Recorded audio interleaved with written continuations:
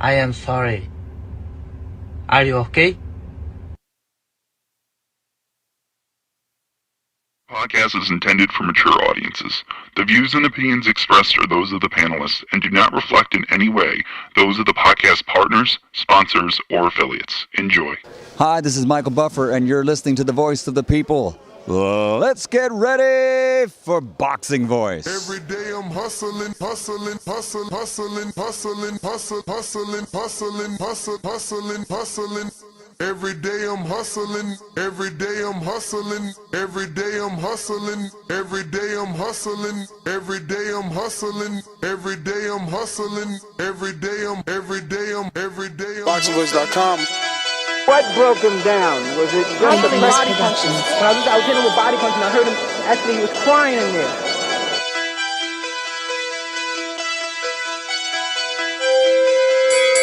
You were saying that Biggs was crying when you hit him? Yes. When did that happen? And perhaps the fourth round on. BoxingVoice.com. So that you knew you had him by that time. Absolutely, but I knew he was tough in there taking those punches. Beyonce Productions.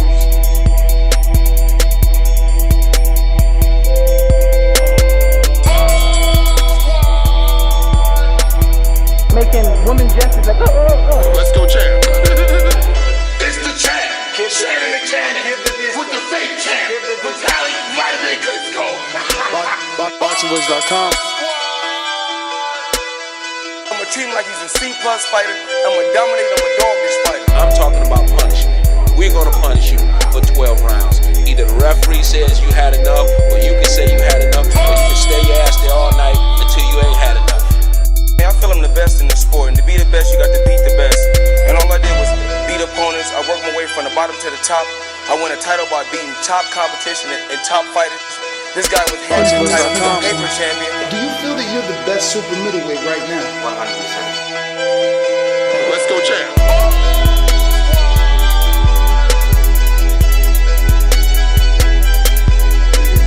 He can bring the pressure. He can box. I'm a true champion. I'm willing to go to his turf in Atlantic City. I'm going to step on him. I'm going to crush him. Y'all can mark my word to this. I'm going to crush him. He's a C+ fighter. I'm an A+ fighter. Come Saturday night next week, all the fans tune in because I'm going to dominate. This guy is flat footy swing wild. I'm not worried about who his trainer is because his trainer can't get in there and fight for him. Beyonce Productions. BoxingVoice.com.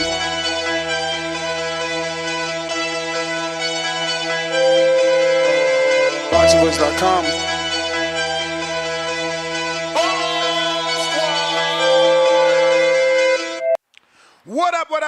What up? Welcome back, ladies and gentlemen. Welcome back to another edition of the Boxing Voice Radio. And man, do we have a show to discuss today. What a interview that was conducted by Say Cheese and Ryan Garcia. A lot to unpack. It was a 2-hour interview, so I don't know that we're going to get to everything. I thought the right thing to do was potentially make it kind of individual parts, unpack it separately. Like, you know, he spoke about Crawford, talk about that. He spoke about Jaron, talk about that. But then he just kept talking about everybody. And I'm not even done. I mean, I'm only 51 minutes in. I got a whole nother hour. And he's already talked about Rayo, a little bit of Oscar, Tank, Shakur, Devin, Terrence Crawford, Jaron Boots Ennis, being in therapy, smoking weed, taking shrooms and alcohol, not doing hard drugs, never doing hard drugs, being able to navigate social media and play the game. There's a lot. There is a lot. And I think that it was going to be impossible to stop individual fan bases from calling in and discussing about what they wanted to talk about, right? Like, for instance, you know, one of my producers sent me clips of Jaron Ennis part, right, where he's talking about Ennis and wanting to fight with Ennis and basically saying that Ennis ain't shit. So when I went for my walk this morning, I'm like, yeah, that's gonna be my topic. So I sent the information to my graphic designer to make the thumbnail, and I went on my walk. About halfway through the walk, I'm like, damn, let me listen to the whole interview instead of listening to Charlie Main. Let me listen to the whole interview and not just use the clips. And that's what really fucked up everything, because there was so much more than just the Jerron there that I was forced to change the direction of the show. I mean, excuse me. He really went ham on Crawford. As much as he did Jerron, it almost seems more personal with Crawford.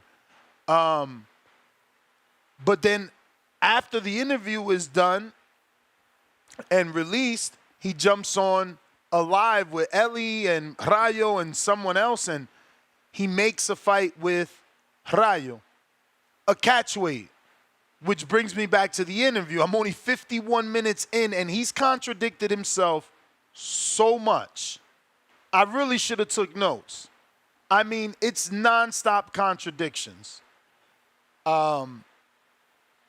So I don't really even know how to feel about this interview, right? Because it still feels like more of the same, where we're not sure that he's sane. Now, he did give a really good answer to that. And, it's obviously, hey, I'm not crazy. I just know how to manipulate social media to benefit me financially.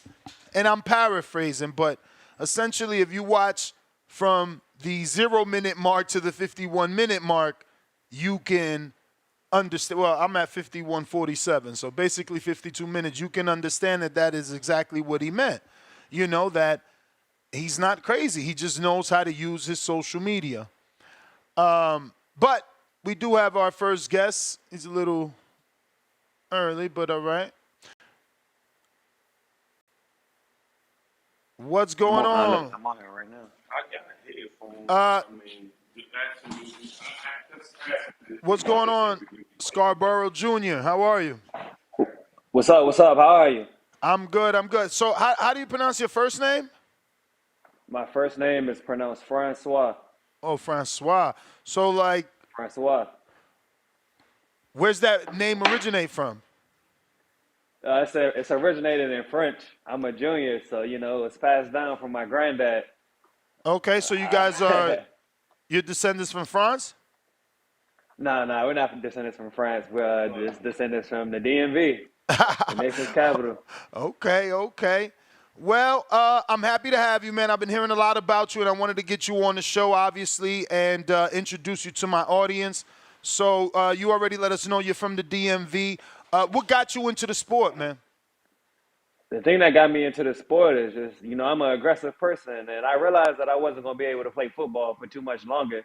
Getting to high school, I was probably about 95 pounds, and everybody else walking around at 140, 150. So I just went with my plan B, and my plan B turned into my plan A, and it's been going great ever since. And what age was that? High school, what's that?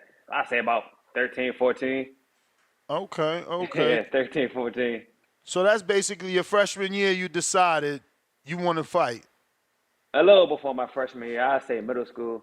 Okay. I had an uncle that was a boxing trainer, and my dad, he took me up there to, everybody starts off with self-defense, but me learning self-defense and beating people up, I was like, hold up, this is more than self-defense. I'm having fun doing this. So I took it from there and ran with it. For sure. Now, were there any fighters that influenced you along the way? Once you got introduced to the gym, now you're going. Were there any fighters that, influenced your style that you kind of started to watch and learn and pick things up after? So that's a funny story. After I left my first gym, it was Sugar Ray Leonard's boxing gym in Palmer Park. Somehow, some way, I ended up with the Russells. That's Gary Russell, Antoine Russell, Antonio Russell. I ended up over there. And it was just it was a different level of training. It was a different level of grind. It was a different level of everything. So at a young age, my goal was pretty much to catch up with that And like I said, every day we went in the gym, they were working hard. So I wanted to work hard just like that, and I wanted to grind just like that. And then the more and more I went, the more and more it started paying off. And how did you not stay connected with them? I mean, obviously that's a well-known name in the boxing community. They have, relationships that could have benefited you. Was there ever a thought to maybe have Gary Russell, definitely the older brother, assist you? So here's the thing: the disconnect, it took place when I went to college. I got offered a scholarship to box in college. Most people don't know anything about that, but I boxed at a college on scholarship at a college called Glenville State University, and I got my business and administration degree there. I was there for 5 years, and life goes on. Time waits for no one. So while I'm getting my education, Antoine's in the Olympics, and Gary's still a pro doing his thing. So I believe that that's where the disconnect happened. But God's timing is perfect, and everything happens for a reason. And I'm back on the right path now. I'm not saying that I wasn't on the right path, but it was a little small delay as far as college, getting my education. Nah, I totally understand that, and there's nothing wrong with that. It's just a bit shocking. You look so young. How old are you? I didn't even fathom that you went away for college. Yeah, I went away from college. I'm in my 20s, man. Yeah, I ain't gonna tell you everything, even though it's public information. So I went to college, 18, was there for 5 years, graduated at 23, and as soon as I graduated, the coronavirus happened. So that was another sitting out for how long was the coronavirus? About 3 years. Something like that. It was definitely difficult to something get like them that. fights. Yeah, so I turned pro at 26, which is a little later than I expected. But I'm young. I don't go out or anything like that. I'm not out here drinking or doing anything crazy. My body feels better than it was at 21. At 21, I was walking around at 160 or something like that. Now I'm walking around on fight weight, probably about 140, fighting 130. 10 pounds away. Nice. 10 pounds away. If I wanted to, I could get down to 126, but I like 130. That's good. That's good. So 8-0, 7 KOs. So you got some pop. Absolutely. I definitely do. Too much pop, if you ask me. Sometimes I go through these training camps, 8 weeks, 7 weeks, 6 weeks, and fights end in the first 30 seconds, which sucks to me, but to everybody else, that's something to look forward to. It's exciting to everyone, and if it's exciting to everyone, then I guess I got to keep doing it, huh? For sure. So, being in that DMV area, man, were you looking? Did you have any, I guess, hopes that maybe you could have jumped on that Lamont Roach card that he brought to the city? May you repeat that? Being from that area, were there any hopes that maybe you could have jumped on that Lamont Roach card that he brought to the city with Pro Box? Oh yeah. Actually, I was supposed to be on there somewhere. Something that happened with my whole coaching staff. They already had something planned, and we couldn't reschedule it. So that's the reason that I wasn't on there. However, there's a Pro Box show happening on October 19th that Lamont Roach Sr. is bringing to the city, which I'm grateful for because most people, once they're doing something in the city, they don't give back to the people that are coming up. So they gave me this opportunity to fight on their Pro Box show October 19th, and I'm definitely planning on taking full advantage of it and doing my thing. So if you ain't doing nothing, go ahead and make sure you tune in. Nice. I want to say that's the same Pro Box show that Tony Harrison announced he's coming back on, right? I'm not sure. This one right here is a prospect show. I don't think Tony Harrison is a prospect, but I'm definitely going to have to do my homework and my – I'm going to have to do my but I did research. see something he posted, and it's on Pro Box. I'm going to double check, but yeah, man, I'm happy that Pro Box and Lamont Roach have found, a common ground where they can keep bringing fights out there. There's rumors that Lamont might get that Tank fight. I know you seen that. Well, if he gets it, then that's good for him. There's a lot of money going around. Yeah. And we in this business to make money. So, Bro, you all I can got do is support everybody. I feel like I've interviewed so many DC fighters, but you have a different accent. Am I wrong or no? Is that just natural? Or You is it, know, I get that all the time. I got friends from all over. I don't want to say I'm universal. I got friends in Florida, California, Louisiana, North Carolina. So I don't really try to fit in too much. I'm pretty much doing my own thing. It's how I feel like talking, so I talk this way. for sure. So are you still with Ernesto? I am with Ernesto. I've been with Ernesto since the amateurs, since I got back from the coronavirus. We went 3-0 in the amateurs, and now we 8-0 with 7 knockouts in a pro, ranked number 24 in the United States. So Ernesto is definitely a great coach, and is a perfect hand and glove fit. That's what's up, man. I'm happy for him. I've been knowing him obviously since his Jared Hurd days, and I think he reached out to me a while ago to tell me that you know he linked up with you. But yeah, man, I'm happy that he's got one for that he can take to the top. So I got a couple questions from the people, and then we'll get you out of here. First one is from Ice here, holding down Youngstown, Ohio, and the 757. I was wondering, what is a walk-around weight, and what weight class do you see yourself being at for most of your career? Thanks again, and salute to you. Well, I see myself being at 130 for a lot of my career. My walk-around weight is 140. I'm really not that big of a guy, I wish I was that big of a guy. Maybe I'd be in the NFL or something like that. But I'm not. So I'm going to use my tools that God gave me, and I'm going to stay down here at 130 and keep doing what I'm doing. I got Malcolm in New York City. He says, don't know too much about you, but Jensen PMO through IG, so shouts out to both of you. To both of y'all, excuse me. I'm going to make sure to keep watch of your career. Best wishes to you, my guy. 100 emojis. So no question, just showing love. He just got put on. Next one is from Ricardo in Chicago, Illinois. He says, hey, Francois, how many hours a day do you train boxing, and how many hours a day do you run? So I put in 5 miles a day for sure. Running sucks, but it's just something that you got to do it. I've been on the other side of not running, and I've been on the side where I'm running, and it definitely gives you a lot more stamina. Going in the gym, I'm putting like 3 or 4 hours in a day. This is my job, and I treat it as my job. I'm definitely, I'm not gonna say I'm gambling, but I'm definitely taking a risk. But I believe that it's all gonna pay off. I got all of the tools, and I got Ernesto in my corner, and he's been there before, and he's definitely one of the most underrated coaches out here. But the world will see soon. Yeah, no, I'm happy you're still with him, because he could certainly navigate you and get you, the right fights to get on television and get that exposure you need. I got Octo that says, greetings, champ. Who's your favorite music artist? And give me one movie I should watch. My favorite music artist, man. I'm going to say it. I don't care, because it's Gunna. I like Gunna. Okay. I definitely like Gunna. Why you say it like that? Why you say it like that?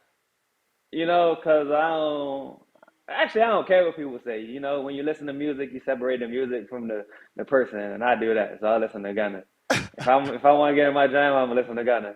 And the movie you should watch, my favorite movie personally is The Planet of the Apes. Not the new one that just came out, but like the very first new edition that came out. That's my go-to. Wait, not the new one, but you mean the first one of the new ones? Yeah, the first one of the new ones. Okay. Hopefully we're on the same page. Not the old ones. Not the old ones. You talking about the first one that came out a couple of years ago, like maybe 6 years ago. Was growing up. Yeah, the first one. Yeah, when what's he whispering my man ear? Yeah, he said no. So I don't know what he said. Yeah, he whispered something, but that was an epic moment. Nah, we on the same page for sure. I'm a movie guy. Next one comes from Toledo Treese in Ohio. He says, what weight will you campaign for a world title, and what's been the hardest thing you've had to sacrifice for this boxing so far? Man, the hardest thing I've had to sacrifice is my social life. Like, I'm Mm. not trying to talk to nobody. I'm not trying to make no friends. I don't care about it at all. Like I said, I'm gambling on myself, and I believe that I could do it. So I don't really need no distractions, or I don't need other people rubbing their problems off on me. And, you know, that happens sometimes. For Can you sure. help me do this? Can you help me do that? And you get stressed out. I'm all in on myself. I believe I owe it to myself because I've done everything that everybody's wanted me to, as far as my parents thus far. And I forgot the first question. What was it again? Let me go back to that. Oh yeah, what weight will you campaign for a world title? But it sounds like 26 and 30, right? Yeah, I definitely say I'm going to campaign at 30. Actually, Lamont Rose Jr., shout out to him. We really haven't talked before, but he definitely kicked the door down and opened up the door for people like me to come running in behind him. So I'm thankful for that. I'm thankful for No Excuses Boxing Gym, bringing boxing back to DC and giving us a chance to showcase our abilities. Because like I said, a lot of fighters haven't done that. So shout out to them. For sure, man. What do you think of Lamont's brother? He debuted on Lamont's last card. And, yeah, I mean, you're from that area. Is he future champion material, you think? Or will I believe so. I Oh. believe so. I didn't know that he fought that small of a weight class. So, yeah, the future's looking bright for him. When you see him in person and then you see what weight class he fights, you're like, whoa. But yeah, the future's definitely looking bright. I was actually at his pro debut. Well, that's what's up, man. Well, Scarboro Jr., I appreciate you coming on the show. That is the last question. Let me give a refresh.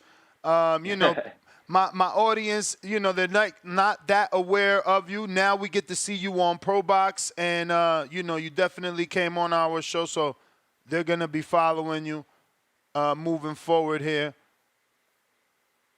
Oh, Yeah, definitely, for sure. I think I that definitely is appreciate it.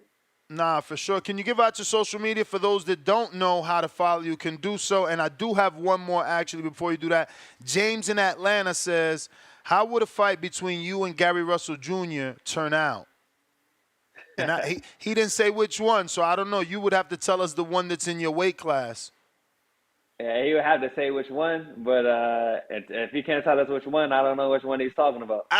But my my social media handle. Wait a minute. It's only one that fights in your weight because Antoine is 40 pounds, and obviously Gary, Gary is 30, right? Has he ever moved up, or is he still at 26? Man, he's I honestly don't know what weight he fights. I And he might don't be know. I have retired. no I clue. don't think he fought after that Masiago fight. He might be retired. Yeah, I don't think that any of them are in my weight class. So that's a question that I can't answer, and I'm not worried about it. But sure. like I said, my Your my social media handle is Franois Scarboro Jr. And it's Franois Scarboro Jr. on everything.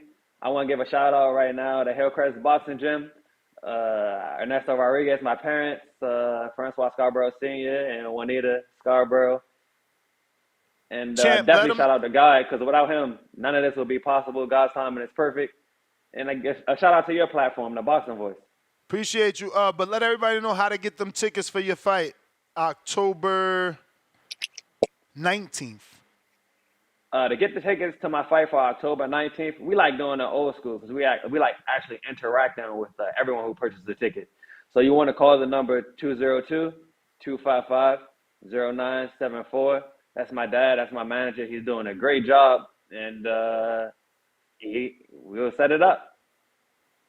All right, champ. Appreciate you. Thanks for coming on. Thanks for your time. Shout out to Dose for introducing us.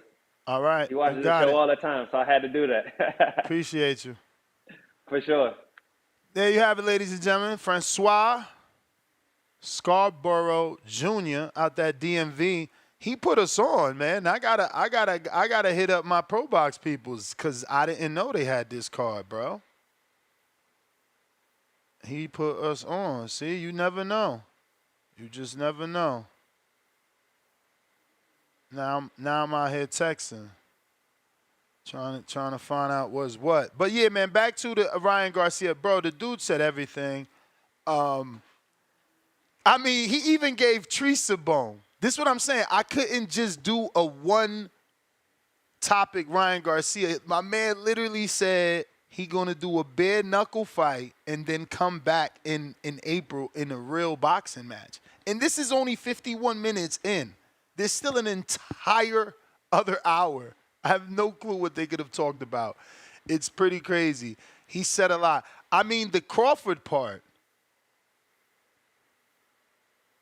he sounds like a caller to the show. He's like, bro, he never beat nobody. All he beat is Earl Spence, and Earl Spence got thrown out of a car. Like, who he really beat? Who he beat this young and fast? Da-da-da-da. Bro, he was getting at everybody. But the thing is this. It's so hard to believe because a lot of his talking points was the same. Like, he really downplayed everyone, but then quickly gave them credit. So it went from like, oh, Crawford is a bum, bro. He's a bum. He only beat Earl. And then he's like, yo, he's a good fighter, but I'm just saying he only beat Earl. He never fought nobody young. Then he'll talk about Jerron. He's like, bro, Jerron ain't fight nobody. I ain't my dad. My dad said that. I ain't me. I'll fuck him up, da-da-da-da. I mean, he's a good fighter. He's a great fighter. He might be, he'll beat Crawford. And it's like, yo, that dude Virgil fought, he's slow. I'll beat him. Like, and I guess you're supposed to say that, so I don't know how to label it. Like, what is a fighter supposed to say? That he can't beat fighters, but like there's no weight class. Like, my man has no chill. Like, it's like he could beat anybody, and he sees everybody as less than, you know. Yeah, he was like, bro, Crawford's not Mayweather. He gets hit, bro. He gets hit a lot. I don't know. The only dude he gives credit to is Tank. He doesn't discredit Tank at all. And he just wants the rematch. But then he again, the contradiction, he's like, oh, I'll never do weight clauses. I'll fight Tank at 143. 143 is my lowest. 143. My man, you just said you'll never do weight clauses. Then you finished that interview and you were on Twitter doing another interview talking about you'll fight Rayo at 144. I'll never do weight clause. So it's like in one breath he says something and then he just says something else in the next sentence. So it's just like you don't know what to believe, man. But it is It's entertaining though. He made it clear. He knows what he's doing. He said the difference between him and Tank is, yeah, him and Tank, the faces of boxing, they might be neck and neck, but he's the one putting in the work. And he's like, yeah, Tank could say he ain't got to do that, but, you know, his name dips, mine stays hot. And that's what he's doing. He ain't fighting. He out here doing interviews on big platforms that he know that his voice is going to get out there to the masses. And it will keep him hot. I mean, these are some very provocative quotes. I mean, I want to fight with Jerron. I want to fight with Crawford. I watched the fight with Rayo. Bro, he totally disrespected Shakur. Like, you on the, yo, he disrespected Crawford. He said, you stealing my boy Turkey Al-Sheikh's money. Like, I think Crawford needs to fight this dude on some competitive shit. Like, bro, let me put a spanking on this young boy Turkey Al-Sheikh, because for one, he disrespected me, and for two, it's an easy bag. I mean, there's going to be weirdo Crawford fans that call him like, bro, we ain't paying him no mind and all that dumb shit. But again, we talk about money. He broke it down very simple. He said he made $10 million for the Devin fight. Again, another contradiction that he's obviously lying. How you make $10 million, but then you turn around and say Tank only did 150,000 pay-per-views with Frank, and you and Devin did 500,000, but then you tell them you only made $10 million off that 500,000, plus they deducted 1.2 million, and the 500,000 for Devin's weight. So you made under that. Then you even go as far as telling us, yo, plus the taxes, so I really brought home 5. Like, which one fucking is it? How do we know what to believe? Yes, sir. You know how you praised me yesterday for having patience, for dealing with the UK constituents and finding. I want to praise you for having the patience to even sit through this interview, to even find these talking points, because this is what I meant when I said this is the kind of guy you let him go wither away. You freeze him out. You don't glorify him. You don't dignify him with any sort of response. Let me tell you where I knew he was all out of pocket, all right? Because I'm such a, I'm such an old head. I'm all tender and everything. Not necessarily a bud tender, but I'm tender-hearted, all right? First question, Sean Cotton asked him, he says, are you by, well, not the first question, besides, are you high? Okay. He says, do you have bipolar? Are you bipolar? No. Red flag, because all of before he just got hot. That was the whole reason he was pulling out of fights, and we was questioning whether he was worth a damn. My mental health. So now, but 51 minutes in, and there's so much. He does go in and say he's seen some things. And that's the time that he took that year and 2 months off. And during that time, he said, I didn't even know how to digest and process what I seen. And then when I finally said, no, this is what I seen, I'm going to speak, my own parents turned on me, and they were telling me I was going through mental health issues and wanting me to see doctors. So I started to believe. I said, well, maybe I am going crazy. And then he said, nah, I seen what I seen. I'm saying what I'm saying. So I'm not saying that he's right. I'm giving you his excuse that he put on wax for the whole flip-floppity shit. It's too much contradiction for me. And then besides the contradictions you pointed out, beside the fact that you said, this is, he pointed out, I guess, he's doing all the work. Well, shit, you got to do the work when you suspended. You can't fight. All Tank got to do is give a date. All he got to do is suggest it's going to be Thanksgiving. You got to do more work because you can't get in the ring, Conor Ben Jr. So, yeah, of course you got to do more fucking work. You're not a hero. This is what I'm saying. It's so much to where, even if we debated and went into what he saw, granted, now it's the only thing I'll give him. If he wants to stand on his soapbox because he's against whatever institution he believes in, Hollywood and this Bohemian Grove shit, I ain't knocking it. They say the truth is stranger than fiction. So I'm not going to immediately dismiss him and say he's crazy if those are his claims, those are his accusations. But we don't have time for that. I don't need him to prove it to me. I'm just saying, once you start laying out mental health, and then you backtrack on it. And the other part of it too, that's usually the sign of a crazy person.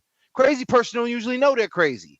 So it's so many layers to it to where I don't have the patience that you have. I'll be watching, these guys that nobody's ever heard of from the UK this afternoon, as a matter of fact. But I'm not going to sit through the entirety of the hour and 51 minutes. I don't know if I got through a half hour, maybe 37 minutes if I'm really ballparking it. I can't do it, man. My tummy hurts.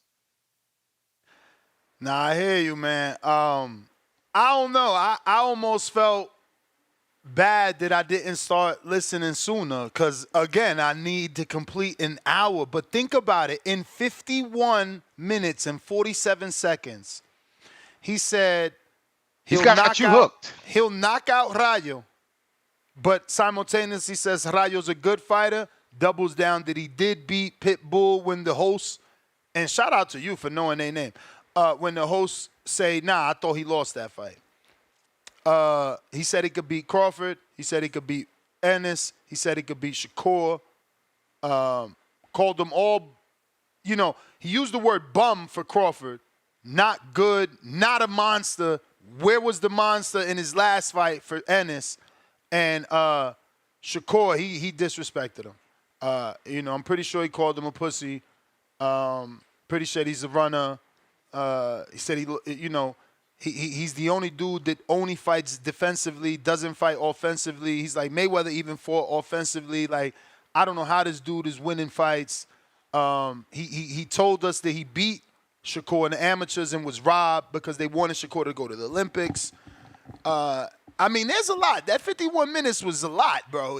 But this is what I'm saying. He's just talking. He's saying anything that'll stick, anything to get a sound bite. It's come on. So listen, even the garbage can gets a steak. He gonna be saying so much shit. You on that walk, Ness, with Maddie. Y'all on that walk and you sweating and he say some shit. You like, oh, he's just he's as entertaining as Netflix at this point. And I know. My friend Nestor Gibbs loves a good movie. He loves a good drama. He loves a good story. And he got you hooked.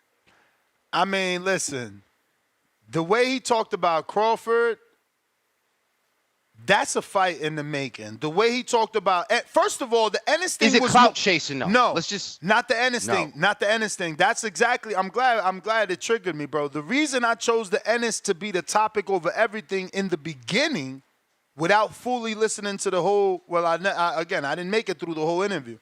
So initially, I thought the Ennis topic was the most provocative because guess what he said? See, where he just talks about everyone else. When it comes to Ennis, he said Oscar's supposed to be making that fight. He said that they're basically trying to do that fight now. And the guy says that what way? He said 147. And he's like, I got my headphones, I'm in my walk. So I want to assume what I heard played out like this on camera. Because there's other people in the room. You can hear in that 52 minutes people even walking with food, and he's like, "Oh shit, the food," and you hear they fucked up the interview. Like it's like, "Oh yeah, we're doing a live interview, my bad." But you hear things. He's like, "Put the food here." You hear everything. So I say all that to say, when he says, "Isn't Oscar supposed to be making that fight?" I feel like he turned to look at one of his boys that's there because he has many moments where he's like, "Yo, so and so, remember we went to." Whatever, so that he's referencing someone in the room. Now, again, I'm not visually, looking at my YouTube. I got premium, so I'm just walking, and the shit is in my pocket. I'm listening. But that's what I'm assuming. It went down like that based off what I heard. That being said, it doesn't matter. What he still said, regardless of what his body language is on camera, is Oscar is making that fight. Oscar's supposed to be making that fight. He can beat Boots. It would be at 47. We shall see. Now, in terms of the Boots rumor, we'll get some clarification. I do have Conwell scheduled for this evening. So all we need to do is actually have an evening show, and we'll have Charles Conwell, and we can just ask him personally, did he receive an offer? And if he didn't, would he accept an offer to face Boots Ennis at 54? But yeah, man, I mean, that's pretty much it for me. Like I said, there's so much more that he possibly could have said in the other hour that's left. But I feel like in this 52 minutes, he's given us more than enough to discuss. And I think that the Boots Ennis is the most real thing, only because he said Oscar is supposed to be making that fight. I think I might have that clip. I'm not sure. But if someone wants to send me the timestamp, I'd take that too. And while you're looking for that, let me just say this. If that is the realest, or if that fight has any legs, any potential legs to really happen, I could respect it only because, why am I even doing this, man? Because it's boxing. I'm trying to put my bias against Ryan aside. That's why I'm struggling. Because I've always said Ryan is, again, he might be slimy, but he's in the boxing streets. He played that game of catch weights and pay-per-views. You understand? So just as much as Tank and Canelo is the boxing streets, Ryan Garcia is the boxing streets. That being said, fighting Boots Ennis at 147, because of course Ryan ain't really, he's not at 140. He hasn't really been in a specific weight class. If he's going to be anywhere, 147 is the place for him to be. Does Boots still have a title when this happens? Because then that means Ryan Garcia is getting a title shot. I don't know, man. I don't know, other than, this is going to be on the turkey card and he could foot the bill. They can have Ryan on the card somewhere, that where the sanctioning bodies won't bother him. So maybe this goes overseas. I don't know, man. I don't know, man. Again, 52 minutes, and his plan is, shout out to Treese. Treese right now, this put him in a good mood because Ryan said he wants to do a bare knuckle, and then he's coming back in April when the suspension is up. And guess what? It's going to be the biggest fight in boxing because I'm coming back. So that's the plan. I'm assuming the Boots fight will have to be in April-ish. He's going to do a tune-up bare knuckle fight to keep the weight down and then have a full camp to be ready for April to rock and roll. And if we choose to believe him, there's the possibility that this is all being worked out. The details are being hammered out by Oscar and Eddie to make the Jerron fight when Ryan comes back. But if you want to believe that, then you can't believe this, which is why I say that he is a bit of a hypocrite, right? Because he keeps flip-flopping. Because then he's on social media and he agreed to this fight. Fight with you and Ryan, how does that go? Well, I didn't even notice this 5 minutes, bro. But look, in this 5 minutes, he agrees to fight Rayo at a catch weight of 144 next.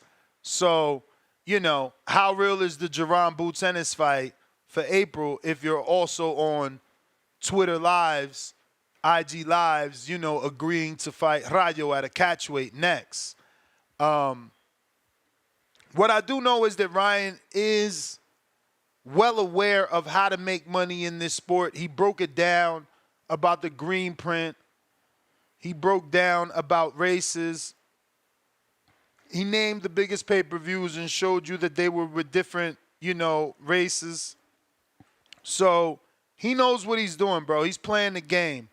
So that being said, there is still the possibility that Boots is the objective because Boots fits the green print where Rayo doesn't necessarily. Now, there is the argument that Rayo and Ryan is this generation's like Barrera Morales American version, even though, Rayo is truly from Sinaloa but raised here in America. So, it could be like our Mexican-American version of those great Mexican battles that we had in yesteryear. But phone lines are open. If you want to give any final thoughts before we get to these phone calls, yeah. I mean. Okay, I think he's busy. No, I was in the chat. I want to know what the streets thinking. I was looking in the chat to see how they feel about this. I know they throwing up, man. Yeah, I mean, but I guess listen, you aim at the stars and land on the moon. I'm cool with the Rayo fight, but Ryan doesn't make weight for that. Yeah, I mean 144. I don't know. He made 143, so 144 sounds like something he can do. But Rayo's not gonna. I remember the last time it happened historically, but it was crazy. Like a fighter, you know what I'm saying, moved up in weight to allow the defender, the challenger to have it. It was weird. Like, no, man, don't do that, Rayo.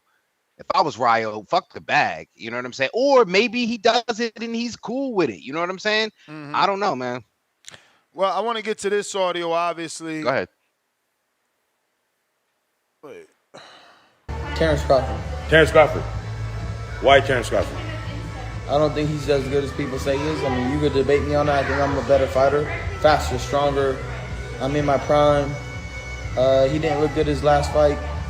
I can fight him at 154 if he wants it.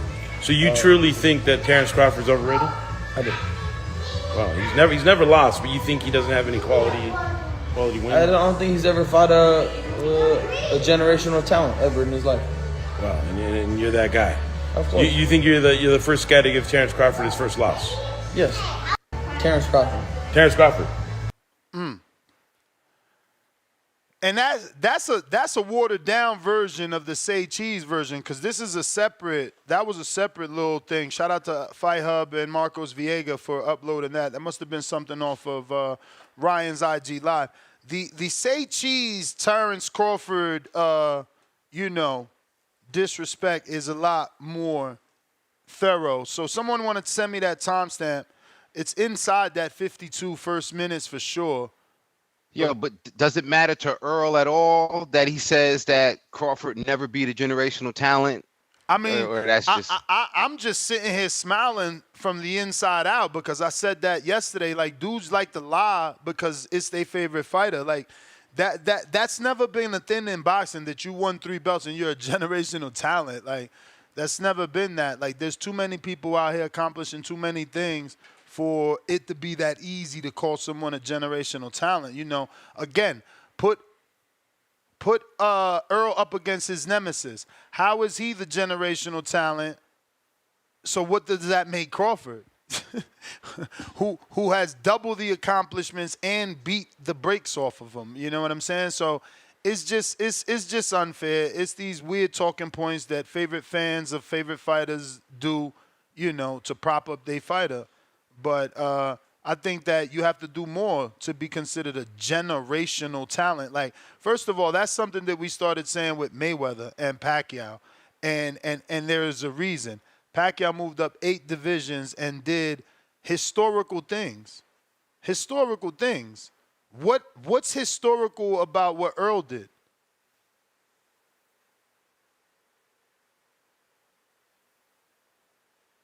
Okay, silence is everything. I mean, nothing. He unified it in the welterweight division. There's nothing historical. As much as people gonna say I'm a Canelo rider and whatever fighter hater they want, historical, regardless of our hardcore, pleasures. Historical is Canelo moving up 2 weight divisions and beating up Kovalev. That's gonna be remembered. Historical is that ass kicking that Crawford gave Earl for undisputed. That's historical. Like, what did Earl do that's historical? Like, I'm not asking even, you, was he not the- even going to fight in the UK will be labeled as historical. What? Bradley did that first. Bud did that first. Like, what are we talking about? Like, there's a lot of people that went to the UK and won a belt. We're talking about historical things. What Marquez did is going to be historical because he knocked out Manny Pacquiao flat. Like, that's historical. Like, historical is Floyd Mayweather breaking Marciano's record. That's historical. Like, we use these words so loosely. Like, bro, get the fuck out of here with the cap. I'm sure I'm reaching, but I'm asking.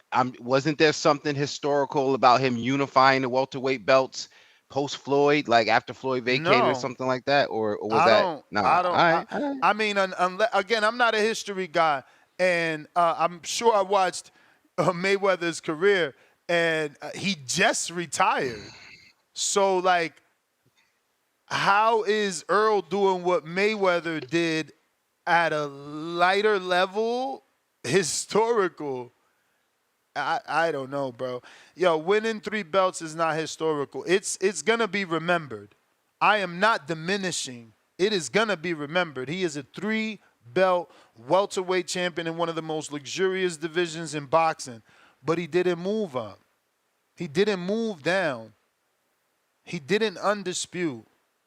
And you know what? And he didn't to that fight point, all his somebody contemporaries. He did not fight all his contemporaries.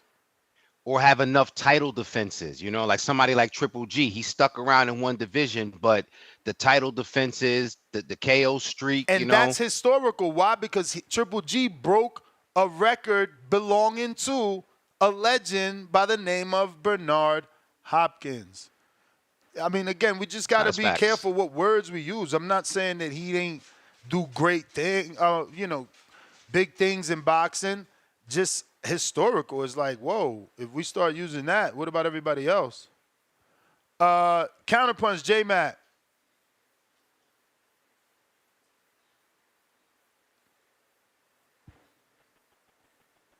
Hello? Morning.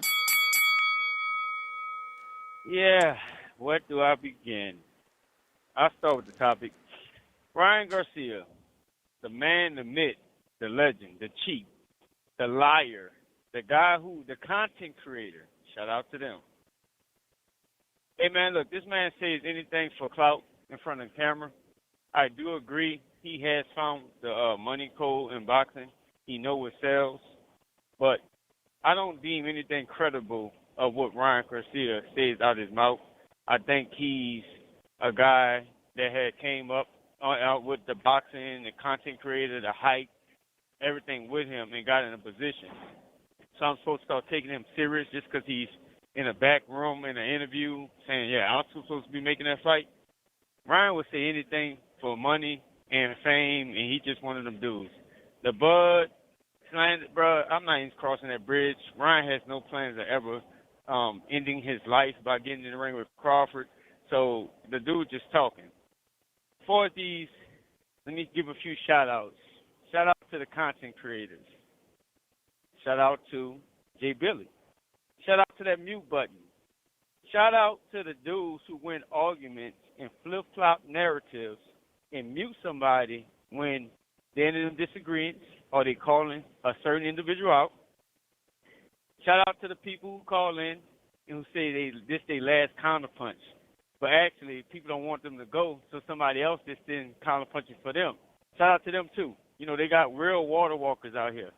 I love how on this show, when we disagree with a narrative or flip-flop narrative or content creation, just for a narrative to be pushed, the mute button is applied, or facts or people are called lies because it's in disagreement with a narrative you're pushing. I love the show. That's why I've been calling in for years. That's why I pop in every now and then. That's why I got fans. That's why I got people talking about me with my counter punches and shit like that, man. I love y'all, man. Hey, man, shout out to Gio, too. Free him. Free him from wherever slave or wherever contract, whatever he is or whatever he got going on, so he come back on here talking some more dumb shit. Hey, man, look, Ryan's a fucking liar. I think he should be out the sport. I don't see how we can take anything serious from Ryan after he showed you what he was at his best and drugs was involved. Man, look, I'm tired of watching it. I mean, stay true to true with you all, man. You know Ryan full of shit. You ain't gotta fake it to make it, and you ain't gotta fake it for entertainment. The man is full of shit. He don't deserve the opportunity. He just gonna run his mouth and say whatever the fuck he wanna say. Man, shout out to all y'all. Counterpunch. That boy Trigger early in the morning. You may feel like it's your 100%. turn. Listen, I'm definitely not But a it's not Ryan your fan.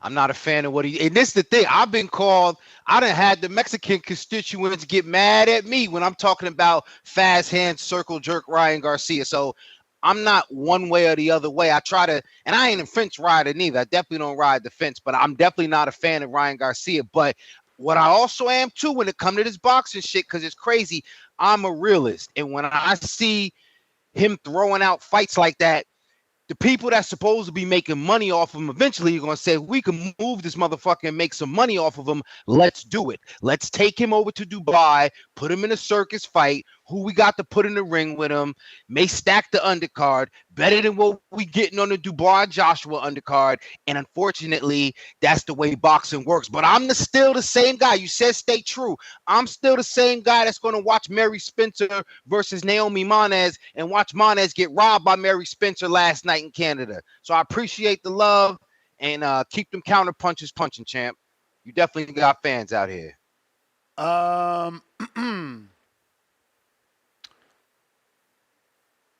This is the clip.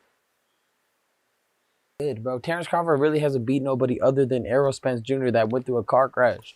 Other than that, who Terrence Crawford has actually beat? Name one guy that he beat other than Errol Spence that's well known. I think the Spence one was pretty impressive. But name another one. Sean Porter that was from Wash. He was on his way out.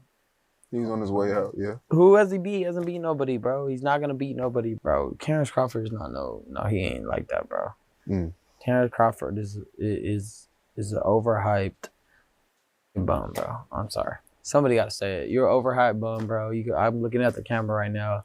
You suck, bro. Just stop acting like you're like that. Stop stealing boxing money. You're wasting everybody's money. You're not entertaining, bro. You're boring as come see me in the ring if you think I'm talking shit. I did, bro. Terrence Crawford really hasn't beat nobody other. I just want to be back in a place where motherfuckers shut people up like that. You know, this world we living in where we two fighters, but we don't want to fight because I don't believe what you're saying. I mean, I thought that was the point. And everybody is running to a Ryan Garcia bag. They both work with Turkey Al-Sheikh. He went as far as saying, you stealing my boy Turkey Al-Sheikh's money. Ness, that's where I was going on. Disrespectful. He got to get him for that. But he got to get him for that, man. Nah, but once you put him on a bench like that, right? Once you put Ryan on a bench like that, he got to do something to come off. And this is what I'm saying. You said it's not clout chasing, but if he can talk his way into a fight. Now, coincidentally, He's coming at anybody that he think got the bag. Of course, I'll do a Tank rematch, right? He's trying to see if PBC will rock with him, but he know that's not real because they don't really have nowhere to take him in an unsanctioned bout while he serves out his suspension. So that's why he's shooting them shots at Turkey, peoples, i.e., whoever's up under Eddie, Boots, and the independent. Terrence Crawford. So I think this is still how he said in the beginning. This is the one thing, again, even the garbage can gets a steak. He knows how to play the market. And I was going to add, isn't this how he got the Tank fight? Like, he's smart enough to kind of push the narrative out there. And again, the people around him going to say, how do we make some bread off of him?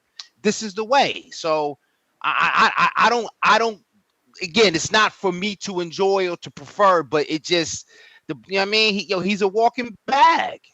Exactly. So he's a walking bag. So Crawford need to jump on that bag. All money ain't good money. Here we go with this dumb shit. This ain't the streets. Yo, listen. How is what I'm saying is no. How does that reference work in boxing? I'll tell you why. Because for the people like Ryan Garcia, that's serving out like the same way for Conor Ben. I would say that too. Now, granted, Pete Dobson gonna tell you different. I don't give a fuck. He's suspended or not. It's a bag for me. I'm gonna go get that bag. Exactly. For Crawford too. Listen. But that's the difference. Crawford is not about the back. Crawford is not in that position. And if he yes, he is. Crawford's the one talking about Canelo or retire. So you might as well get this bag. This close to Canelo. And let me tell you again, in this 52 minutes, Ryan gave a breakdown. He said, bro, they said, see, you really want that Tank fight because of the money. He's like, no, and Tank want the fight because of the money. You know, where else he going to make $40 million? He said it. Bro, me and Devin made 10. Now, again, I already gave you the facts that he also said they sold 500,000, so you don't really know what to believe. But, again, we got to take what he said and at least talk about it. At least 10. He made at least 10. He goes on to say, you rarely see black versus black. He said, look, you got Tyson and you got Evander and you got Mayweather and you got Mosley. But you don't really see that. You got to do the green print. You know what I'm saying? So Crawford is black. It was a lot of black on black. Because it was a time when it wasn't nobody else. No. But we talking about big money fights. Big money fights. He's talking about big money fight. Like, bro, this kid made so much money, you got to hear that part. He's like, bro, we made $10 million, bro. And I had to give up 1.2 fucking after time. It was only $5 million. That ain't nothing. You know what I'm saying? Like, he looking for the real bag fights.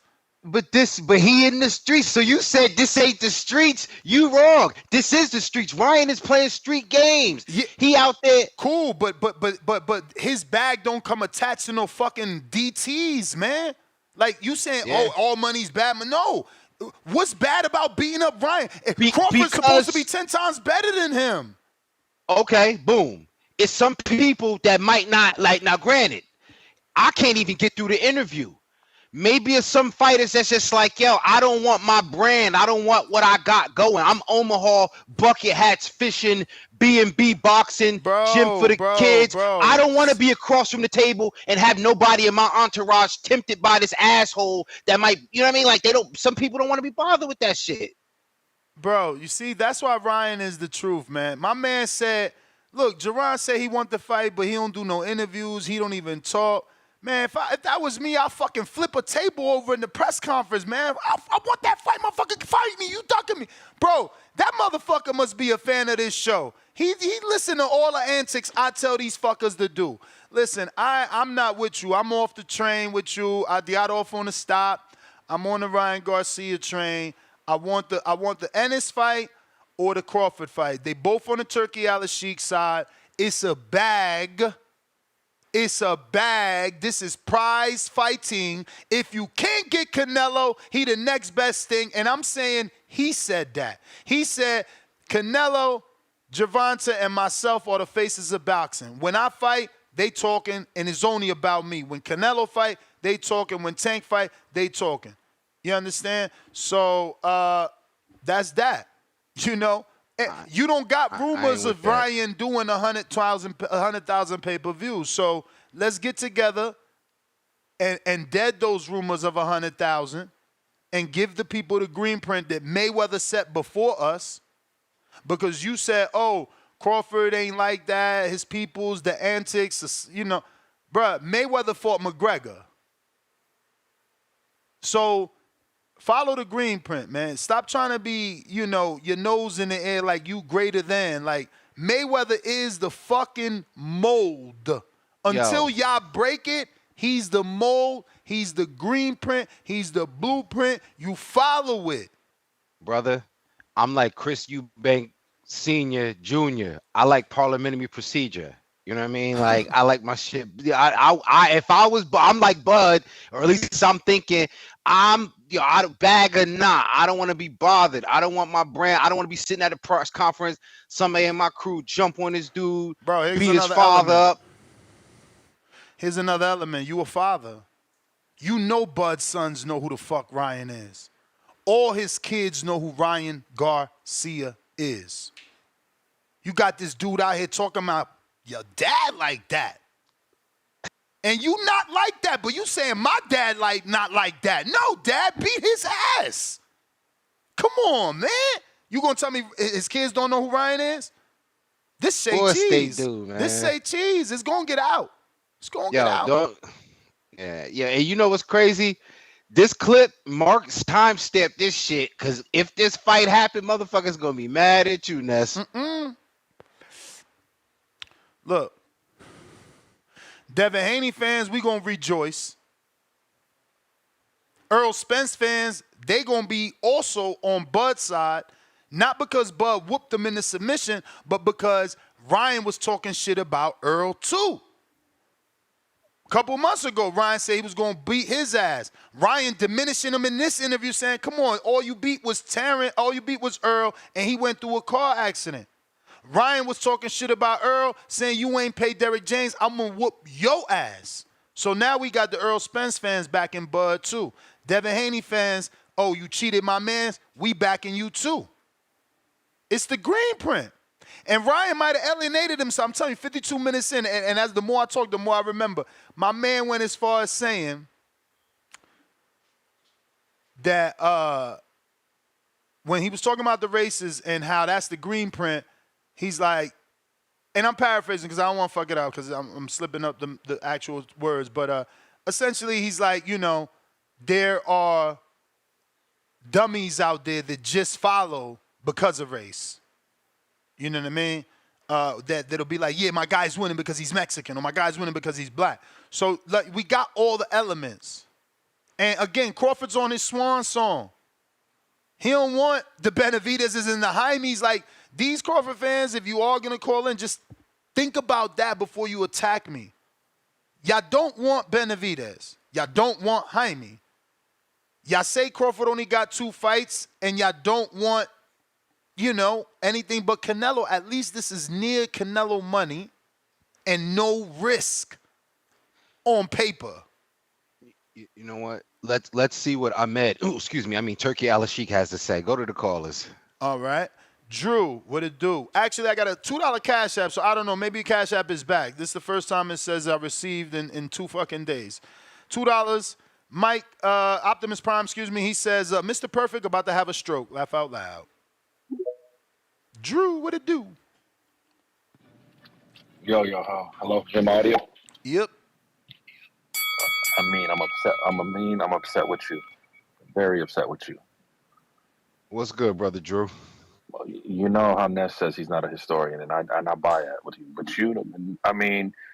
I consider you a civilized, refined gentleman, like when Marvin Hagler had his endorsement deal with Right Guard, But you act like this stuff Ryan's doing is not what boxing's about. You mean to tell me, when they had fights in the Coliseum and the Gladiators was there and a new gladiator came into town running his mouth, that the public didn't demand the lineal gladiator champion to fight that guy running his mouth? Come on, it's Crawford's duty to shut him up. Let's not play. You should be demanding this fight. You should be on board. When Jack Johnson was doing his thing, he took the young guy on. Every era of combat, it's like this. You shut up the loudmouth. Hey, yo, and it's an alley-oop. It's just yesterday they were saying that Crawford don't fight no young, hungry fighters. It's an alley-oop. Now you fight a young, hungry fighter on paper that's not on your fucking level, allegedly. Okay, Drew, let me ask you this. Let me ask both of y'all this. Go ahead. Go ahead. Does Ryan? Cause listen, I'm not a somebody you gotta convince with too much logic. You know, I told you I'm a realist, so I see the way this plays out. But maybe just if I can maybe get to the tenderness. Does Ryan have to serve out a suspension, or does this happen? Yeah, no, this could happen in April. I mean, we already in fucking That could happen September. early. No, not even that. Ness. I'm going one bigger. They could take Canelo's date next May. Oof. That's Yes or no? that's not possible. You know, with Oscar and Ryan and Turkey. I mean, I did see Oscar's clapback, and he really hates Canelo so much that he's going to the UFC sphere and he's promoting fucking Dana White's fake abs too. So I guess, but I don't know that you want to, look, Canelo sold out anyway. There's more reports of the UFC not selling good. So why would you want to, if you're Crawford, why would you want to beef with Canelo? It's Ryan. Other than Canelo fighting David next May. Crawford still wants the Canelo fight. So like, why ruffle the feathers? Why not just make your profile bigger by beating up Ryan and leaving that door open for Canelo? Like, I think like trying to, beef with Canelo is only gonna make it worse. You got to beef with Canelo after you get the fight like Berlanga, not before. Yeah, I can agree there, but like, I mean, let me close out with this. The premise of the new Gladiator, the premise of the new Gladiator sequel is Denzel's the old lion schooling the young new lion to take over the throne. It says Crawford has to do it, bro. He can't not fighting a young guy. But it's not your time. You know what, Drew? You're one logical motherfucker, for lack of a better word. Yeah, man. And I tell you what, now that you guys clarified it for me, Ness, you said you got off the train.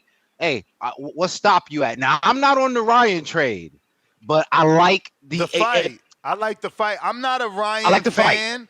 I'm not a Ryan fan. I like this fight. And again, I like the fight. I like the fight. Y'all got me. Y'all got me. You could put me in the category if you want that. Oh, Ness, you just like it because you think Crawford gonna beat up Ryan. So be it.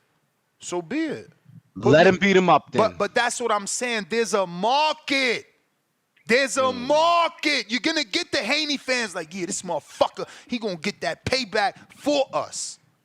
He did, cause he shouldn't have did that to Haney. That's how you're gonna get. Then you're gonna get the Ryan fans that really believe, bro, homie really ain't fight nobody.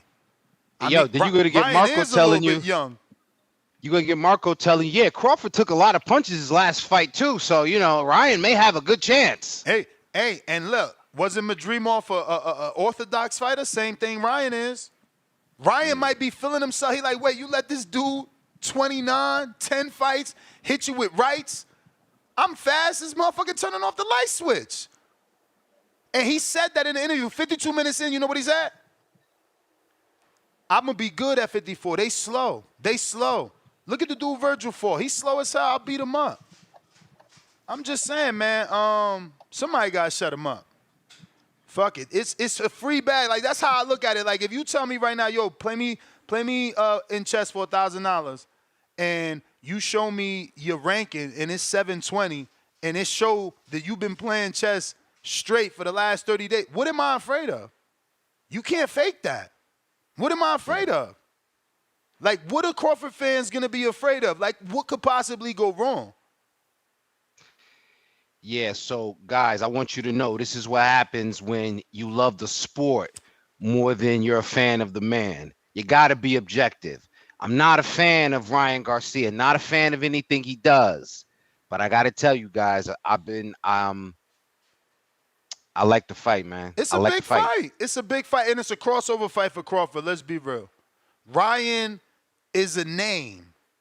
He's a name. Casuals don't know weight classes, so it's perfect. It's a crossover fight for Crawford. Put Boots and Conwell on the undercard of a Turkey Riyadh season. Now listen, you triggered me again by saying Boots. He needs to act now. Because we are highlighting the Boots segment because he literally said Oscar is supposed to be making that fight. So Crawford needs to act fast before Boots steals that with Matchroom, who has a great relationship with Turkey Al-Sheikh, who Ryan in this interview 52 minutes in says, my boy Turkey. Crawford stealing my boy Turkey's money with these whack fights. So, yeah, I mean, I'm just about that life. Like, shut a motherfucker up. You know what I mean? That's the CYP model. Shut a motherfucker up. Like, all that, oh, we don't need to know what has he done. Bro, why do it matter when he represents a bag? I thought that's the only time it don't matter. I thought Crawford went to fight. I thought Crawford went to fight Ebenezer only because it was a bag, and that's what matters. Now it don't matter. Come on, y'all gotta make up your mind, bro. Look, we gotta get this sport in the right spot, and these are the type of fights. You know, Crawford gets to shine. He gets to put his skills on the highest level in front of the most eyeballs possibly. But go ahead. And I'm making sure I'm keeping the same energy for Conor Ben because I just didn't want Ryan to circumvent whatever his punishment is. So if we talking, this is a possibility in April, you know, sometime next year, I'm all for it. I just if he's supposed to be sitting it out, I don't want to see them again, because I know people gonna call. That's gonna be he's suspended. Ness. If it wasn't Crawford, you really hate Crawford because if it wasn't Crawford, you wouldn't be talking about this. You always saying he's suspended. Ryan made it clear 52 minutes in. I haven't even watched the other last hour. In that 52 minutes, he made it clear. I'm getting a bare knuckle fight, and then I'm back in April, and it's gonna be the biggest fight because I'm back. That alone is true. But it will be an even bigger fight if the fight he's back is versus a Jerron Boots Ennis or a Terrence Bud Crawford. That would be even bigger, obviously. You know. The issue is, well, there is no issue because he did say 54 for Crawford and 47 for Boots. So there's no issue. There's no issue. There's just a matter of, do they take him seriously? You know. And not only that, this notion that we have to wait around. Well, he said it, so we got to wait for him to call. No. Like, your manager's getting 10%. In some cases, 15 and fucking 20. Why don't you text your manager and say, yo, contact Ryan's people, see how serious they are. Contact Ryan people, see, can we get conversation going since it's September and he's not cleared till April. Let's get the ball rolling. Let's see how serious they are. I mean, you know, just regular shit. Not asking for much. We got the first super chat of the... Go ahead, I'm sorry. No, go ahead. I was going to say, that's a good play, though. That's a good play. Listen, we know he going to get a fight. He with Turkey over there. The suspension is going to be up. Shakur's on that side of the street. Jerron's on that side of the street. Terrence is on that side of the street. And he's asking for the smoke. And he represents a bag. Shakur will say yes. Jerron will say yes. You know, I want to hope Crawford says yes, but I know that his fans are going to act bougie. They the ones that they don't want, and that's the thing. It's always, we never deal with Crawford. We deal with his fans acting like they him, for him. DC3 first super chat of the day. Told you, interview was good. You ain't lying. H-Town, $2. Hey. Ryan is saving boxing. DC3 back with another 2. Ryan, biggest fanboy. H-Town, can't wait for his call. Clown emoji. H-Town, counterpunch. Z Pacino, welcome to the prospect level. Brambo, $2. Keyshawn about to take over 757 is back in boxing. G-Boy with the fat $20. Drop a bomb for the dub. So, GGG had a better career than Earl, shaking my head. And also, old mind boxing fans, y'all just don't get it. New fans like entertainment and good fights. They don't care about how many belts you won in multiple divisions and et cetera, et cetera. And I'm going to say this. Like, I'm literally giving it thought right now without box rack, but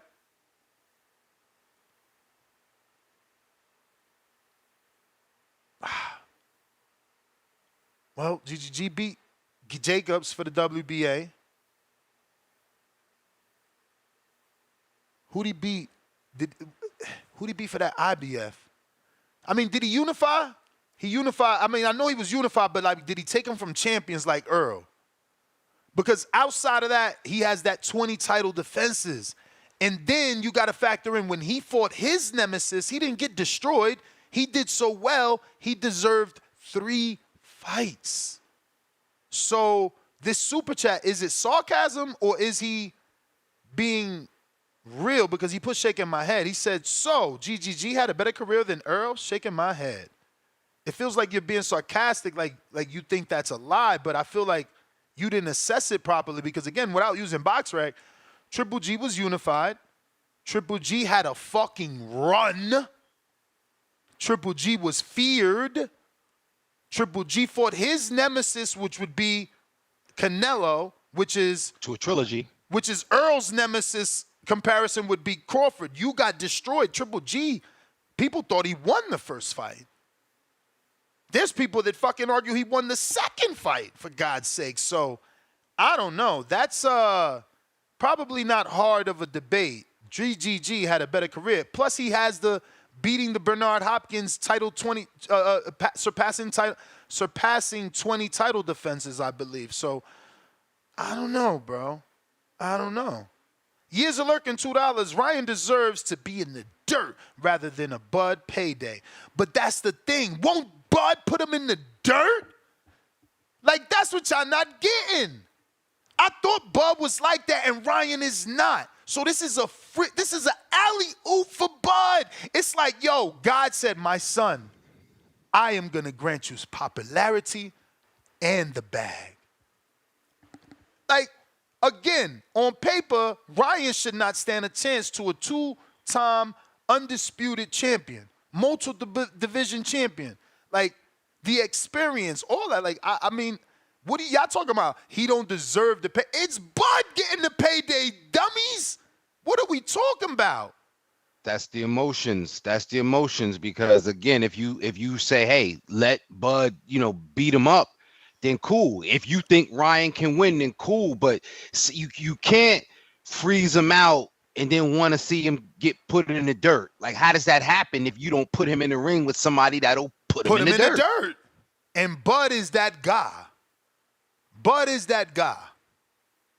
Bud will take these words and use them as fuel. He like when people talk dirty. What he said? All you got to do is disrespect me. That's what he said. So Ryan just got to keep doing what he's doing. Chastity Thomas, $5. Why aren't y'all considering Madrimov as the young guy? He's only 29 years old. Boots should fight Ryan. Because technically he is young at 29, but technically he's old at 29 with 10 fights. So it's like they rushed him because he's 29. At 29, he should have been technically in a different place if he was like, because again, Danny, we use Danny a lot as the barometer, right? Like at 27, Danny was a 2-time champ and unified at 40 already with a Ring Magazine belt. And now that barometer's even dropped. Because look at Shakur. He won that belt at like 14 fights and then moved up to 130 and unified and then moved up again to 35. And along the way at 30, I'm pretty sure he had the Ring Magazine. Counterpunch for Baby Joker. And then we got Cut Creator celebrating his first super chat. Thank you for opening up your wallet with us for the first time. $2, no words, all love. We got the RB, the baller, $5. I'm a Bud fan. We want that fight. Just give Bud credit when he spank him. Well, he gonna get credit, you know what I'm saying? Because he beat the dude that talks a lot. Pistol Parkway Mozzie, $10. I want Bud versus Garcia, but we cannot change the bar standard for what needs to be accomplished as a boxer with all these pointless fights. Crossover fights don't get you to the Hall of Fame. Hall of Fame means something. But champ, see, Bud's already Hall of Fame. So this is his back-end bag fight. Ryan needs Hall of Fame. So this is Hail Mary, football reference. Hail Mary, that's what this is. You don't give him a shot. But if he does win a la Hail Mary, he in the books. He in the books. Shout out to the $10 Super Chat because that is Hall of Fame. You beating Bud gets you in the Hall of Fame, my brother. You beat a 2-time undisputed champ. It's a Hail Mary shot, though, for him. Again, for Bud, it's a free bag. Drew with the king counter. All right, so which means that we got to reorder, right? Drew will cut the line on all those counters, putting H-Town second now. Drew, I guess we went to Drew first anyway. But, Drew, I'm not going to act like I went to you because I seen that. I'm just seeing that.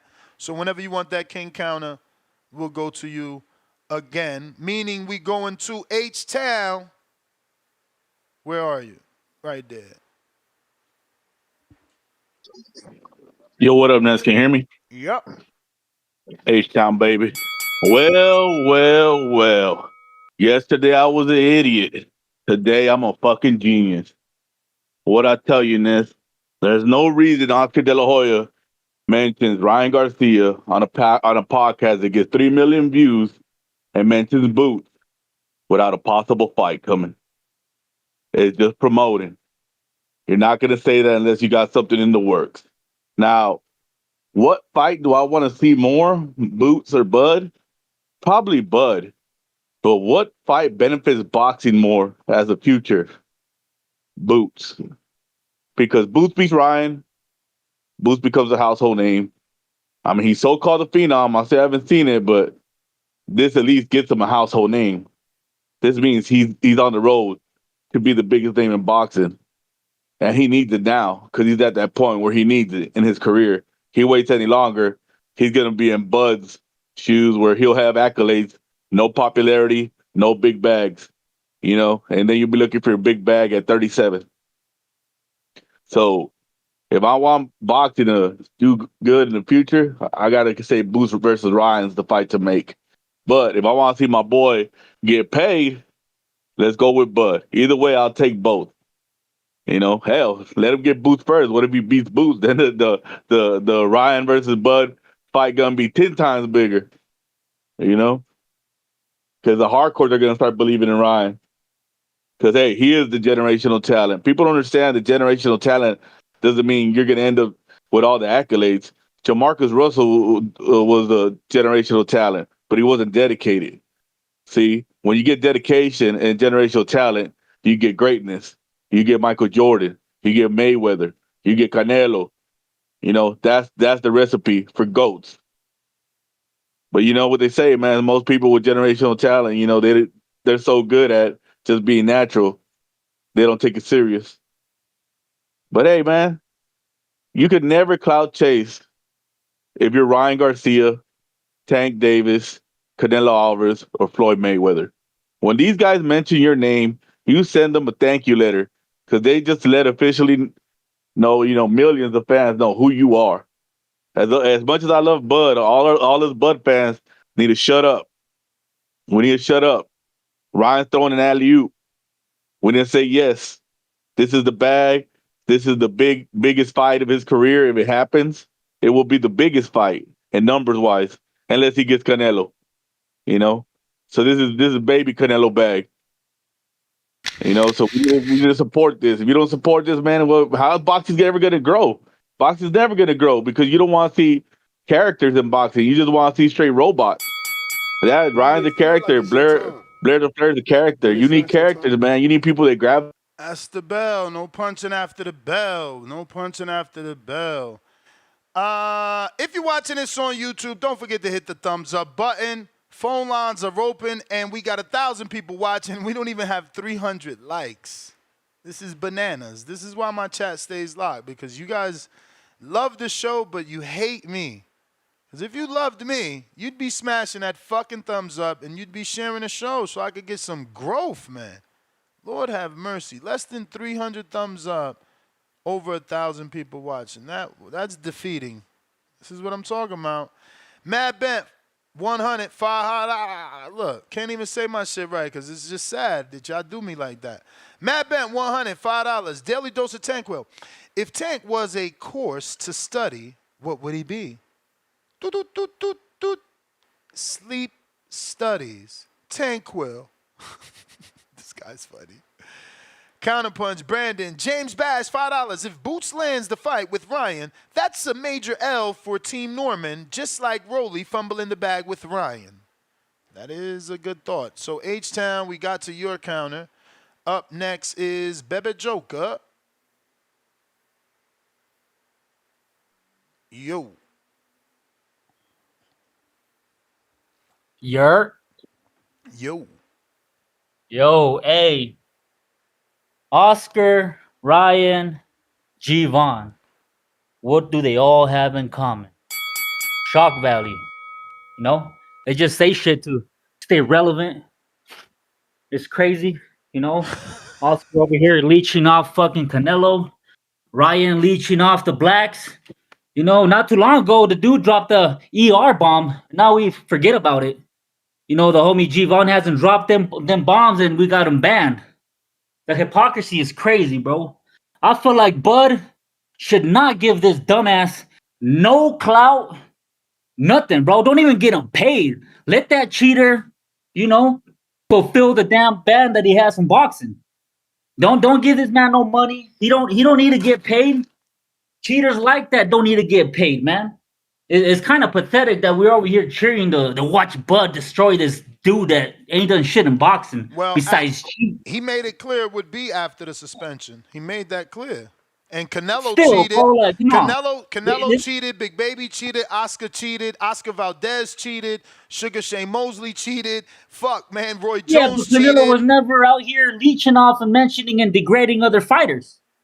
It's different, bro. He not degrading. He's just telling you he could Well, beat he's them. degrading Bud by telling you he sucks. He's a bum. He's an overrated bum. I mean, that's what he's supposed to bro. say if he think he could beat him. He's supposed to say that.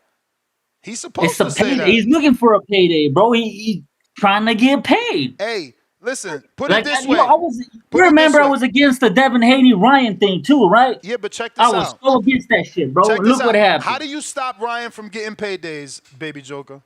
You don't fight him. No. You don't make shows about him. You don't talk about First of him. all, if you think that's the answer, you're wrong because everyone is going to fight Ryan. The only way to stop him from being a star is to beat the shit out of him and end the hype. People believe the hype because of what happened with everyone Devin. wants to fight him, bro, but who's actually calling his name? He called out Virgil, and after a while, Virgil's dad said, no more. We ain't fighting that dude at all. We ain't getting him paid. Yeah, and that's Virgil's dad because he's his own man. But Virgil the son, we could pull up the tweet and show you what he said. He wanted to fight. But this was afterward, bro. This was on the ES News. Shout out Ellie Setback. They both said they're not giving him no payday. The dude's a clown. He's only out here for shock value. You know, shout out G-Von, the shock value master. Bro, this is whack, bro. Like, forget Ryan, dude. Like, come on, bro. Like, you never could forget somebody. You never gonna be able to forget somebody like that, bro. Virgil is better. Let's stick to real boxings, bro. Like real boxers. Brian ain't no real boxer, bro. It's like one of the twins said, bro. He's a content creator, man. He's a shock value master. That's why his YouTube is popping. That's why his TikTok is popping. You know, he drops. No punching after the bell, champ. Chastity Tom is back with another $10.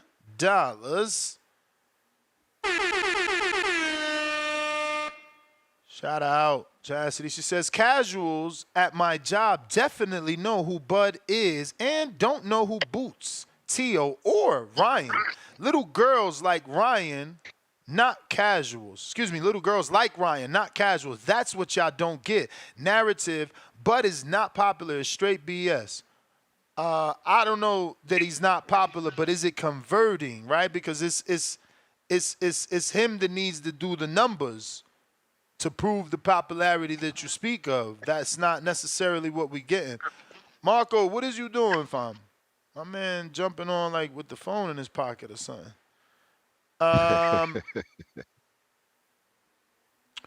We got H-Town, $2. Ryan gets paid outside of boxing. Stupid social media. All right, so after Baby Joker's counter, we got J-Mac with number dos. Actually, Número J-Mac, dos. you're not next. King Counter from Drew, cutting the line. Yo, I'm audio, one of my counters. Straight. I mean, what sport is Joker watching? All this shock value and racial shit is a part of the sport. You know, G-Von would have been a Max Schmeling fan. I mean, if he was alive back in the days with that fight in the Aryan Nation. Come on, man. Like, all this shit is a part of boxing. I don't get it. Like, you got to have characters. You got to have the wacky zany. It's a blood sport. I mean, you think they were upright citizens fighting 30, 40 rounds? Bare knuckles? I mean, come on. What sport are we Andrew really watching? Golota. Remember Andrew Golota, Drew? Come on, like, yeah, like, we love that wild, violent shit. There has to be a pinch of professional wrestling and boxing, right? We need guys to cut promos. We need guys to talk shit. We need the Shannon Briggs is following Klitschko around. Come on, man. Let's stop acting like Mayorga grabbing a handful of cake. Walking up to the presser smoking a cigarette. We need the Roberto Duran saying he'll fuck Sugar Ray Leonard's wife. Like, come on, man. Like, what are we watching here? We like that. We like that wild, crazy shit because it gets people pumped up for the fight. You don't think Caleb Plant slapping Canelo got the casuals pumped up for the fight? Listos, And that's exactly why that shit did 800,000, bro. Look at the rest of Canelo pay-per-views. They dropped 300,000 because it ain't no fucking animosity, bro. You need that. You need that build-up. Exactly. You need that. That cat that brings the cat. The hardcores are gonna watch. We're gonna watch. It's the casuals. Joker is on his NAACP wanting an invite to the cookout, trying to block the green print over here. You know what I mean? He gonna bring the fucking birria and the carnitas to the cookout. I mean, if he keep trashing Ryan Garcia. But nah, man, we need this wacky shit. I would like to see the fight. I would like to see Crawford shut up Ryan because it's gonna bring everybody involved. Who do you think Tank's gonna root for? I mean, Ennis, if this fight get made, you know he riding with Ryan. Hell yeah, he riding yes, with he Ryan. is. This is a fight that'll galvanize every let's section. be real. Let's be real. Tank is also a boxing fan. So, I don't know. I mean, I know he's had, like, words about Bud, but then he took him back and said he was just joking. So, he might pick Bud.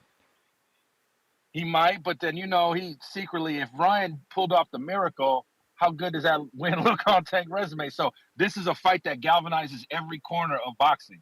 We can't say it doesn't. Casuals, hardcores, fighters, power brokers. Like, this is a fight that could take Canelo's date. And the more we unpack it. But, Neil, that's my call. I'll call in if somebody else says some nonsense. You know, free G-Von. All right.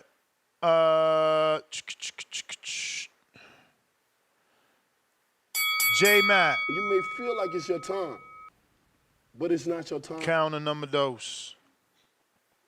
Good morning, good brother. Hey, man, look. Can y'all hear me? Yes, sir. Yes, sir. Hey, good morning. Good morning to you, good brothers. Hey, look, I will go ahead with the other caller and agree with him on some things for us casual entertainment. We like that. We like the disrespect. We like the build-up. Boxing has always been a sport that when fighting is involved, you like the extra antics. But the difference from liking that shit, we want to actually see a fight. We want to see somebody just get on the internet and just talk shit and don't ever plan on doing nothing about it. Matter of fact, talk shit from a safe place. That's where a lot of that shit takes place. That's the difference. Y'all can sit on here and hype Ryan out and act like Ryan is serious. When should we ever start taking Ryan serious? When has Ryan did anything to be taken serious other than what he showed you what he was at his best? A drug cheat. Somebody that got to put a performance enhancer in his body in order to beat the pillow-fisted Devin Haney and then lie about it and act like he didn't do it. And then lie about it and say his mom had cancer. And then lie about it and speak on a platform. And then lie about multiple things, but we're supposed to take him serious. Now, what I will entertain... He did say his mom has cancer again. Excuse me, sir. And I'm sorry. He the little boy that cried wolf too much. I don't believe him. He's a fucking liar. Shout out to Treese. I will entertain a bare-knuckle fight with Bud and Ryan.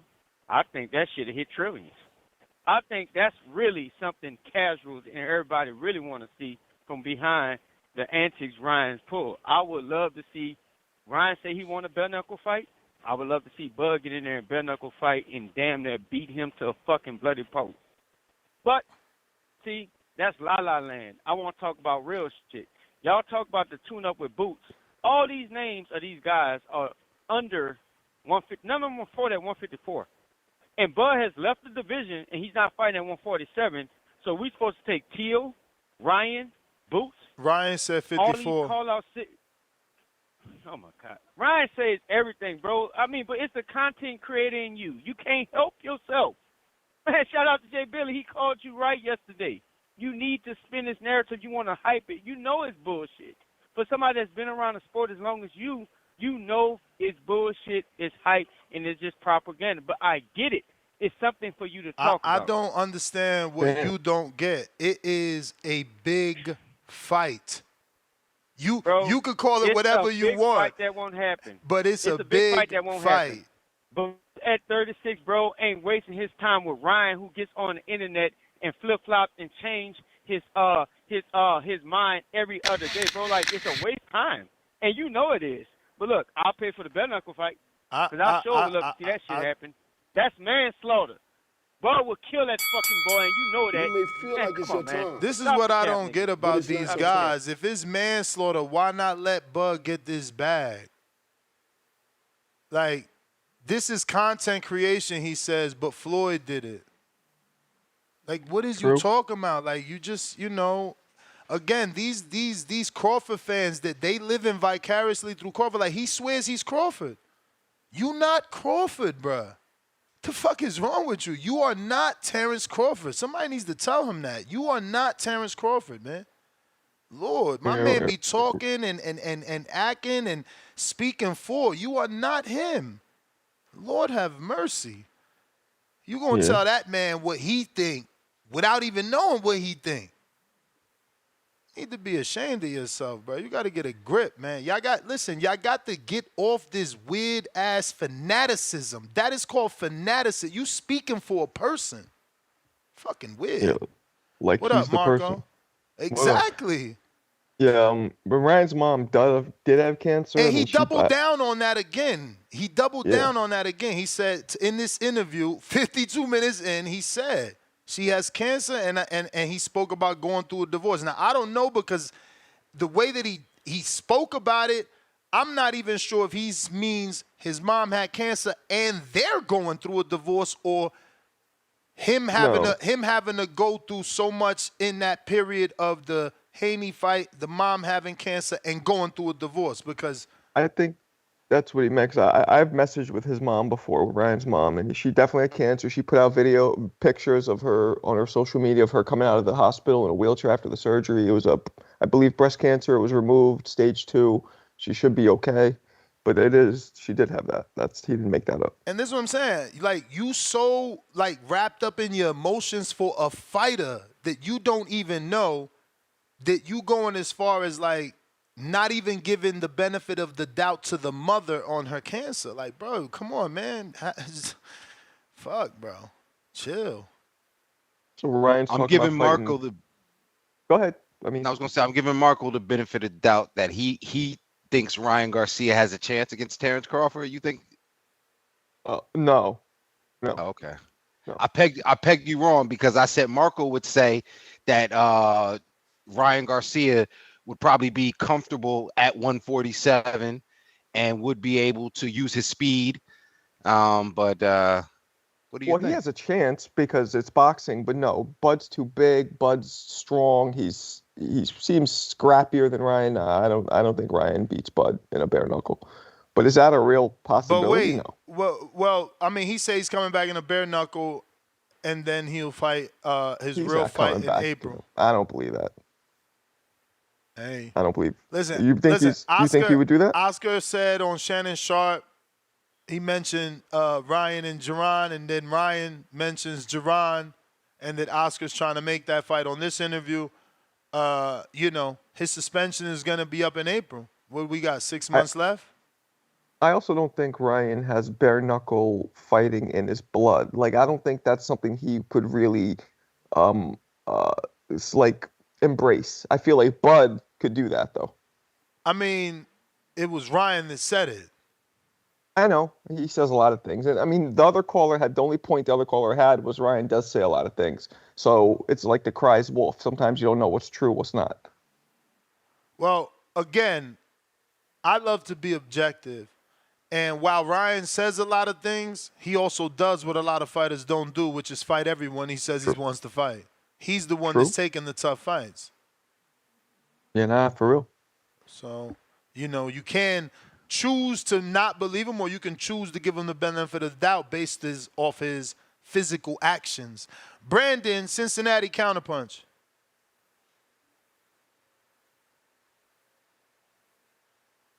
Yo, Ned, King, Marco, how's my audio? Crispy, sir. Clean. Hey, King, what's going on, my fellow Packer brother, my fellow cheesehead? Let's get that dub tonight, Treese. All the fellow cheeseheads. Let's Treese a cheesehead too?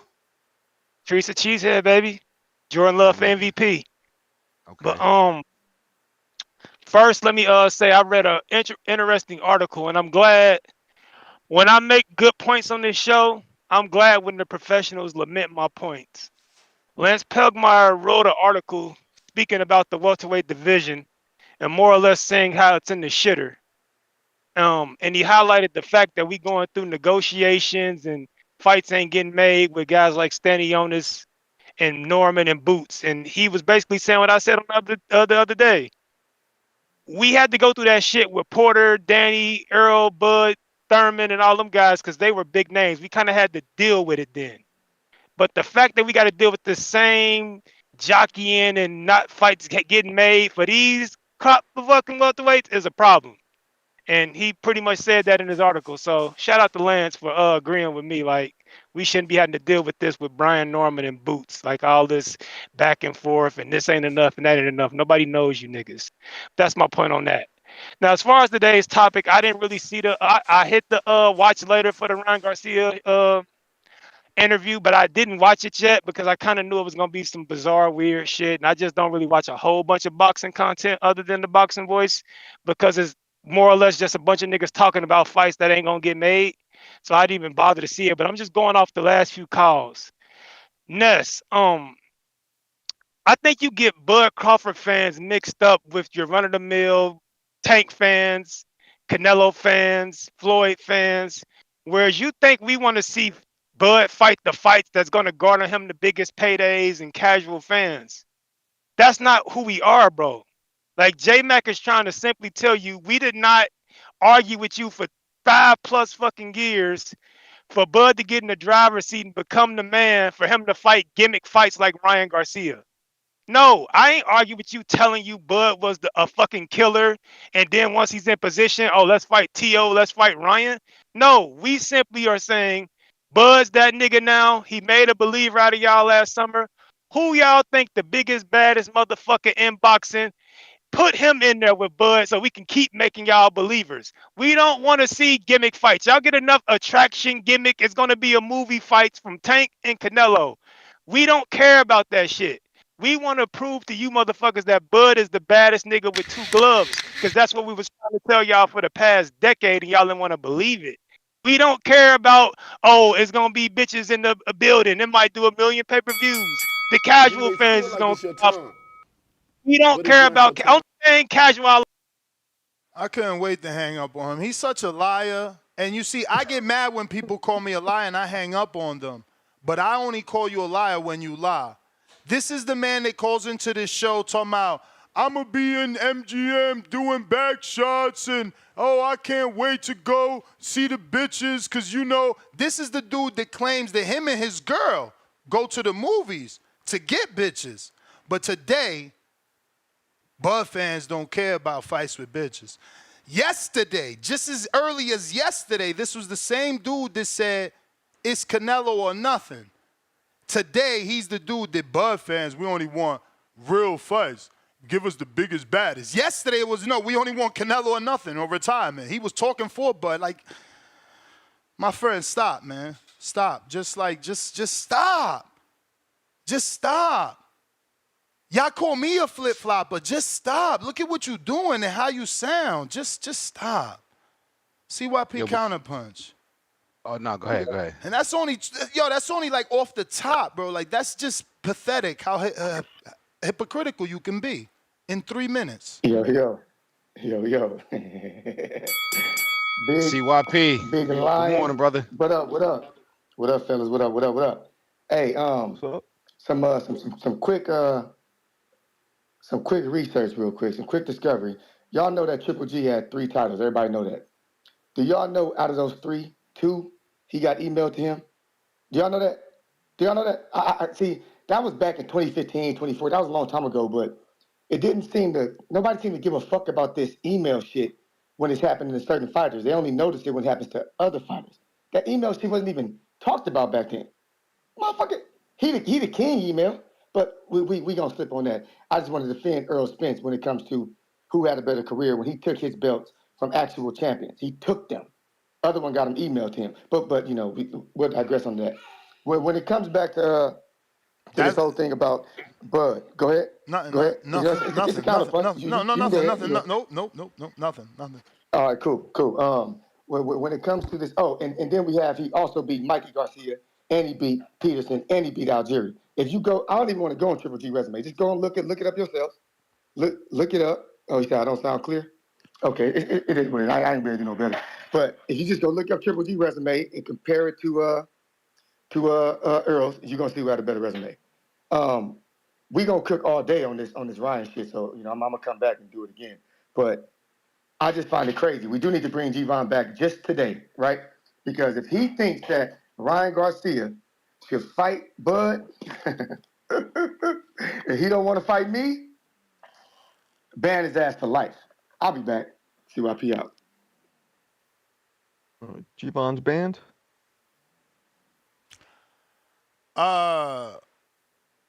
He's on hiatus. J-Mac wants 3 king counters. That is 6 minutes times 3. Now you're making me do math. 18? He might as well put his camera on and co-host if you're gonna do that. But yo. Nah, listen. No. Hi. Good morning to you, good brothers. And Marcos, What's I'm up? a Hall of Famer around here. Put some respect on my name. When you say That's why I don't said refer get to your me as camera the on. You ready to caller. rock out? Who is this? Now look. Who is this? Hold on. I only want to use one of the king counters for myself. One is for my bud brother Brandon, and the other one is for Jay Billy. I just kind of want to hit them guys. Matter of fact, make it 4. I'm gonna do 4 of them. Give CYP a king counter too. So 2 for me, 2 for Brandon, 2 for Jay Billy, 2 for CYP. I'm feeling extra generous today. Hey man, look. Like Brandon said, that was a passionate, heartfelt message. Because I remember on this show years, me, Stonebone, Mike Gross, the boss, Brandon Maurice, us folk, riding a photo, only on here arguing with your ass or with everybody else about Bud's greatness. And see, you want to seem to confuse us with casual fans like Tank, casual fans like Ryan, casual fans like Canelo. We're not the same as them.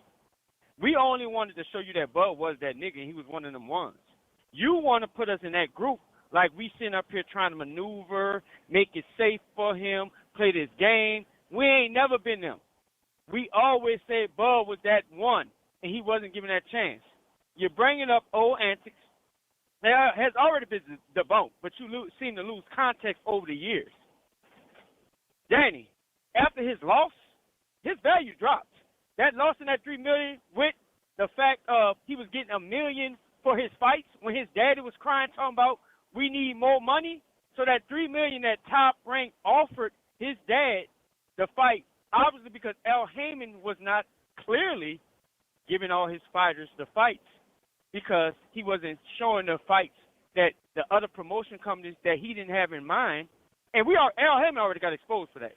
That's why they tried to send it to his dad, somebody that can speak for Danny's on behalf, somebody that can make a business decision for him. So let's not sit up here and act like we don't understand the context why that $3 million plus pay-per-view upside was very valuable to Danny at the time. But you know what Danny was talking about? He's his own boss. He's his own promoter. And now, one minute he didn't get the contract, the next minute they say they sent it to his dad. When Angel got on here and we asked Angel what's his best win on Danny's on his resume, I think Stonebone posed the question. He started stuttering because he had to go back to 140 because Danny ain't did shit since he left 140. But guess what? He's still a great.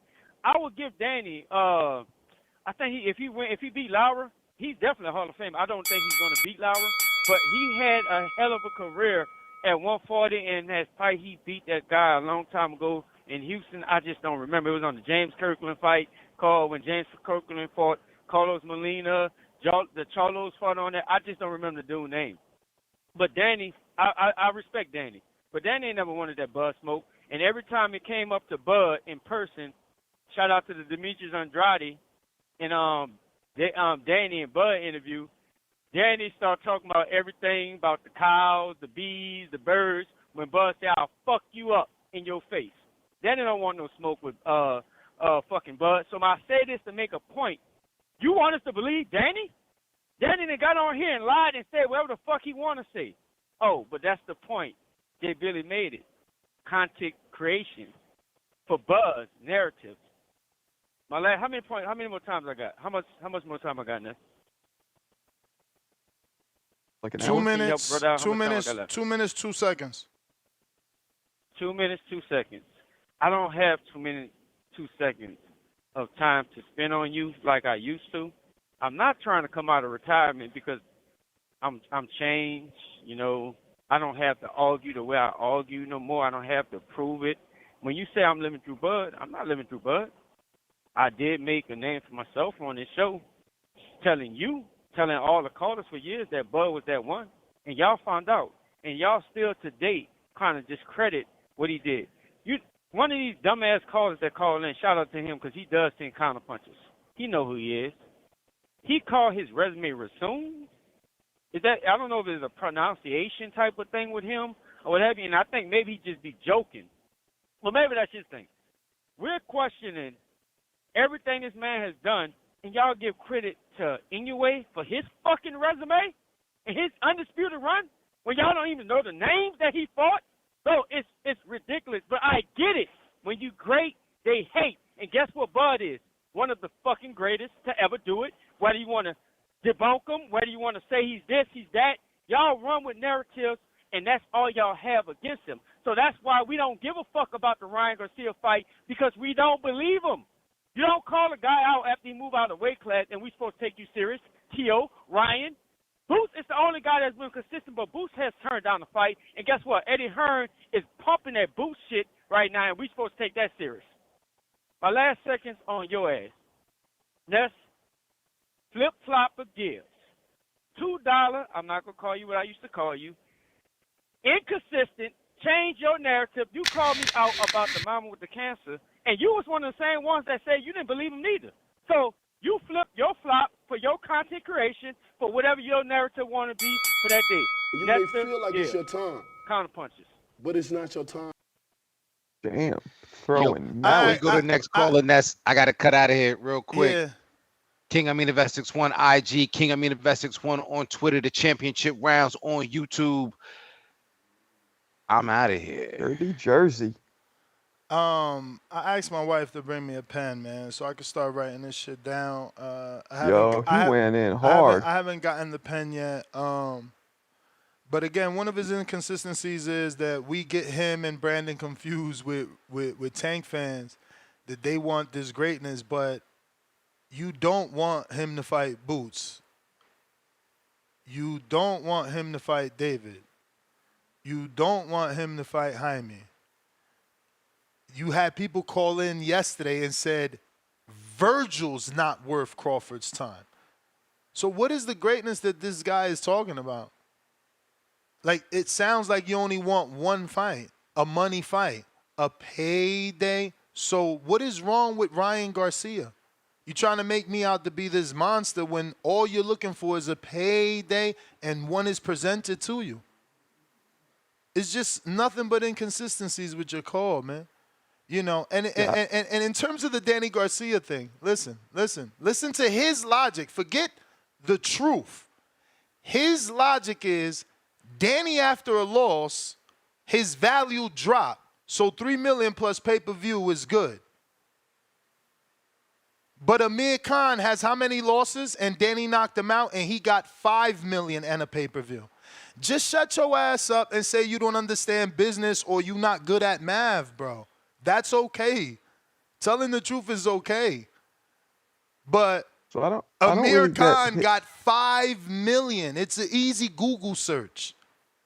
You're telling me that Danny Garcia's value was less than Amir Khan's? Then you want to get mad that the offer went to a trainer who has never been a manager. Danny's his career started with Shelly and went to Al. End of story. That's like me telling Marcos, I sent him a fucking offer, but I didn't send it to your house. I sent it to a random address. Like, what are you talking about? It's just silly talk from dudes that never gonna be a boss. You'll never run a business that way, my brother. You have to think with your big head and about business. That is, you talking about content creation, that's what Carl Moretti did. A fake offer. Isn't it funny that Danny Garcia is only worth $1 million more than Kell Brook? They gave Kell Brook $2 million. Like, you sound silly. You sound like you don't understand the sport, and that's okay. That's okay. It truly is. But he did give a bunch of king counters. Let's see who's there, because those cut the line. So wait, so he's saying, I don't really get his logic. He's saying that Bud shouldn't be fighting Ryan? Yes. And why? And that Bud doesn't do gimmick fights. That Bud only does greatness fights.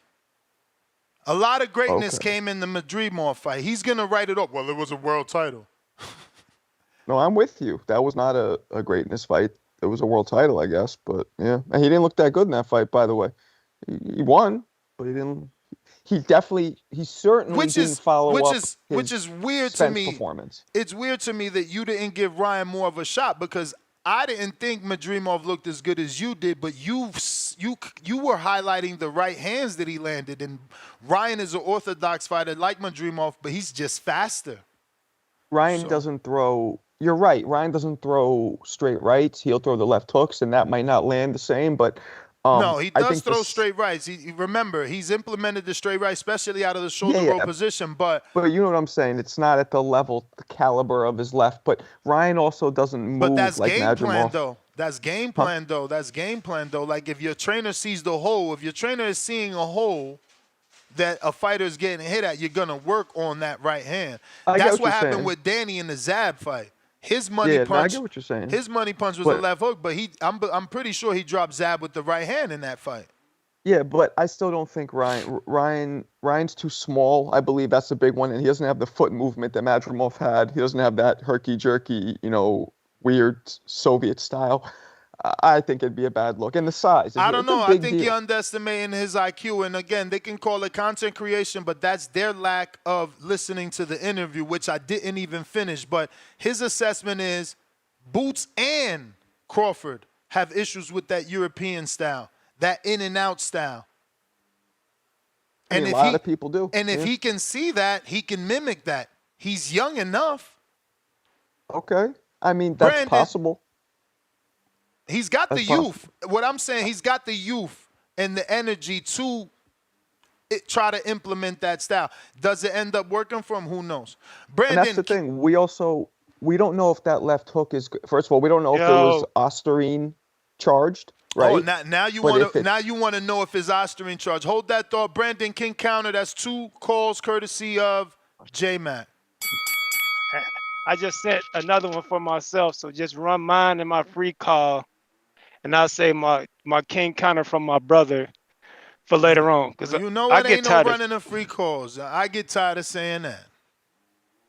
Bro, you pick and choose when you want to run them, but all right, I hear you. Nigga, you let Mr. Perfect speak for 30 minutes about nothing. But when I come over here cooking, you get nervous. Mr. Perfect sends them fat ass motherfucking cash apps. Yeah. Ask him. How much you need? How much you need? Well, he does it according to the amount of calls that he takes. Just like J-Mac. They just, I digress. They take their calls I'll and they move pay on. for them. Well, I just take my counter punch and I'll say my king counter for my brother. And welcome back to my Hold brother, on, man. champ. Hold on. Y'all It got was a a lot of hold casual on. Y'all shit got going on. hold on. Y'all got a misconception. We're gonna pause this because CYP is the creator of this king counter. It was created to cut the line of the counters, not to take a king counter and break it down and still use it as a counter. Like a king counter, you using. Well, I'll take it now. Yeah, Okay, no, I'll take because it now. Let's have a conversation, and me and you. I'll take it now. Drew is all. No, I paused your time. Drew has also been doing that. It's like, look, the king counter is to jump the lines on the people that are already paying to cut the line. You can't cut the line and then save your $10. You got to use your whole king counter. Well, you know, niggas is working, niggas loading trucks, niggas doing other things. I might not be able to take the king counter when he sends it, but I digress. Let's just have a conversation. First of all, that was some funny dialogue. The guy that wants to have back shots at the MGM, you absolutely right. But I could distinguish the two. I understand what I get with Tank Davis and Canelo. I understand they might not necessarily fight the best fighters. They might fight guys who aren't, top tier guys, but what I can expect is going to be an attraction.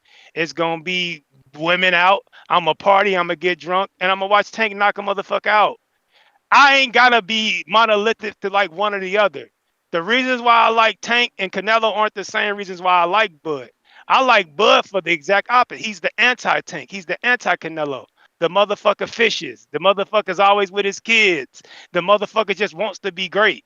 So that you contradicting yourself because you like doing. Yeah, I like partying with bitches, but that ain't got nothing to do with why I like Bud. So let's just kill that narrative. And for two, like I said, Ness, I didn't argue with you for 5 years for you to try to say, well, Buzz in the driver's seat, let's tank him up. Let's Canelo him up.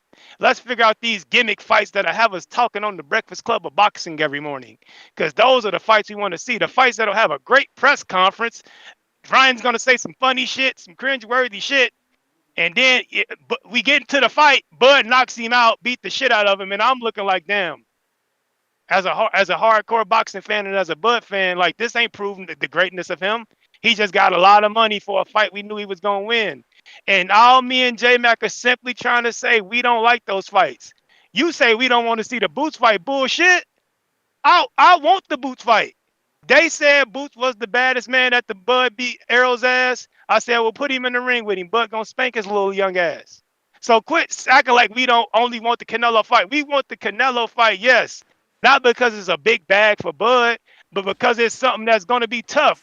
Ain't too many tough fights for this nigga. So moving up 2-3 weight classes to fight a guy like Canelo, that poses a challenge. We want to see our guy in a challenge.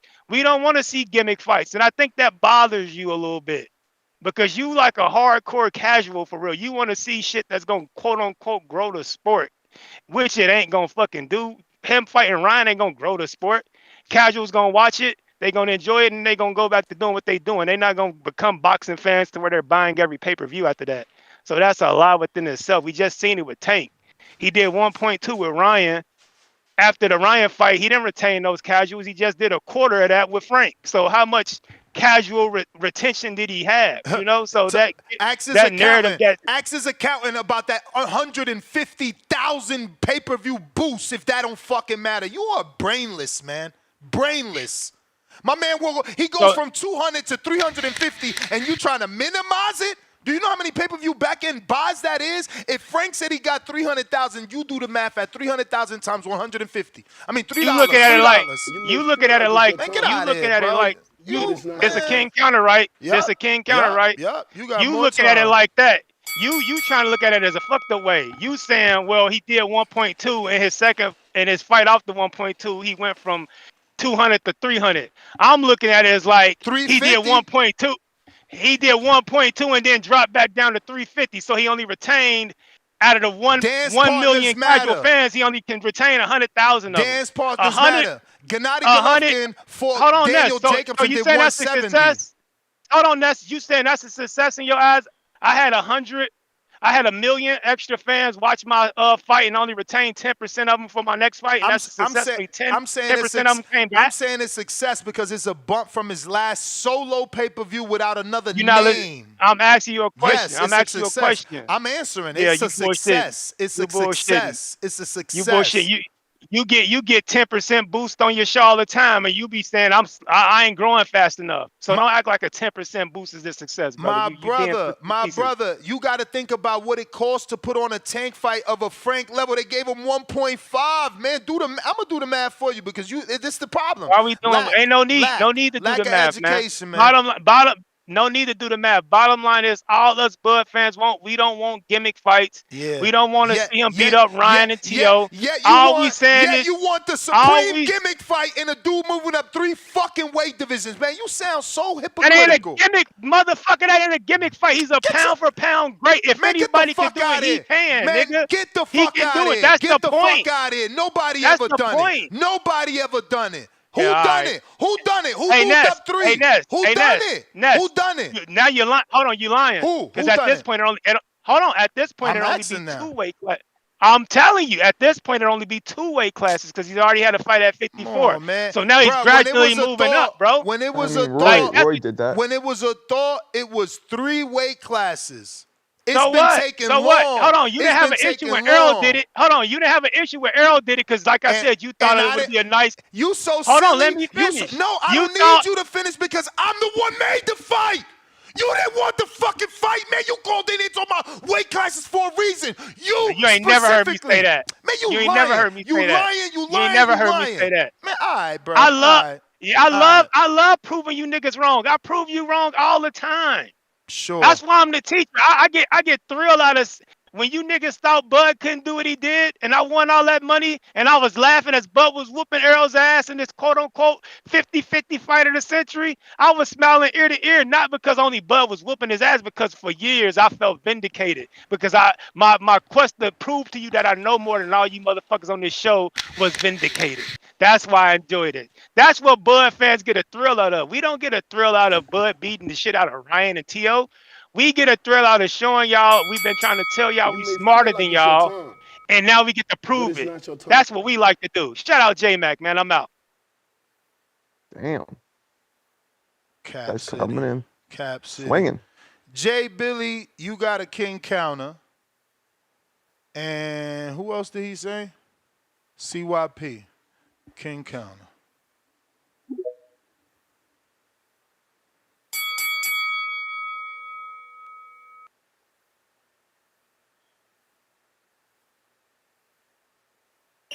Yo.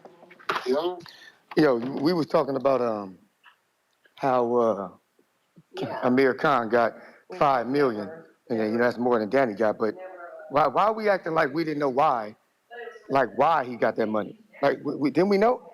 It's because it was UK and it was pay-per-view in the UK as well. Like that's why it was UK Sky BT Sports pay-per-view in the UK. He was bringing his country and another pay-per-view revenue. That's why he got $5 million. I mean, I sat through that shit. I remember it like it was yesterday. That's the reason why he got so much money, because people were already arguing, well, how is he worth 5 if Danny's only worth 3? And that was the reason. We established that years ago. So maybe you just forgot that, because we established that on this show. So I'm trying to figure out why. I didn't forget nothing. That just because you think he brought a country to a pay-per-view that. Oh, I think. Remember, no. It's fact. But remember that the pay-per-view did 150,000. It did 150,000. So they overpaid Khan. Is my point. Yes. My point is they overpaid Khan, and that J-Mac's talking point that Danny's value dropped after a loss and was worth 3 is not a true point, because they gave Khan, who isn't worth it and who was knocked out by Danny, $5 million, and that pay-per-view failed because they gave him $5 million. It doesn't matter if the pay-per-view fails if they believe it's not going to fail. Like But they were wrong, though. Retrospect, they were wrong, though. Yes, 100% they were wrong. Just like Canelo's purses. Just like Canelo and AJ's purses are wrong then, because they don't generate the money. But we're not talking about him. We're talking about Danny. No, but we're talking about why they gave him the money. They gave him the money the same way they give Canelo, overprice him, the same way they give AJ, But CYP, you understand that you're trying to argue that they were right in what they did, even though you watched it and the numbers proved that they were wrong. No, the reason why it's right is because they continue to do that business model after. That's why it is what it is. Nobody saw it and was like, damn, we got to start paying these dudes what they earn. Nobody did that. It's not going to happen. All right, So it was CYP. justified. All right. It's very, very simple. Very, very simple. I mean, you can argue it, but we already discussed it, and you did not tell the crowd that's why he got that money. So you just wanted to make J-Mac like he was wrong and don't know boxing. But on your own show, we discussed it. My brother, that's like him go ahead, man. getting Go ahead. that money, it doesn't make sense. He wasn't worth it, and the flop proved it. You're still trying to argue what already manifested. Is Here he go with Canelo the worth the money Canelo, he's bro. guaranteed? Oh my God, these guys with Hey, this I got Canelo two. thing. I got two. And I rang homie. the bell again, my brother. I rang the bell again. And this is what we doing. Christ. Hey, Ness, stick to the topic, man. Quit trying to waste time about calls. Let's stick to the topic. Secondly, what the hell are you talking about? Here we go again. Let's stick to the topic. I'm going to keep talking about the boxing talking. Stop trying to waste seconds on bullshit. Secondly, is Canelo Alvarez worth the guarantees he gets in boxing? Bruh, absolutely. He's the face of boxing, bro. Come on, man. You sound weird, audience. man. Okay, I'm gonna talk to the audience then. Yes, talk to them. If you got a purse of $80 million, you giving one dude 50, you give another dude 30, and the fight does 70. How the fuck was that worth it? If you got a purse where you give one dude 50, another dude 10, that's 60, and the fight does 40. How the fuck was that worth it? You gave Crawford 5, gave Bud 5, whatever it was. That's 10. The fight do 6. It's not worth it. But anytime I ask you about somebody else in the same math, you get amnesia. That's why people call you out. It's okay to be right about this and right about that. But you like to be right about one thing and wrong about another. That shit is weird. I don't want to be right today and wrong tomorrow. I want to be right both times. That's why I am who I am. I like to be right both times. You just want to be right when you're arguing and don't realize this is a show that's recorded and we can just go back and check the files.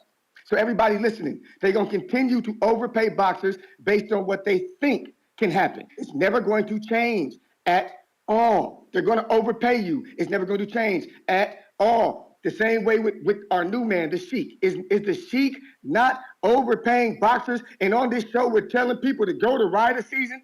Crazy to me how we know that it's failing over there at Rider season. We know he's overpaying them, but you're still pushing people that way. Ain't that funny? But then we bring up Conor, why he got overpaid, but it didn't make sense, so it's wrong. J-Mac, shout out to you, baby. I got your back all day. We all on some TBX here, because we got the money, so next we going to get in your ass, but at least you're going to get paid for us getting in your ass. Yeah, man, I don't know what he's talking about. Dude is comparing the business of Top Rank to the business of Riyadh season. Why wouldn't I tell fighters to go to Riyadh season to get a bunch of money? But how's that got to do with Top Rank putting on an unsuccessful pay-per-view? I don't get it, bro. I mean, Riyadh's also investing money right now. They're trying to build their brand, all that. So they're throwing a lot of money into that. This is the issue too. Is like they rather argue with me, right? Like title clearly says we're unpacking Ryan's interview. Ryan talked about everybody. Shakur, Rayo, Crawford, Jerron. It's just the emotional Crawford fans calling in, upset that Ryan mentioned his name. Like the title has everyone's name, and it literally says the word everyone. Ryan goes off on everyone. But you've only gotten consistent calls. They've hijacked the show. Bud fans only. It's like you can't mention Bud. It's taboo if you say you want him to fight somebody. They're coming for you. Look, this is what I'm saying. Bud's the knight in shining armor in boxing, ever since the Arrow fight especially. So I think fans of his, don't want to tarnish his image at all. They want him to go out as the greatest fighter who ever did it, and they were here to witness it. It was in their era. I think a lot of fight fans feel that way about certain fighters, so I think that's what's happening. He has the skills to possibly do that, end up being undefeated and beat everybody, but, we'll have to see. We got a double king counter from James Benitez.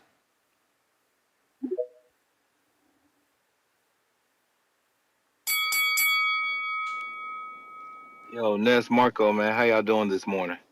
Y'all doing all right? I'm feeling attacked right now. Yeah, everybody's jumping on this. I know. Shit crazy, man. Shit crazy, man. But this proves, man, that like what Ryan said in the interview. Another thing that we can unpack that Ryan is one of the three faces of boxing. With him, Tank Davis, and Canelo Alvarez, it moves the needle. Like these water walkers, man, they got their panties in a bunch this morning, and this shit's crazy to me, man. Like, why would they take offense that Ryan is just speaking his opinion? If he's speaking his opinion, shut him the fuck up. Like, what other fight besides the Canelo fight can Crawford actually get a fight that's going to have 1 million pay-per-view buys? Probably going to be Ryan Garcia. So he needs to go ahead, instead of shaming the fight, let's go ahead and really consider it and just go ahead and beat him up. End his career. Do what y'all said y'all did to Earl, man. You made him retire without officially saying he retired. Do that shit to Ryan Garcia. The thing I don't like about what these callers are saying is like, okay, we know Ryan lied about a lot of things, but even with the cancer about his mom, once we found out that that's true and everything, we shouldn't even bring that up. J Mac, you cool and all, man, but that's one True. thing I disagree with on your call. Like, it is what it is, man. Like, let's move on from that particular point right there. Also, with the shit that he said about Shakur, man, I can't. That shit disrespectful, but it is. But Ryan, the main point that Ryan is proving, man, that regardless of how good you are, y'all motherfuckers are boring. Y'all motherfuckers don't move the needle in the sport. Y'all don't move the needle in social media. He actually does. So when Ryan comes back, that's going to be the biggest return to boxing. So more people are anticipated Ryan Garcia's next fight in April than whatever the fuck Bud considers to do next. Shout out to you and shout out to the community. I don't need all, man. You can keep all that. You can keep all that as just a tip for you. Ness, man, don't worry about these niggas attacking you, man. These water walkers, man, they're just who they are. And they don't and the last thing before I go, they fail to realize, regardless of how good your fighter you are, Bud is more looked at as Andre Ward, whereas Ryan Garcia is looked at as more as a spectacle entertainer, and people are willing to bet their bottom line on Ryan Garcia, particularly winning any fight, because everything he does is high risk, high reward for him. Shout out to you and shout out to the community as always. Peace. All right. All right, Yeah, I don't know. appreciate you. Let me drop a bomb for that, dub.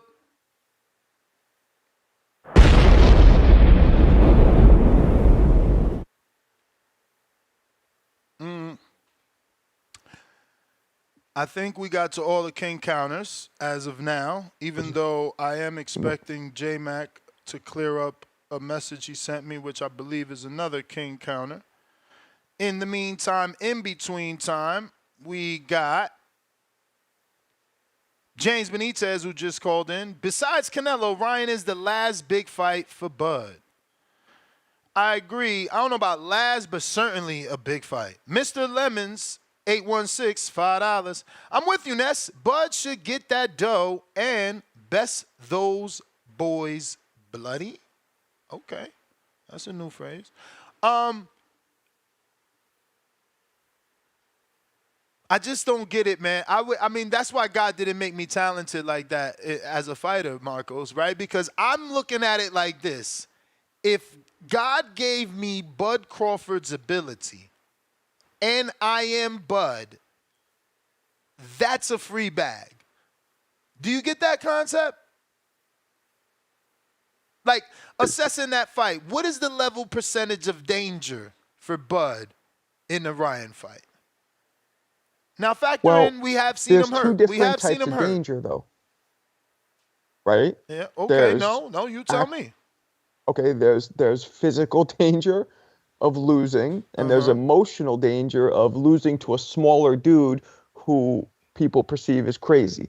So there's two types of danger, and everybody perceives. So that's some a people, mental. You saying that's a mental struggle for Bud? Like, he could get in his head thinking, "Damn, if I lose to this unaccomplished kid, my career could be over." Smaller, right? Because that's what every time you hear these catchweight fights, Canelo's like, I'm not fighting Bud. He's smaller. And then what happens if I beat him? I get beat no a small guy. Yes. What happens if I lose? A small guy beat me. Yes. So there's a lot of risk there. There's risk. Yeah. Yeah. It makes him look bad. Makes him look real bad. So it's like, if I'm going to take that risk, it has to be worth it. I mean, the reward is there. The reward is there. The reward is there, Turkey. New York Bullets, member for 1 month on a prospect level, they want Canelo Crawford, but not Crawford Ryan. Laugh out loud. That's what I'm saying. It's a clear bias. A clear bias. And now, look, the thing is, well, now it's no longer 3 weight divisions. My bro, but when it was first brought up, it was 3 weight divisions, the most unrealistic thing. The only person that was saying they wanted that fight was Ness and maybe 1 or 2 other people. Shout out Stone Bone. You know?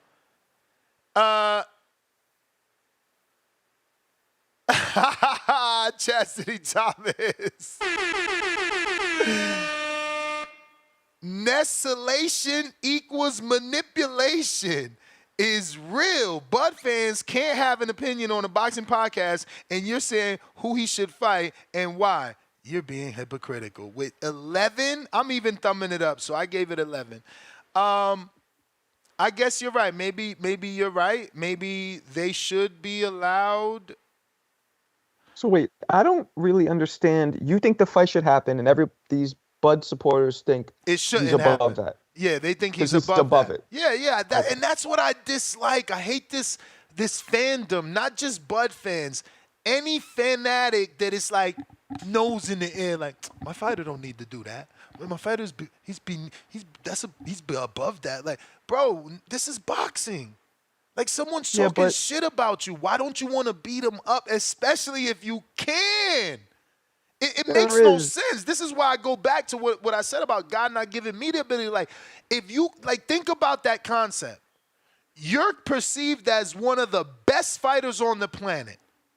You get paid millions, and you can beat someone up because you can.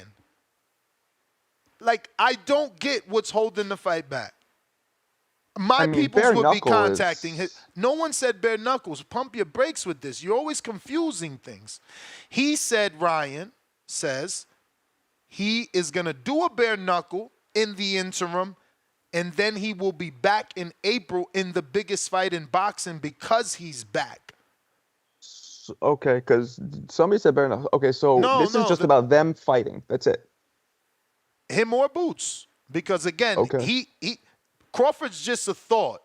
He just talking shit about Crawford, and they asked him on the interview, would he beat Crawford? And he said, yes, he could beat Crawford and that he would like to fight him. But with Boots, he said that Oscar's supposed to be making the fight. And before this interview, Oscar was on the Shannon Sharp show, basically dropping Jerron and Ryan's name, and maybe things are shaking. Yeah, I don't think that's a good fight for Ryan. Which one? Neither? Neither. I think he loses both. He'll make it exciting while it lasts, but nah. They're too big. He does. It's a long shot. That's why I called it a Hail Mary, right? But this is the thing. Bud has legacy, yes or no? Yeah, absolutely. Okay, so then when you already have legacy in the back half of your career, what do? I don't know where you're going with this. What do? You pick up money fights. Okay. You know?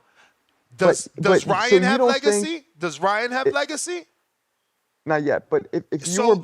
this is his opportunity, and that's why it's a Hail Mary, of course. But so it's his if you opportunity. were Bud, you would be okay with fighting Ryan. You would do it. Fuck yeah. See, I see your side, but I also see the side. It's like, why am I going to fight a smaller dude who's never even won a title before? Well, it's a lot of money, okay. Champ, but Canelo fought Amir Khan how many years ago? Like, this is what I'm saying. You got people greater than you. Amir Khan was a champion. But you still have people greater than you doing what you're doing what you could do. His legacy is greater. So if Canelo can do it, he opened the door for you to do it. You know, and then there is the other side. Like, it is a low risk fight for Bud. I mean, low risk, high reward. Low risk, high reward on paper. Low risk, but it could also be high risk, like we were talking about. If he loses, that hits harder than any loss that he would take against somebody his own weight. Again, what is the probability of him losing? Not likely. Exactly, man. The percentage is so low that the risk, the money is worth like whatever you're talking about. Like, so you feel the same way about Canelo saying he doesn't want to fight Bud for those reasons. You agree with Canelo for that, or you think he should fight Bud? I think he should fight Bud. Again, I keep saying, bro, these Bud fans were mad at me, and they were fucking sounding like parakeets. Bud said, weight class for a reason, weight class for a reason. I'm the one saying, no, man, fight that man. Fuck, they was setting it up for Earl. Earl was literally on the contract, Marcos. I was always for Earl, fighting him in Dallas with 100,000, and I was always for Crawford. What I wanted for Crawford was, it obviously was a fantasy world, but you beat Earl, and then you get that Canelo fight in Nebraska because, I don't know, some volleyball game took place out there, and it did crazy numbers. And I figured, I went to his homecoming after the Earl fight, and then that did crazy numbers. It was flooded there. There was thousands and thousands. So I'm like, this dude, if he brings Canelo here, he could fuck around and do a 50,000, 30,000 stadium out here or something. I just think, you look at it strictly through the lens of a fan. Business.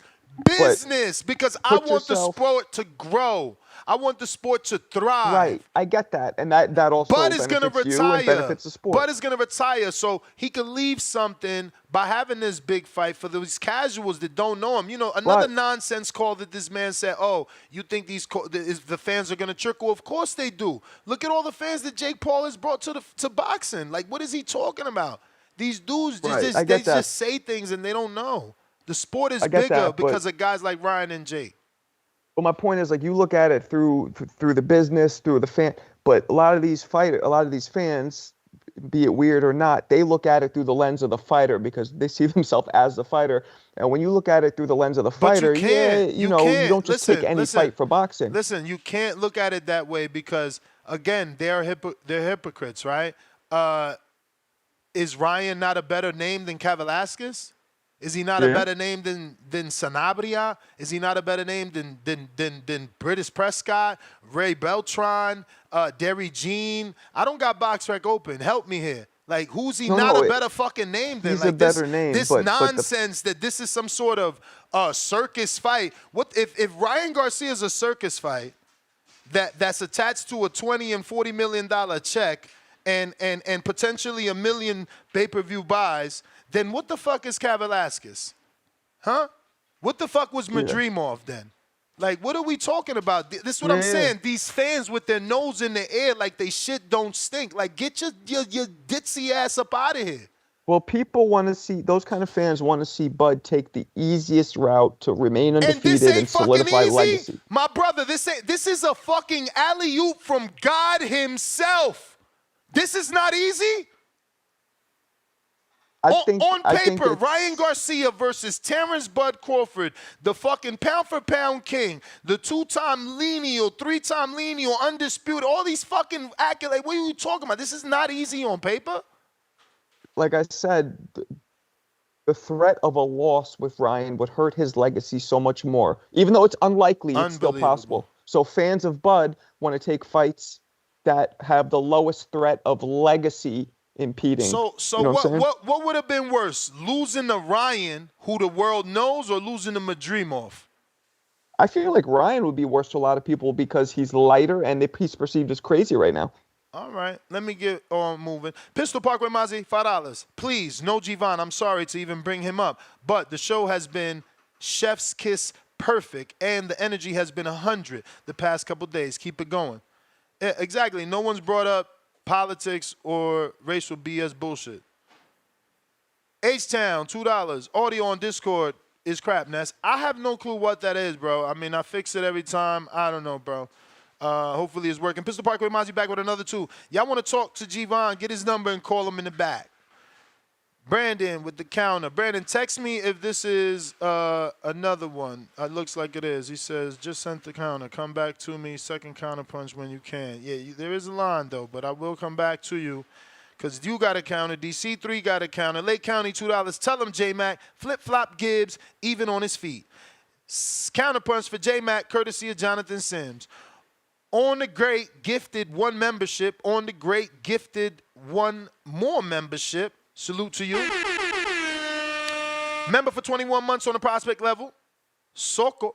We want all fights for Bud. Player, Himalaya. Tell me about it, bro. These other dudes are weird. You know, they wanna fucking, what's that shit?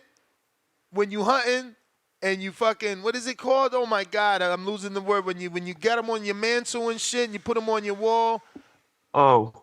You do. Yeah, like the what's moose the head process? shit. Yeah, but with the process, what's the process called that you do to the animal? Oh, Fucking not hell. formaldehyde? I don't know. Whatever. You get the point. That's what they want. They want Bud on their walls and over their fireplaces. They don't want them on TV fighting, making money. It's crazy. Big Super Max, $2. Heard the bartenders is crying again. Crying out loud, crying out loud, crying out loud emoji. Montez Jackson, $2 more. Why don't they want Bud to fight David Benavidez? I don't know.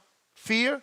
Tip Bellis, counterpunch. Mad Bet, $5. Chin Khan versus Bud, a real fight. Was Dead Brook a real fight? Tanks given coming. I'm glad people sticking up for me. Oh, what do you mean they wilding? You think Dead Brook wasn't Dead Brook? You thought he was really Kell Brook at the time? A lot of Bud's wins, granted, were against lesser fighters in terms of what they were in their prime, but they were still dangerous, good fighters. Like, you can't diminish that on his resume. Is what I'm saying. But yeah, they weren't peak. That's true. They were champions for sure. Yeah, and they were great fighters. Like, yeah, they weren't peak, but like, you want to break them, because I don't like when people try and discredit Bud's resume by saying, everybody he fought was garbage. When you say they weren't peak, that means that what? Peak in their career. Like, he didn't catch them when they were at the height of their career. He caught them a little later. Yeah, True. yeah. $10, Ride of the Storm.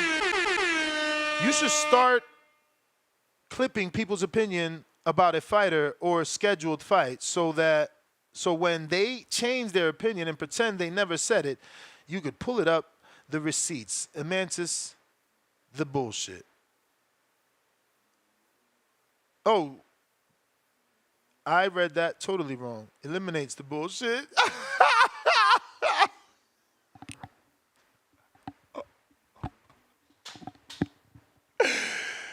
Lord, I might have to go to the doctor. I'm telling you, I be seeing words that are not there. I thought it was glasses and I got glasses. I might seriously have a problem. You staring at a screen all day. Shit gets jumbled. Thank you, but I still think I might have a problem. That's happening way too often. Oh, hold on. Taxidermy. Yeah, that's what it is. Taxidermy. That's what it is, bro. They Thanks, Montius. Bro, what did I say? Formaldehyde. You said formaldehyde and something else, bro. Yeah. You said I something. think they use formaldehyde though during the process of taxidermy. That's just for humans. That's what they want. They want Bud on their mantles. They do. Oh, shit, bro. We got Mantis Jackson, $2. Callers are telling Ness to stick to the topic. I am sticking to the topic. Damn, counterpunch, CYP. Who is this? This is Lids Low, $2. Can we get Terrence Bud Crawford on the show? I don't know, bro. Montez Jackson, you know he don't be really rocking with interviews like that. Oh, he did say Texas. Then we got Ivan Mora. G-Vaughn is bad, but the race is CYP gets a pass.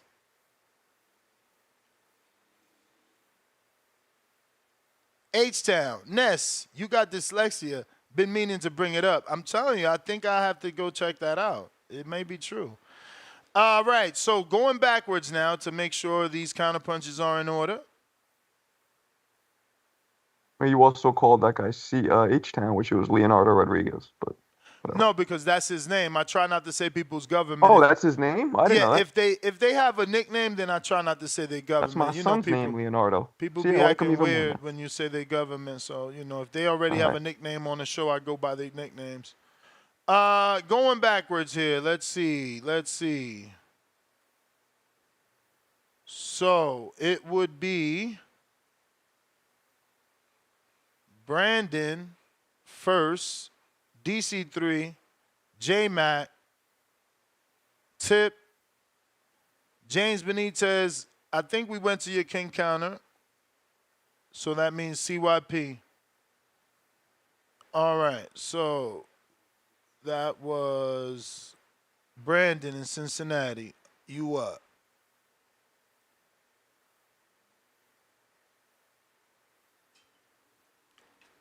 Yo, Mm-hmm. back on the road, my brother. Can you hear me? Perfect. Yeah, just going. Don't forget, I still got my regular call, but I'll take it later. I'll call out some more of your contradiction in a moment. First contradiction. You just got done saying Bud fans need to stop putting themselves in Bud shoes and saying what Bud would do and should do. And then you turn around and do the same thing just on the opposite end of the spectrum. You just said if I were Bud, I would want to get the biggest bag. I want to take them easy fights and get the money. You ain't Bud, motherfucker. Yeah, So but I'm stop not. saying I'm what not you would do if you denying. was Bud. But I'm not Same denying thing. that. You ain't Bud. I'm not You ain't in Bud denying. shoes. And we got a better case of putting ourselves in Bud shoes. No, Bud you ain't never don't. mentioned wanting to fight. Hold on, can I talk? Let me call out your contradictions, and then you can respond. Bud ain't never mentioned fighting Ryan. Bud has mentioned fighting Canelo. So the fact that we want to fight, we want to see him fight Canelo, it kind of has more merit when we say that because we've actually heard him say that. So when we put ourselves in his shoes, kind of mirrors what he's been saying on his own. We ain't never heard Bud say, "We won't eat a fight for the biggest bag," because that's what I would do. Yeah, yeah. So bullshit on that. Nigga, you just want to fight easy fights. Yeah, I know what kind of fighter Ness would be. It'd be 15 stingrays in the parking lot, motherfucker. You gotta settle for your one stingray, Ness. You ain't Bud. But that's one bullshit contradiction I gotta call you out for. Then you said, what was Mean Machine? What was Sanabria? Mean Machine was a Mando. Majamov was a champion. And Sanabria and all them other guys, I don't even think he was a champion yet. So that's my point, Ness. He's now in the driver's seat. We don't want fights we know he could win. That's what we trying to tell you. We want to see him fight the toughest fights. Ryan ain't a tough fight, bro. That's all we simply trying to Bruh, say. but you Stop. don't want. But you don't want the Benavidez fight. Why you keep How lying? come we don't? Call How after come we call. don't? Call after call. If You he, say we want the tough fights, hold but on. when they offered, you don't We want them. want the Benitez. We want the Benitez. I'll take the You Benavidez want fight. you Bud you might not. guys Hold on. Hold on. Hold on. you guys Hold on. so tough. Hold on, bro. Why wasn't nobody Hold on, calling in bro. here when Turkey Al-Sheikh offered Benavidez 164? Why nobody say, man, Bud should take that shit Bro. without a catch weight? Bro. I Bud guarantee shouldn't you. act like Listen, Canelo and bro. take a catch weight. Listen. I'm about to answer your question. Listen. If Bud, so you telling me if Bud signs the fight Benavidez, I'm gonna be like, oh my God, Bud's gonna get crushed. It's not the fight I wanted. I'm not gonna watch this and root for him. Fuck no, I'm gonna watch it and I'm gonna root for my guy. But you act like I'm not gonna watch this shit. If Bud fight David, I'm all for it. It's a challenge, my nigga. He gotta fight fights like that. I want to see him in a challenging fight. Like I told you, I get the gimmicky shit with Tank and Canelo, and I know that's them. You want everybody to be the next Floyd Mayweather and shit. That's your The call. problem. That's the call. But I That's wrote a your few problem. things down here. About me wanting to be Bud, yeah. That's what I would do, and I don't deny that. The fact that y'all are so fans, such big fans of his, and won't admit that. That's what the issue is. That you want to act like you Bud, but you won't admit it. At least I'm coming out. I'm giving a hypothetical. If I were him, if I had those God-given skills, if I was on that pound for pound list, I would beat the shit out of his easy bag. Why not? Why not?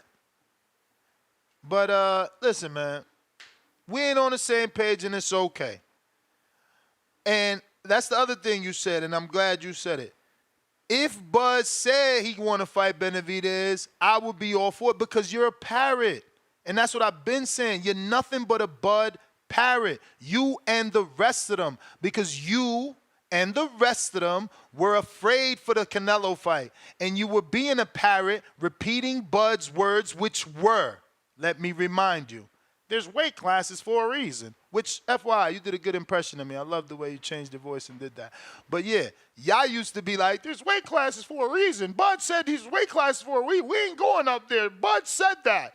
And that's, again, my issue. Y'all talk like that. We ain't going up there. Bud said that. We. The minute he says something, you become a fucking parrot and you're French. The issue with you and what you don't see is that I am truly the one smarter than you. You keep saying you smarter than me. I'm the one said he should fight Tank. Bud went on the radio and confirmed it. Then the parrots came out. We'll fight Tank. We'll fight Tank. The only guy we'll fight at 47 is Tank. Fuck Duran. Fucking parrots. I said you should fight Canelo. And then finally Bud seen the light. And what did y'all do? Turn into parrots again. We'll fight Canelo. We'll fight Canelo. Like, bro, you playing catch up, but you calling my fights stupid fights. You saying my fights are gimmick fights. I said Crawford, Benavidez, Big Turkey, Uncle Rich Moneybags tried to make that fight. Now you keep claiming you want great fights. You want tough fights. You don't want the gimmick fights. So why you don't be calling in here saying, man, Bud need to fuck chasing Canelo and fight Benavidez. Turkey was trying to make that fight. The only thing that stopped that fight from happening is him not being able to get the 164. Fuck a catch weight. I don't want my favorite fighter to be like Tank. I don't want my favorite fighter to be like Canelo, who you love to talk shit about, Canelo and Tank. You just did it on your outro. My favorite fighter ain't went into the Tank fights. Went into the Tank fights. So don't be like Tank and fight that man at 168. Get that bag Turkey Al-Sheikh want to give you and that challenge. You don't want to be Bud Crawford then. You want to wait for him to say he'll fight David Benavidez so you could turn back into the parrot. We'll fight Benavidez. We'll fight Benavidez. Come on, champ. It's murder. You're dead. Kick rocks. DC3, what up? Counter. Yo. Shout out to J-Mac and Brandon Maurice, man. J-Mac, man, you know, I got a little southern accent, so you know, you feel me? That's why I say it like that. And if you think about the real resume, you feel me? If you look it up, it's spelled the same way you spell resume. You know what I'm saying? Resume really ain't no word. You know what I'm saying? It's resume. But yeah, J-Mac, like I'm saying though, man, if he go fight Zoo, you know, Fundora, who else is 50? For all them other guys in Boots, they all under 30, bro. We just want to see him fight somebody that's, you know, in their prime. You know what I'm saying? And stop fighting guys that, you know, we out that you know. I hate bringing up the Earl stuff, but, you know, it's obvious something he was a little off, bro. You know what I'm saying? Then he fought Porter, one foot in, one foot out. All I'm saying is the guy, you know, who he fought, you know, it don't compare to the other greats. You know, that's all I'm saying, J-Mac. You and Brandon Maurice are very intellectual guys in the sport. You know what? I know y'all shit, but I know y'all see that. That's facts, though. Then they gave him Benavidez. He don't want the Benavidez fight. You know what I'm saying? He want Canelo. So how y'all say he don't want the Ryan fight, which is a big payday, but y'all cool with him jumping up to go fight Canelo? So it's clear as day y'all want him to get paid. And then y'all keep saying, y'all jumping this. The shit funny as hell. Miss, they money long, too, so they finna be on your ass all day. You know what this shit gonna carry to the second show, Miss. Watch what I tell you. But and then yeah though, so y'all gotta stop doing it. And then y'all know Ness gonna play devil's advocate. You feel me? That's what makes the show what it is though. Him going against that shit and him not agreeing with everything. That's why the show the best show in the world, cause he paying devil up. He going against the grain. You know what I'm saying? But shout out to y'all though. And J-Mac, man, we just want him to get some more names. He at 54 now. You know, Magic Mouth cool, but he ain't really no name. You know what I'm saying? Outside of Earl and Sean Porter, you know, who else? These other they ain't real names though. He shouldn't have resigned. He should have went to PBC with guys that, you know, they had Thurman over there, Porter, they had all them guys over there. I seen he was trying to get the Pacquiao fight. They fucked him up with that, but that's all I wanted. I just want him to fight some names. You know, guys, I look at it. PBC got all the dogs, bro. Top rank, they benefit from being on top rank. That's why they get all the belts. Yeah, I keep saying PBC hold all the belts and they move a Bob Am been doing this shit for years. Look at 35. Who got out? Well, Shakur out PBC. I mean, out top rank, but niggas Loma and Berinchek got two belts. They keep the belts at top rank. They benefit from being on. Bud benefited from being on top rank, bro. Let's keep it 100. He benefited from being on top rank. He ain't have to go through the fire like all the other guys did. It ain't his fault, but let's keep it 100, bro. He didn't. I'm up.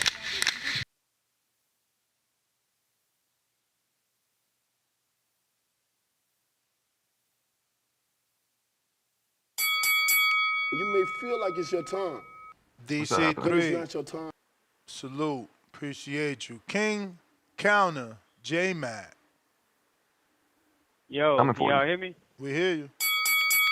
Hey, my Ness trying to ice me out, Marcus. I need your help. Just remember these names: David Benavidez, Boots, Jay Benitez, and Resume. We're gonna say those 4 things. Okay. He was trying to ice me out. First of all, I'll go with Jay Benitez. Brother, you can throw the life vest in for Ness all you want to. You just worry about losing that award you've been competing so hard for the head of the year, because you just already lost. Tip got you beat by a milestone. You say I'll fuck with you in real life, but I'm about to cook your ass on this show.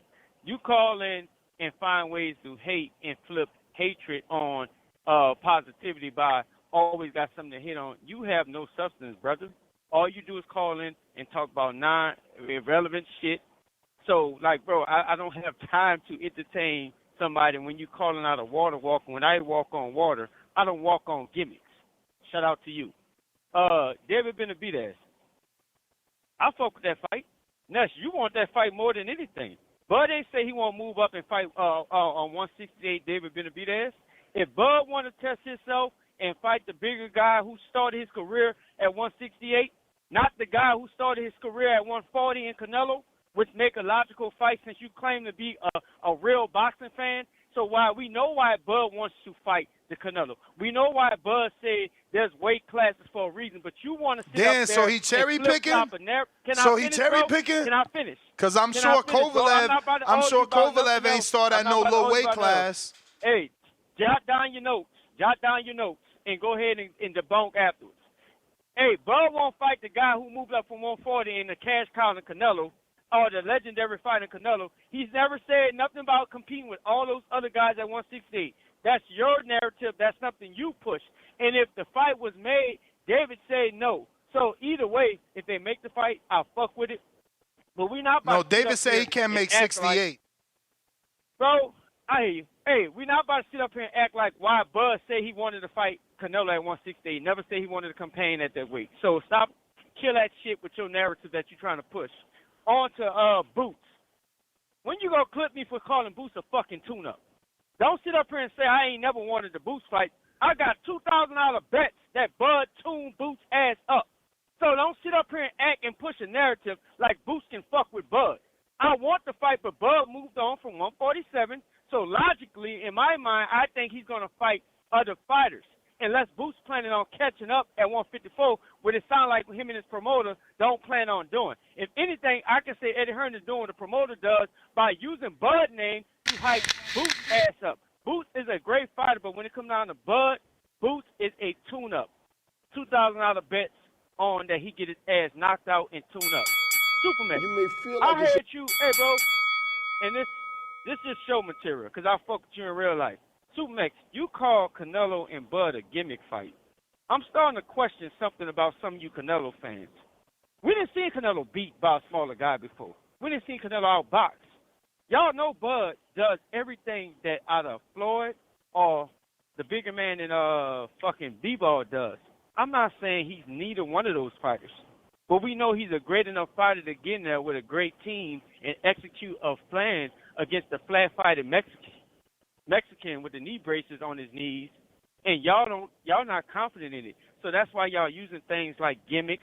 Y'all trying to downplay the fight like all you motherfuckers ain't gonna tune in, and that's the biggest, best fight, maybe the best fight or best fighter with an O on his record that Canelo has ever fought. Another point, y'all always dismiss Bud Rasoon.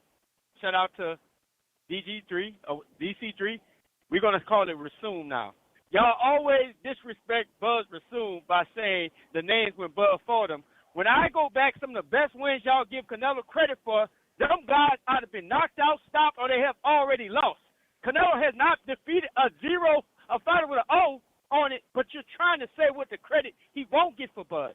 Next, you always say we changed the topic. No, we changed the topic in response to what you say on here. You the one that started talking about Bud and Ryan fighting and what that can bring, the money it will make and all that. So guess what? We respond and we start regurgitating the facts. Don't sit up here and act like we changed the narrative. What happens is you run your mouth, change the narrative, and we respond to it, and we go back and forth about it like we've been doing. Lastly, will send some good information. Shout out to Majid. I'm gonna give him his just due. Last year, Ness wanted Canelo to fight McAbee, right? Fucking gimmick fight. But also has the same, and he also wanted him to fight Usyk. That's another fucking gimmick fight if we going off the logic you're spitting today. But then again, you want him to move up and fight, and then to say Canelo's too small in regards to saying fighting Usyk after he got his ass whipped by B-Ball, because after he moved up and fuck around and found out that he can't fuck around up there. He got to tread light. So you want Bud to move up and fight David when he never asked for David, but you'll sit up there and understand that Canelo little bitty ass, who moved up from 140, started being mentioned when he moved up and found out they got bigger, better dogs out there. Hey, man, look, I've been entertaining this shit for years. You not getting money out of me. I want us to stay on your fucking throat. Don't let your ass come up from air and stay on the topic. You stick to the topic. Make TVV great again and get rid of that fucking mute button and stop using that mute button. Feel like it's your time. But it ain't your time. Again, every time we get into these heated debates that go back and forth, my key word that I love to use is comprehension. And that young man just has a lack of that. Again, we'll start with some of these false accusations that I brought up. Bud versus Ryan. This is this is my own fault, Marcos, right? Because I promote myself as the person that follows everyone and watches everything so that you don't have to do it. So that's why you come here. So in one hand, he's in the right. He's coming to receive the information, but then again, we resort back to comprehension. What is he listening to, and is he comprehending it? Because I clearly stated and played audio of Ryan calling out Bud and disrespecting Bud. But maybe I should play it again because I guess it gets his skin to boil, and he doesn't like it. But I'll play it again because somehow I sound like Ryan, and I said what Ryan said, which made it the topic Terrence of the show. Crawford really hasn't beat nobody other than Errol Spence Jr. that went through a car crash. Other than that, who Terrence Crawford has actually beat? Name one guy that he beat other than Errol Spence. That's well known. I think the Spence one was pretty impressive. But name another one. Sean Porter that was from Wash. He was on his way out. He was on his way out, yeah. Who has he beat? He hasn't beat nobody, bro. He's not gonna beat nobody, bro. Terrence Crawford is not no, he ain't like that, bro. Terrence Crawford is an overhyped bum, bro. I'm sorry. Somebody gotta say it. You're an overhyped bum, bro. I'm looking at the camera right now.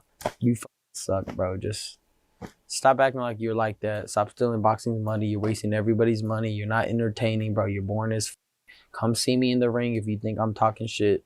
I did, bro. Terrence Crawford really hasn't beat nobody other than Errol. Again, this show hasn't been able to move on to the portions of him talking about Rayo and him talking about Shakur and him talking about all the numerous other people because the Terrence Bud Crawford fans are super emotional and they can't get over what they heard. So they're attacking me. Ryan is not here, so they have to attack me. Somehow I said those words. I called him a bum. Shit, what Ryan said. That's bullshit. That he's just trying to stir it. Ryan, let's be honest. Ryan likes getting the attention. He's trying to also set up fights for himself. That's not true. You can't say Crawford's an overrated bum. You can't say he fought nobody. That's ridiculous. But Ryan's been on that lately. He didn't say he didn't fight no one. He said outside of Errol Spence, who did he fight? Right, and that's ridiculous. Saying Sean Porter was a bum or whatever he just said. He didn't say Sean was a bum. He said Sean Porter was washed. That was a peak So are you trying to? That was a what? That was a peak. That was a peak Sean that he beat. Wow, I think that was Sean as good as he gets. You really watch Sean highlights. was beating him. No, we're gonna move on, bro. We're gonna move on. You're out of control. So you're telling me that you agree that Crawford beat nobody except Spence? No, I'm not telling you that. I'm telling you that there are more than just Ken Porter. Have you heard Ken Porter talk about that fight in that training camp? Yeah. All right. So Strong was winning, but let's not focus on the one fighter. There's a plethora of fighters that Crawford beat that are not. I mean, I don't agree with what Ryan said at all. Again, that's a 47-second clip. It doesn't really do it justice. He goes into detail. I get it, and I mean, you got to admit too. He He's gives his saying shit. reasons. You know, you just He's got to saying listen shit to to raise it. eyebrows. He is. Well, I mean, is he saying shit to raise eyebrows, or is he saying exactly what he said? If you think I'm talking shit, come see me in the ring. And that's what his goal is, to make this fight happen. But again, listen to me, Marcos. How many times can you go to the well? He's only here because of what happened in the Haney fight. If Haney would have beat him, would he be here? No. Okay, then.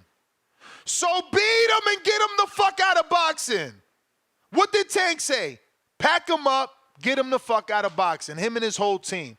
But you got to pack him up. You got to pack him up. Like, what the hell? I mean, you know. Conquest, $5, no words, all love. Go ahead. No, I was just saying, like, I get it. I just think that when I hear Ryan talking, like, it is ridiculous with the way he's going about this. But I guess maybe that's his only shot, because otherwise Crawford wouldn't think twice to fight him unless he maybe talks enough shit. But it makes a mockery a little bit of the sport, I don't know. I don't like it. We got Tip Bellis counter.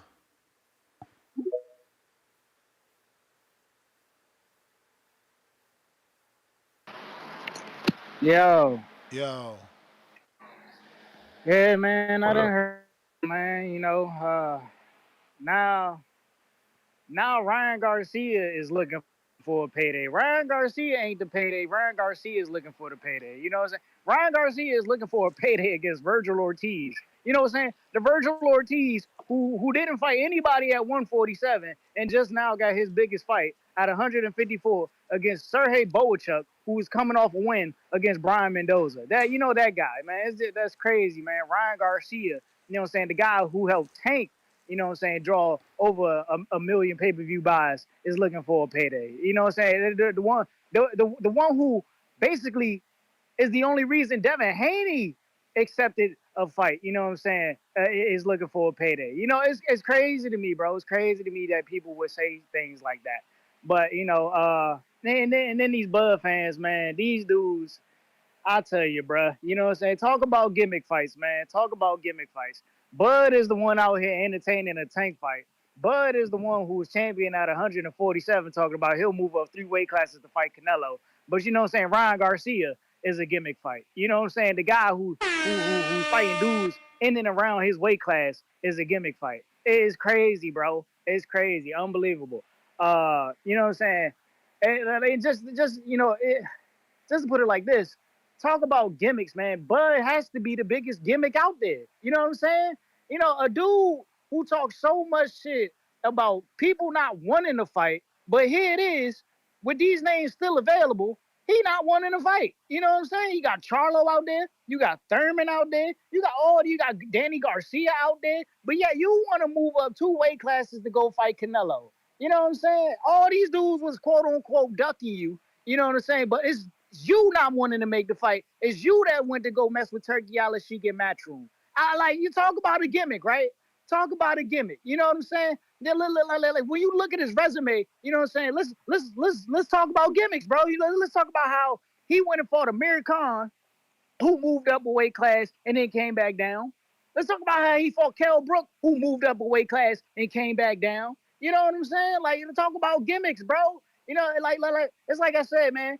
These dudes talk about they want to see Bud in the toughest fights now, but when the toughest fights were out there for Bud ain't want to fight them tough fights. You know what I'm saying? Like you know, they always criticize me for talking about Thurman, but Thurman ain't come back, you know what I'm saying, and take a gimmick when it was Tim Tszyu, right? When it was Tim Tszyu who he's willing to jump up in the ring with after being out for 2 years. You know, I just find it funny that y'all always talk about gimmicks, you know what I'm saying? But it's this one dude in particular who just don't want to fight people, you know what I'm saying, that you claim to not be tough fights, you know what I'm saying? But yeah, they out here taking the toughest fights. Nasty work, man, when it comes to these Bud fans, bro. It's just nasty work. I just don't understand it, man. You want this dude to take the toughest fights now, but all the toughest fights for him, he done turned down. Nasty work. He don't want to fight Charlo no more. He don't want to fight Thurman. He don't want to fight Danny. All these names that called him out that'll be tough fights for him, he don't want to fight them. Oh, I'll fight Boots, but here it is, he fighting the Dream, Majimov. Like, come on, bruh. Come on, bro. Like, what is a bigger gimmick than that?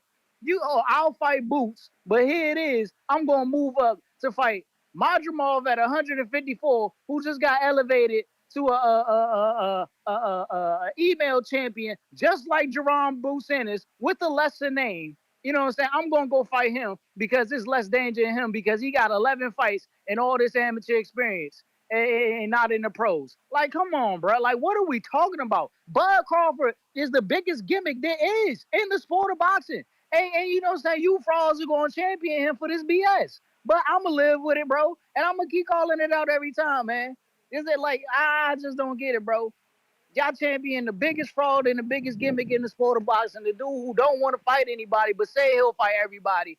You know what I'm saying? Like, it's just nasty work, man. It's nasty work. But I'm gone, bro, man. Shout out to the Blood fans, man. Shout out to Baby Jokey, you know what I'm saying? Thinking Ryan Garcia is looking for a big payday, you know what I'm saying? When Ryan Garcia basically is the biggest payday. When Ryan Garcia, all he got to do is put a strap on himself. And you know what I'm saying? It's going to be even bigger, you know what I'm saying, from there. But, you know, I don't know what I'm talking about, man. I'm just a hater, right? I'm gone. I mean, I think he used the word gimmick incorrectly. That would not be a gimmick, what Bud did, but... Okay. Okay, you don't think it would be a gimmick? I see his argument. I mean, I'm sure, you know, it wasn't meant to be, you know, direct, but it was a play on words. Lake County, $5. Ness, just have some accountability for once. You never, in your right mind, whenever discussing Bud. If Bud topics were a test, you'd fail every time. Only 4 thumbs up. Come on, bro. No one believes you. Buy a clue. Matt Bent, $102. Didn't Bud say he'll entertain a tank fight? Yes. Something that Ness said first. Ness said first. And these Bud fans called me all types of names. Counterpunch, Brockavelli on Spaces.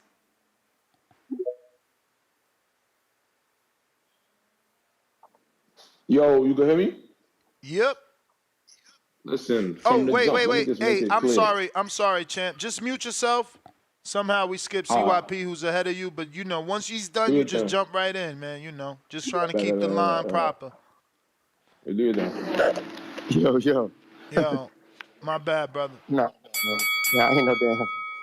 Yeah, Machiavelli, you got cut off, man. Welcome to the Boxing Boys. Hey, I was I can't lie. This shit bothered me. This 3-division jump shit be bothering me because it's 2 divisions. But let's see if it could be possibly 3. Y'all do realize that Floyd Mayweather fought at 154. He got the belt from Cotto, right? That's when people start saying, well, why don't you fight Triple G? It's only 1 division up. So he could fight 1 time at 154, right? Get 1 belt at 154, and still 160 be 1 jump. But Bud could fight 1 time at 154, get 1 belt at 154, but from 68, that's 3. See, I always notice certain shit. Like when you feel like it's in your favor, you will use certain shit. And then when it's not in your favor, you forgot that you used it the last time. So if you're champion at a division, you are in that division. Bud has never said, I'm going to try out 154 and see how I like it. Nah. That ain't what he said. He didn't say I'm moving back to 147. Not what he said. He had 154. So if he fights Canelo, it's at 168. That's 2 divisions. I don't give a shit when the fight was talked about. You can, from that day on, you can still walk the next day. You can still wake up the next morning. You can still change your mind the next day. He has showed us that he's a 154-pound fighter right now. So if he fights anybody at 168, it's 2 divisions up. It don't matter if it's Canelo or not. And if I'm wrong, then why did y'all say that all Floyd got to do is move up 1 division to fight Triple G if he literally was only going to fight Cotto 1 time 154? Like, Cut it out. Y'all look like hypocrites once again. Boxing does not change. It actually just has stats and a file that it puts shit in. And then I go put the code in and bring that shit back out. Last thing I'm gonna talk about.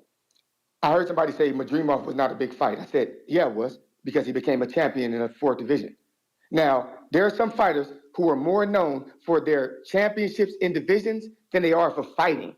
Adrian Broner is known for 4 divisions. Mikey Garcia is known for 4 divisions. Leo Santa Cruz is known for 4 divisions. Manny Pacquiao is known for 8 divisions. You cannot name all 8 of them dudes that Manny Pacquiao fought to get those titles. But you know it's 8 though. You know it's 8. So don't try to downplay Bud's 4th, or you ain't downplaying everybody else. Some dudes get into the Hall of Fame strictly because of how many multiple divisions they're champions in. So all those fights matter. They're big because they get you to the Hall of Fame. Real talk. So Madrimov was a big fight for Bud. He just would have fought a regular 154. You would have been right. It wouldn't have been a big fight. But the fact that there was a title on the line, history was made, that means it was a big fight.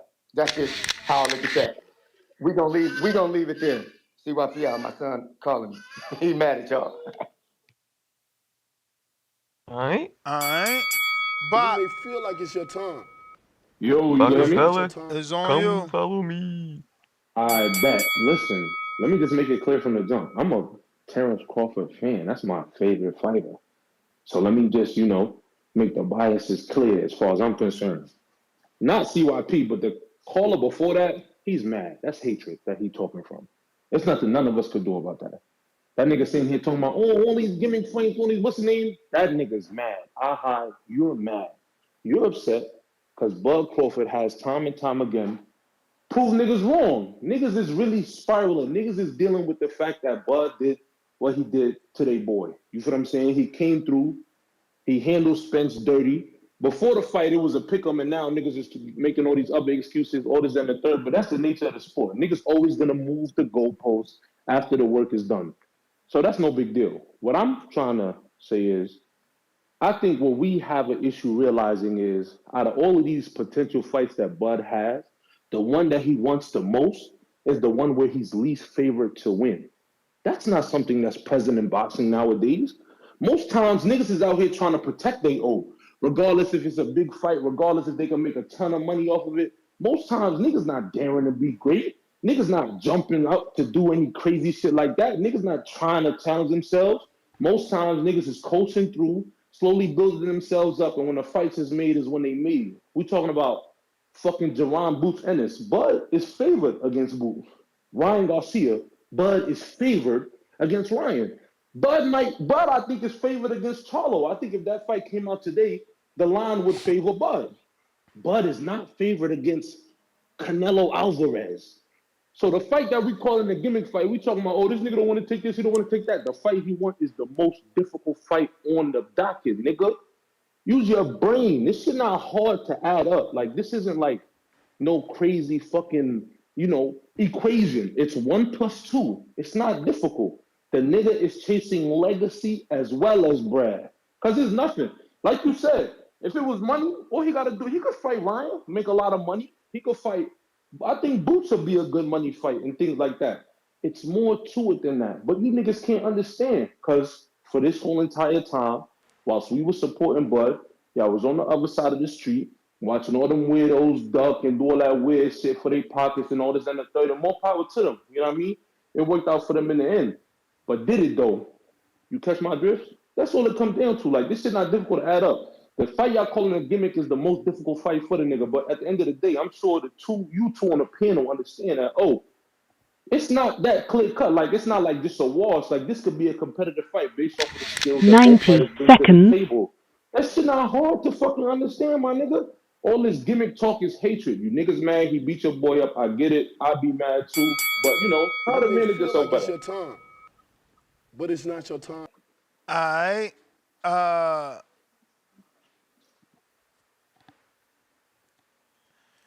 So CYP said change, which triggered me on a thought I wrote down from J-Mac, where, he said he made fun of me for changing my mind after Canelo lost to Bivol. And I just wanted to say that for anyone that is a casual fan, strike that from your mind. Don't listen to him. He has no, real knowledge, right? Like, because that's what you're supposed to do. You watch a fight and you assess a fighter. Fight by fight. Fight by fight. You assess a fighter. So you're entitled to watch a fight and reassess that fighter. And, oh, well, maybe he can't do what I thought he can do now. That's just being intelligent and not following someone blindly, being a fanatic like clearly he is. Also, since we're bringing up things that he said, Bud isn't doing what Canelo did and moving up to get beat up. Bud is picking someone that started at 140. So clearly he's saying that he is strategically picking a 168 pounder. It's not that Bud could fight at 168 and be undisputed. He can fight at 168 and be undisputed because it's Canelo who started at 140. Unlike Canelo, who was truly seeking greatness and not looking, again, this is through the eyes of that caller. I'm not saying this is what Bud doing, but again, through the eyes of that caller, Bud isn't seeking greatness. He's picking someone who started at 140, so he believes he can beat him. Unlike Canelo, who started at 140 and picked Kovalev, who did not start at 140. Then he picked Bivol, who did not start at 140. So these fans of Bud are better off zipping their mouth because you make them look worse.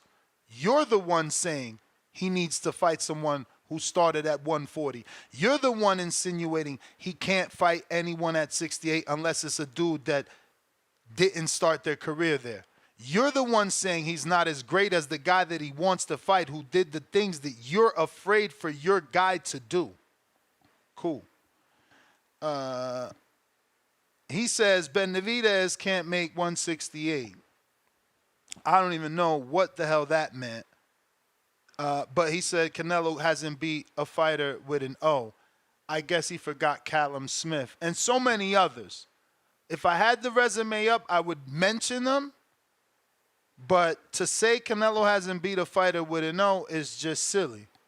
And this was right after you brought up Canelo beating guys that we still give credit for that get knocked out, but we don't give Crawford credit for the Brooks and the Khans, but we, essentially give Canelo credit for the legend in Mosley and Cotto, and you feel that we shouldn't, or we should treat them all equal, as if Brook and Khan are legends like Cotto and Mosley. I mean, again, just crazy, crazy, crazy talk. Always crazy talk. Lake County, $5. Ryan is looking for paydays. Tip doesn't he have to pay $23,000 a month to a chick arse he beat to remove a restraining order? Yes, Ryan needs paydays too. Tip with a counterpunch and CYP with a counterpunch.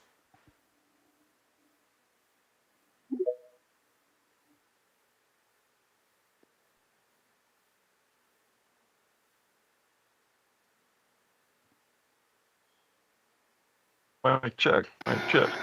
Give me 1 second. Let me let this bill up real quick. Yeah, man. Somebody in the comment section wrote something. Hold up, cause I gotta find this right quick, man. Cause I'm gonna get to this. I'm gonna get to this caller before who just said this goofy ass shit. Apparently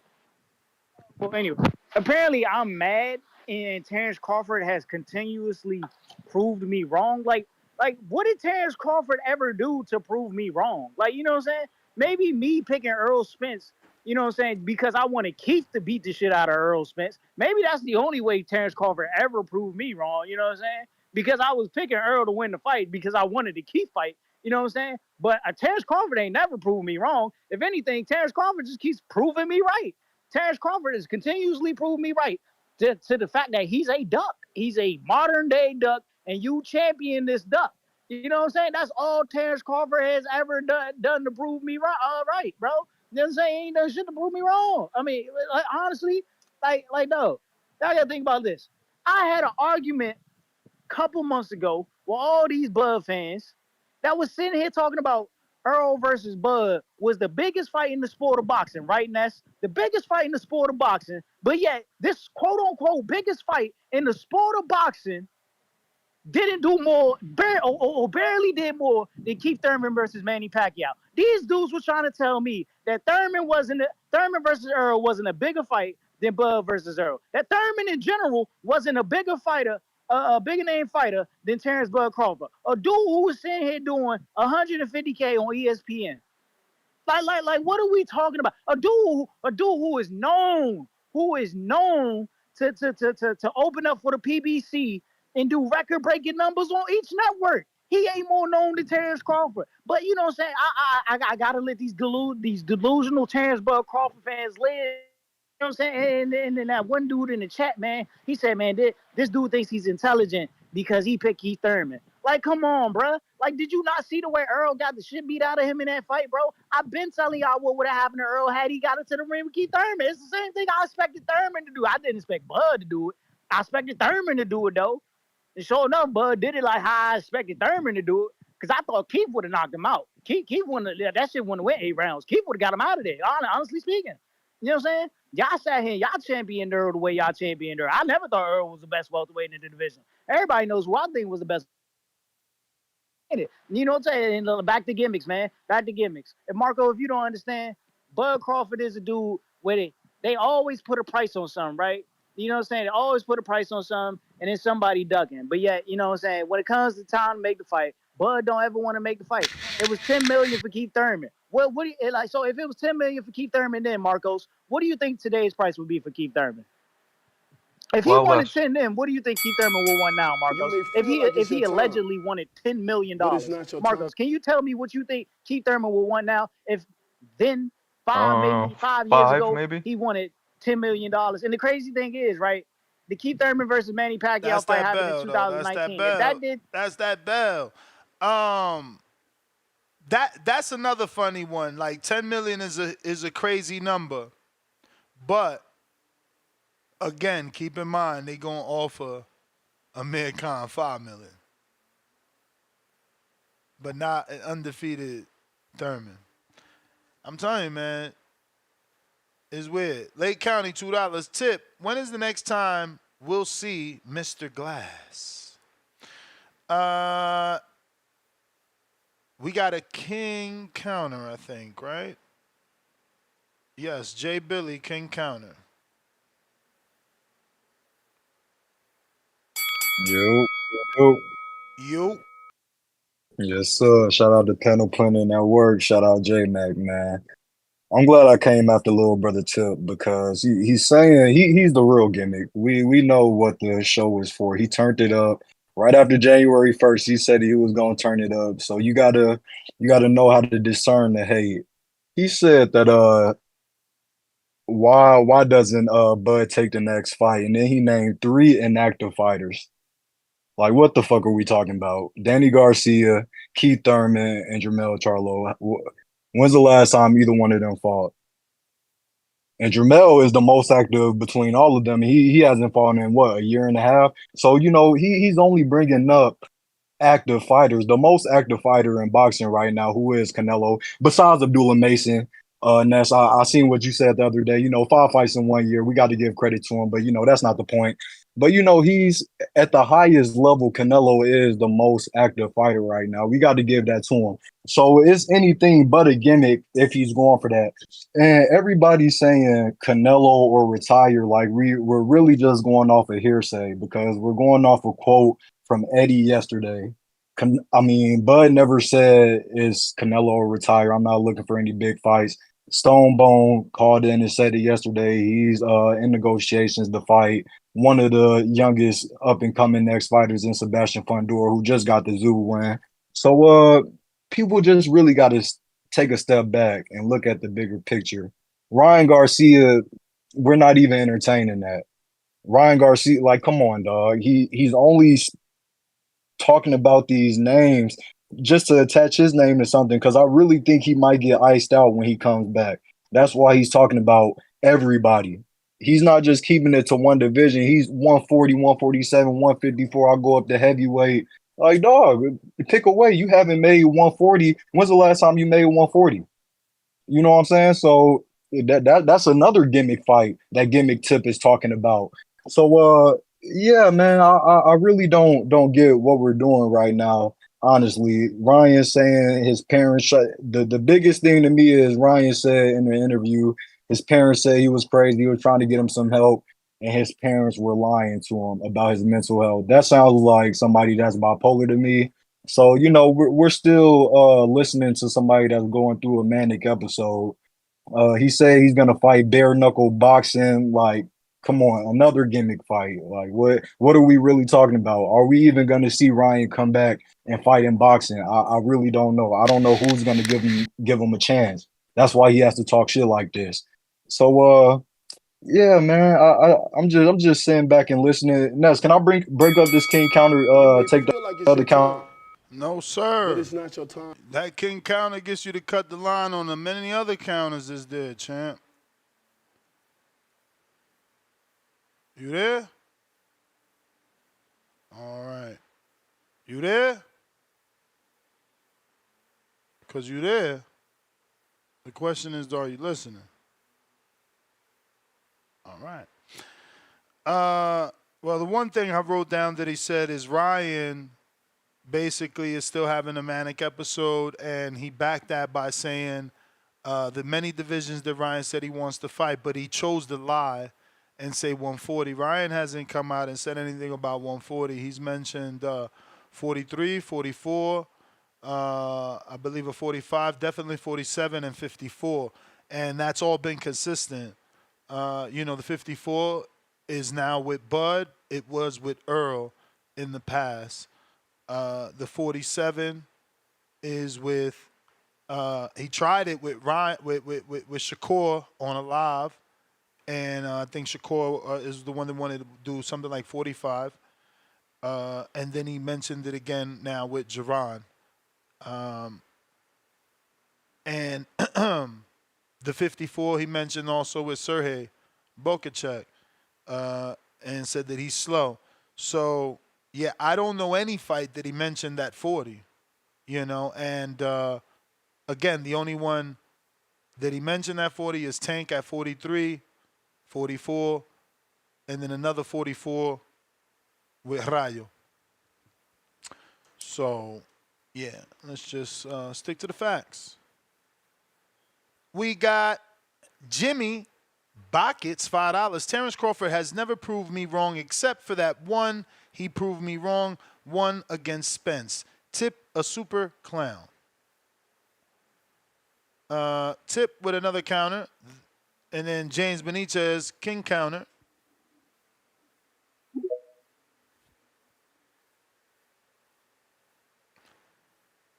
So it would be CYP, then Tip after James. What's up? Oh, Ness, Marco, you hear me? Yes, sir. Man, these antics from these water What's walkers up? are killing me today. Before they speak on another man, like Canelo, they just need to only just stick to knowing the shit about their favorite fighter and stop trying to downplay Canelo. Canelo's never took an O from a fighter. Didn't he take Billy Joe's O? Didn't he take Caleb Plant's O? Didn't he just recently take Jaime Maguire's O? Didn't he also take Austin Trout's O? Like, come on, man. Like, before you start trying to just slander a man, just goddamn research. CYP always preaches to all you callers to research. And Jay Billy, shout out to you, man. You love riding off the coattails of all your big homies and shit like that and say, oh, Bud's in negotiation with Fandor.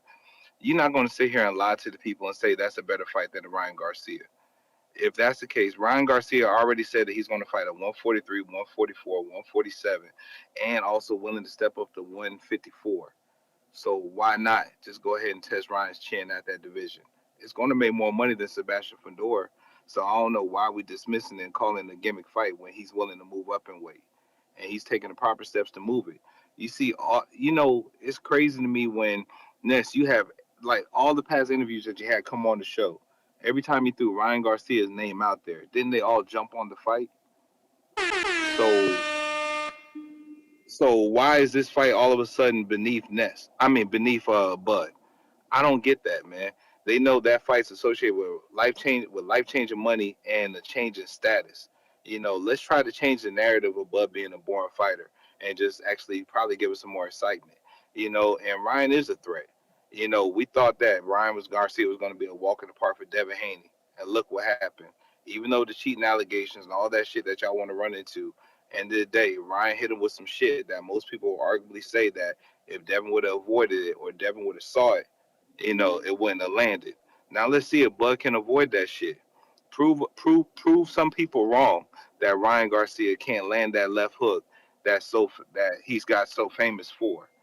And let's see, man. And shout out to you and shout out to the community as always, Ness, man. I'll catch you on the next one. You know what it is? I bet you Ryan could land something on Bud, but would it do any damage?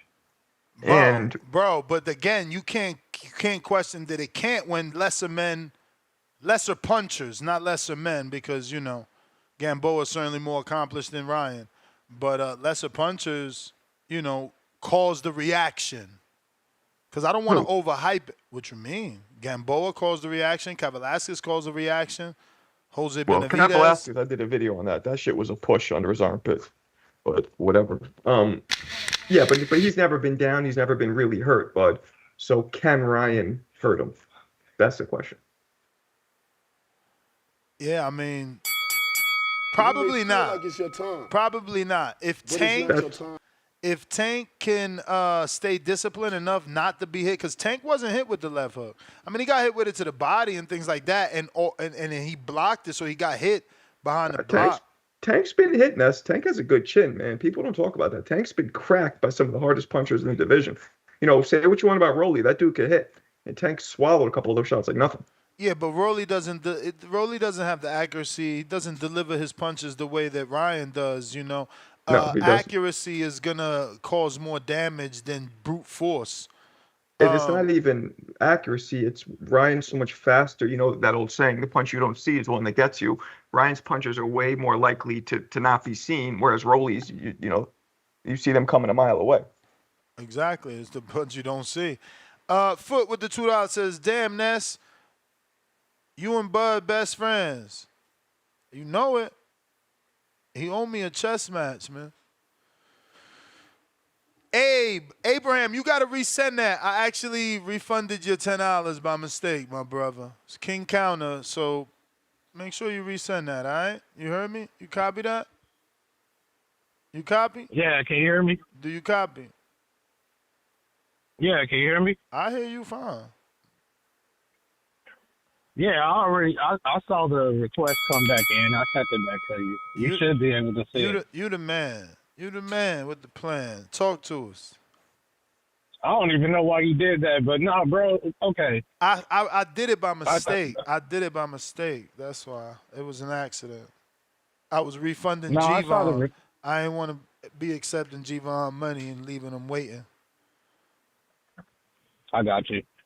Now, I'm going to say it again, bro. People need to quit calling for Terrence Crawford to fight Boots. I don't think Terrence Crawford has any interest in messing up Boots' career. He's young, very talented, and that dude is not going to be Terrence Crawford. Terrence Crawford he's a dog. There's a fighter that I didn't like watching at first because he moved around too much. But then I realized something. He's moving around because I want you to be right where I need you to be so I can pop the shit out of you. And that was Floyd Mayweather. And that's why, if you notice, when he fought anybody that hurt him, he beat the shit out of them after that. That's why Canelo, he caught him early. Canelo hurt him, and once he did, he was like, oh, hell no, you're not going to keep hitting me like that. I'm about to start beating your ass. Same thing with Sugar Shane Mosley. Same thing with Zab Judah. There's another fighter that has the same thing where Costa Zoo, Zab Judah fought Costa Zoo because he's slow. But what Zab Judah didn't understand is Costa Zoo is very great at timing speed. That's what he couldn't account for. So as that Judah came in there thinking, oh, I got these fast hands, I'm about to put these hands on you, Costa was like, no, you're not. And he knocked that Judah out. Timing, everything, everybody has attributes. And if you don't know what you're getting yourself into, you're going to fuck around and find out. And that's what these fighters are doing. They're getting in that ring and they're finding out, oh, shit, didn't know that you was good like that. Well, now you do. People don't understand how good Terrence Crawford is until they get in that ring with him. Nobody understood how good Mayweather was until they got in that ring with him. Now you know, getting that ass whooped. Also, a couple of days ago, I called in and I gave you $10. I was dealing with my kids. You picked up my call, but I didn't get a chance to get my call on. Yeah, I remember that. I kept going to you, but you had your kids in the back. But you didn't come back around to me. I got you today. I told you, bro. I told you I got 3 girls. Look, bro, I told you I got 3 girls and 3 boys. So you did catch me when you picked up my call. I was dealing with my kids because they had some bullshit going on. Nah, no worries, man. You never lose over here. Anything I owe you, you get it back. Now I thought you was gonna come back around though, because I stayed on the line, but you never came back around to my call. No, what I'm saying is I'll just give you another king counter whenever you're ready. All right, I'll just come back, call back in later. I think everybody's having some good calls, but I do believe Terrence Crawford is not trying to mess up Boo's career. He knows, bro, I want to see you excel, because Terrence is not no hater. He knows, man, I'm going to fuck your life up if you get in the ring with me. I'm not trying to do that to you, young man. Oh, so but you think he won't fight him out of mercy? Correct. You know, this is what people don't understand. Why do you think Mayweather is the cash cow? Because he fought De La Hoya. De La Hoya was the golden boy.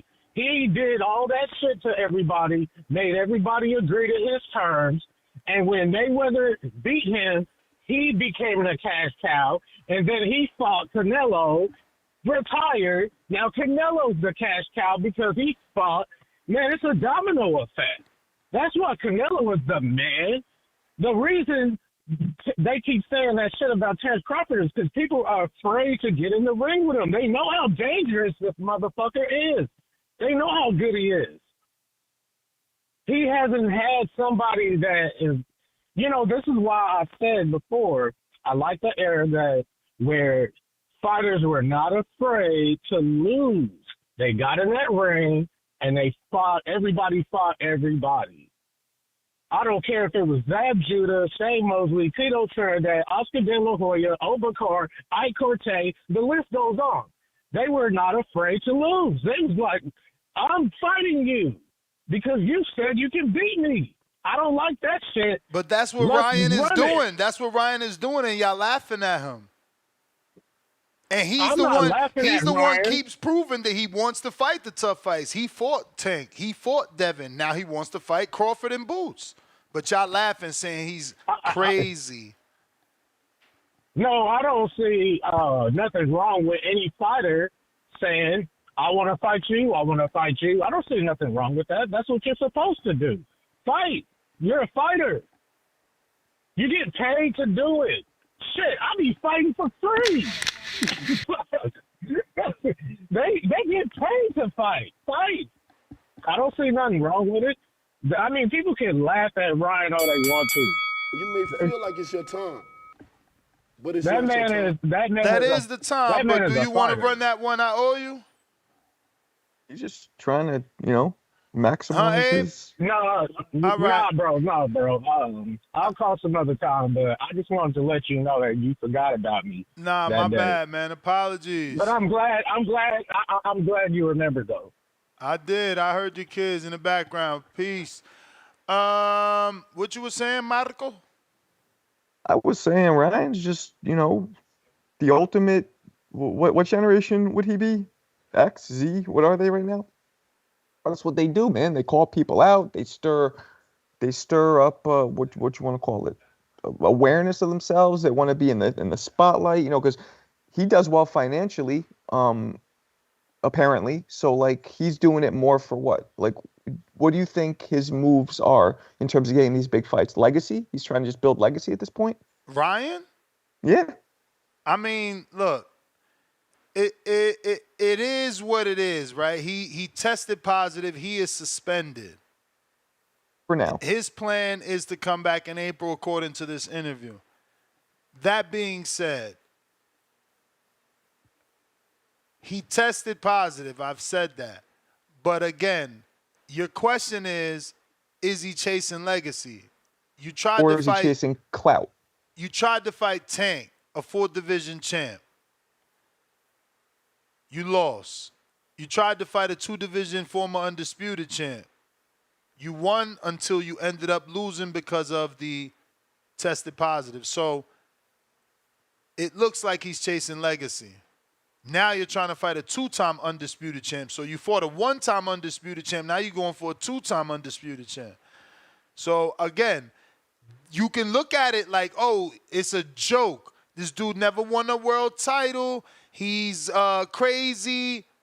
But again, what is he doing? He's fighting a 4-division champ. He's fighting a 2-division champ. He's fighting a former undisputed champ. That's what he did. Yeah, but let's not forget, he also called out Anthony Joshua. Didn't he call out that MMA dude, the white boy, Sean O'Malley? I hold on, brother.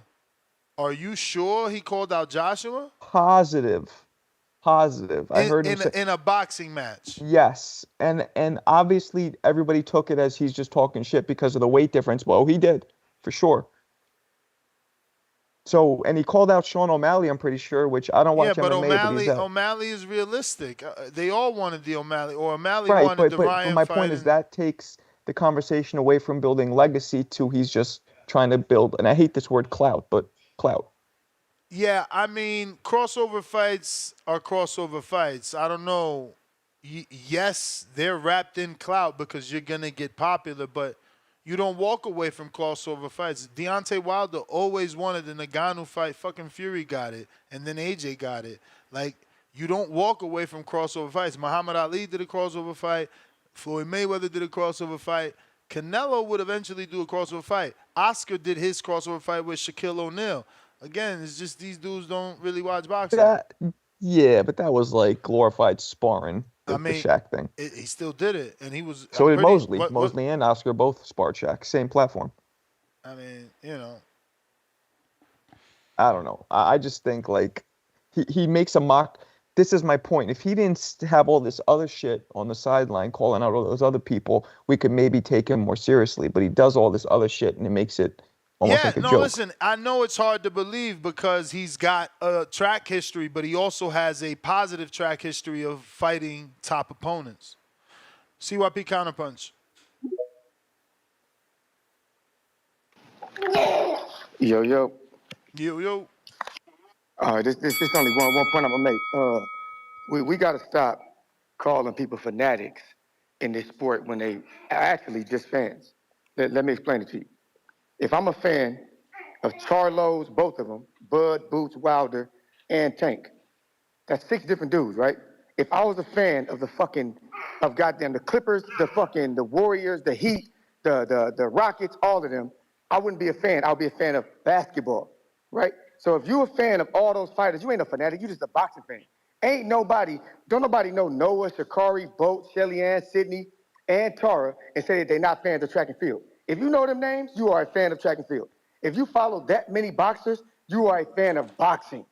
You ain't no fanatic. Ain't no way in hell you watch all them dudes fights, everything about their careers and negotiations, but you not a fan of boxing. Yes, you are. That's exactly what you are. Matter of fact, I applaud you for knowing that much about that many boxers. Because most people who are real fans, they only watch boxing when Canelo fight. They only watch boxing when Tank fight. That's a fanatic, not a dude or a fan who knows that many boxers and all this shit about them. Most of us that called in here, I'm going to give all of y'all credit. Most of y'all are real boxing fans. You wouldn't have so much to say every single day if you wasn't a real boxing fan. You wouldn't know shit. Could you imagine if you knew 6 golfers? Could you imagine if you knew 6 tennis players? Look, that's like 4 more than the average person knows. You would be considered a tennis fan, and a golf fan, a real one. So when somebody say you a fanatic, you this, you a Crawford, cut the bullshit. J Mac is a boxing fan. Brandon is a boxing fan. All these dudes are boxing fans. It ain't just Crawford that they love. They love a lot of boxers. They know a lot about boxing because they're real boxing fans. Let's cut that bullshit out and leave the fanatics for the dudes who never call in, who only want to listen and only want to talk about one thing. And they usually don't call. They usually hype that shit. CYP out. Well, the definition of fanatic,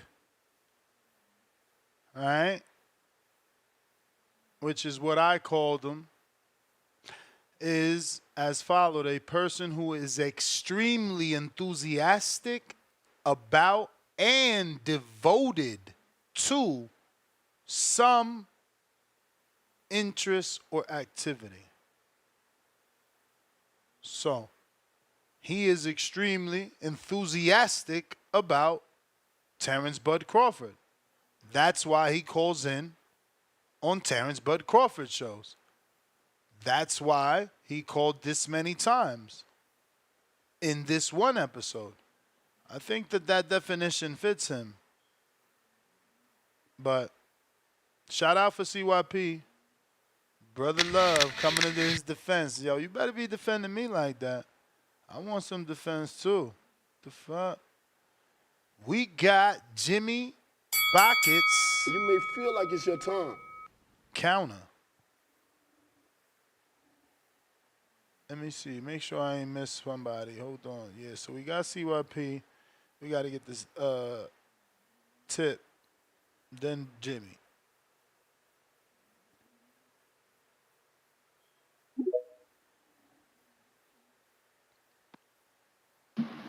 Yo.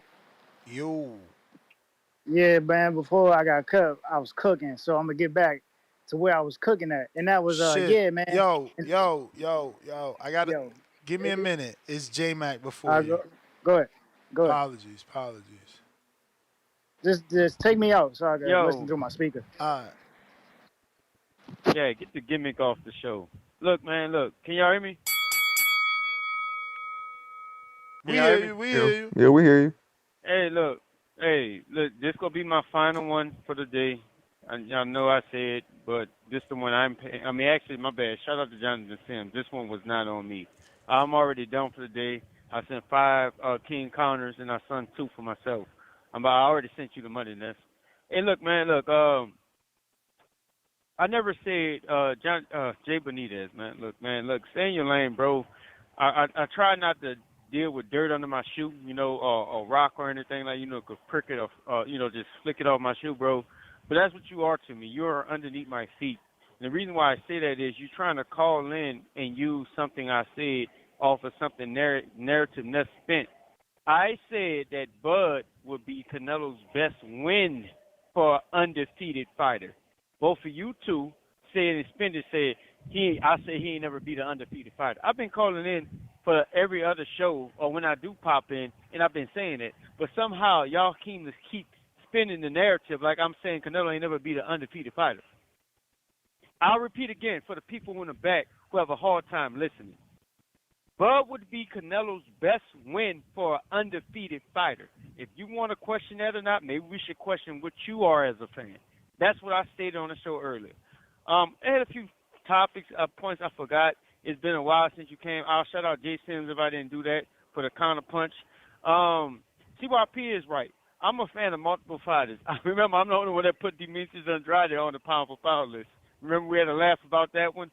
They got a few fighters, Devin Haney, Bud. I'm actually a fan of Booth. I just don't think Booth can fuck with Bud. They got a few names I don't care to mention, but I'm not about to be up here and discredit, say I'm a fan of them. That they actually have way more casual and fanboys that actually fit that. They have fighters guys that only call in and they can only bring up a Canelo Alvarez. I've been calling on this show. I done stated multiple topics. I done broke fights down. I done did every part of what a fan does that contributes to the sport. Like CYP brought up, some of us call every day. I used to call every day. I don't call every day no more. But we call in, and that's the passion, that's the love we have from everybody individually is different, what they go represent. I was big on telling y'all how bad Bud was around here because that wasn't popular in these streets. So if I'm gonna be called a fanboy because I was right and y'all was wrong, call me a fanboy. But that's y'all escape to get out of the fact that y'all been wrong for so long. So just go ahead and call me a fanboy because I was right. That's why it is the J-Mac era. That's why if you have a Hall of Fame show, I'm going to be on there. I don't know what valid I would be, but I'm sure I'm going to be on there. Man, shout out to J. Sim. This is my last one for the day, and I'll keep listening. You may feel like it's your time, but it's not your time. James Benitez, where you at? You got a counterpunch from Supermex. Bacavelli, you up? Counterpunch.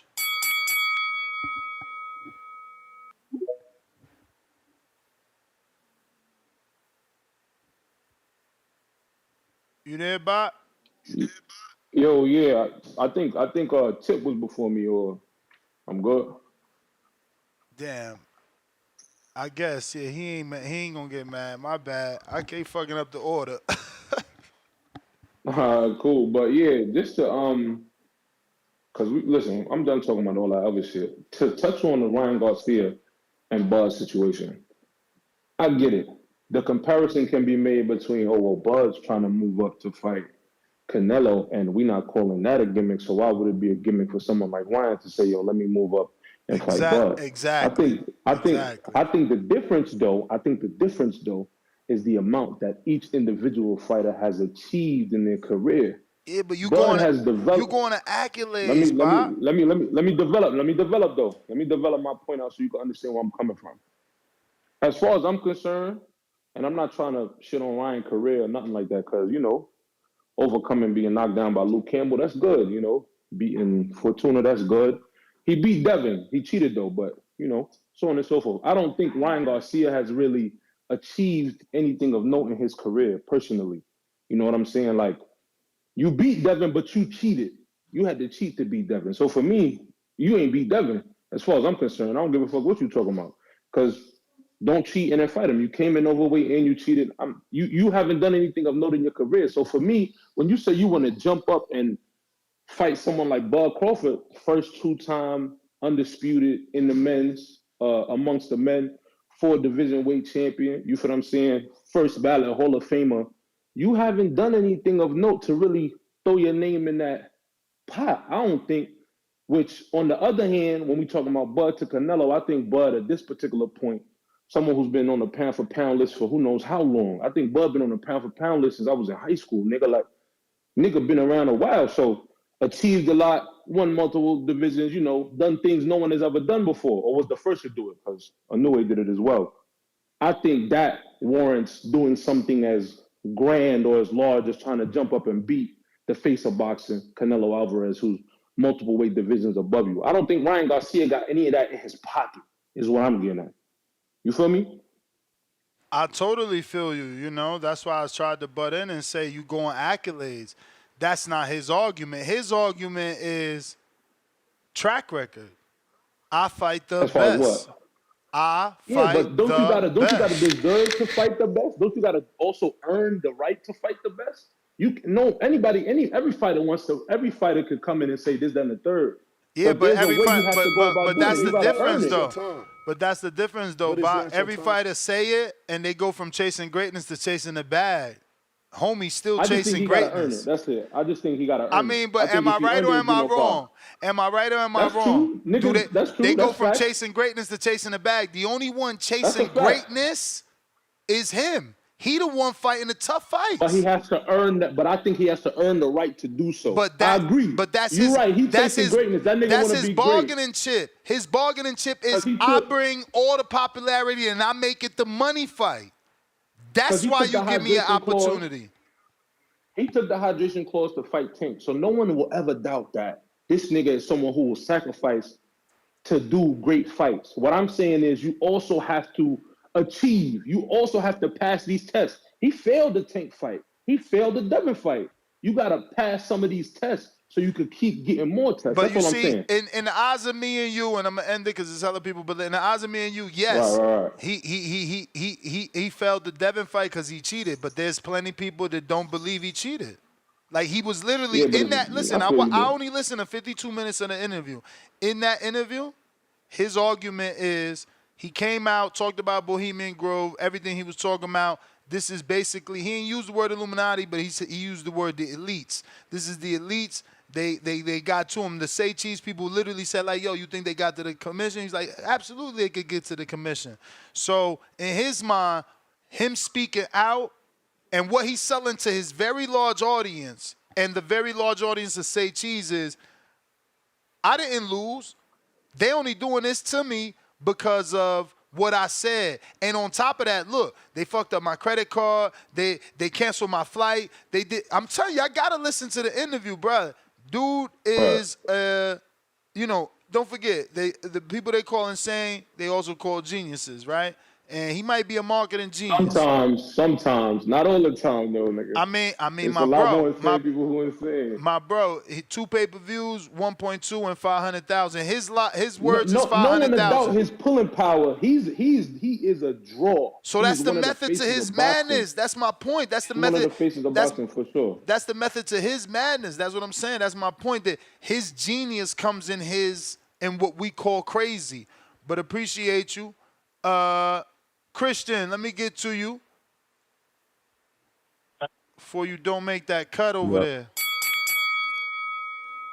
What's going on, y'all? Shoot, I just had a question. Like, so for the Shakur fight, and I heard like it's pay-per-view, but the other fight is free. How do that work?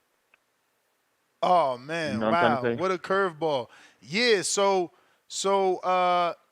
it works like you're gonna have to buy it on the Zone or ESPN, but that main event is free 99.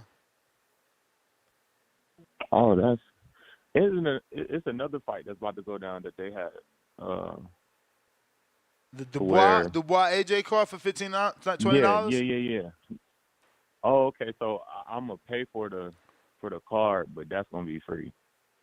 Nah, the Dubois AJ, you paying for the $20 to get the whole card. Only the Bivol card with Shakur on the undercard is gonna be broken up like that because of Bivol's contract with ESPN. Oh, okay. Well, yeah, that was off the rail, but it was just a question I had. No, and good. Then another thing. I've been waiting for so long. I forgot what I had to say. Oh yeah, I just feel like did Ryan confirm or deny that he do coke on that interview? He certainly denied it repeatedly, and shout out to them. It kind of got annoying though, because they kept asking that specifically any which way they could. They didn't believe him. They certainly asked that at least 5 times, bro. Like, you sure you don't do coke? Yo, you did coke? You don't do coke? And it's like, bro, my man said no to the coke. He literally said, I smoke weed, I did shrooms, alcohol, that's it.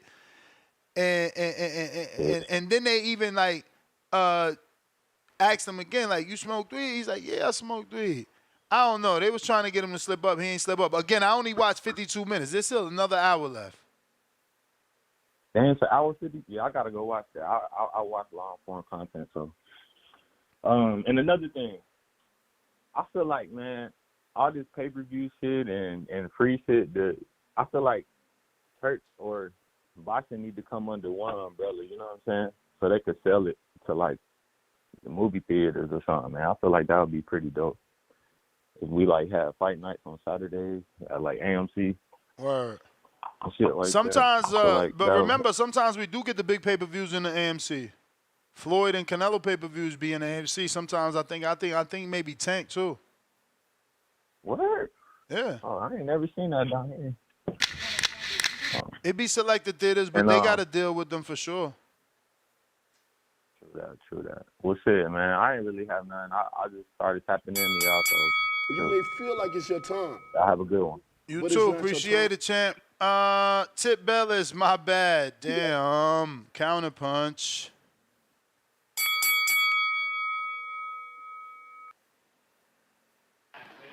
Yeah, but like I was saying, man, you know, back to this Bud thing.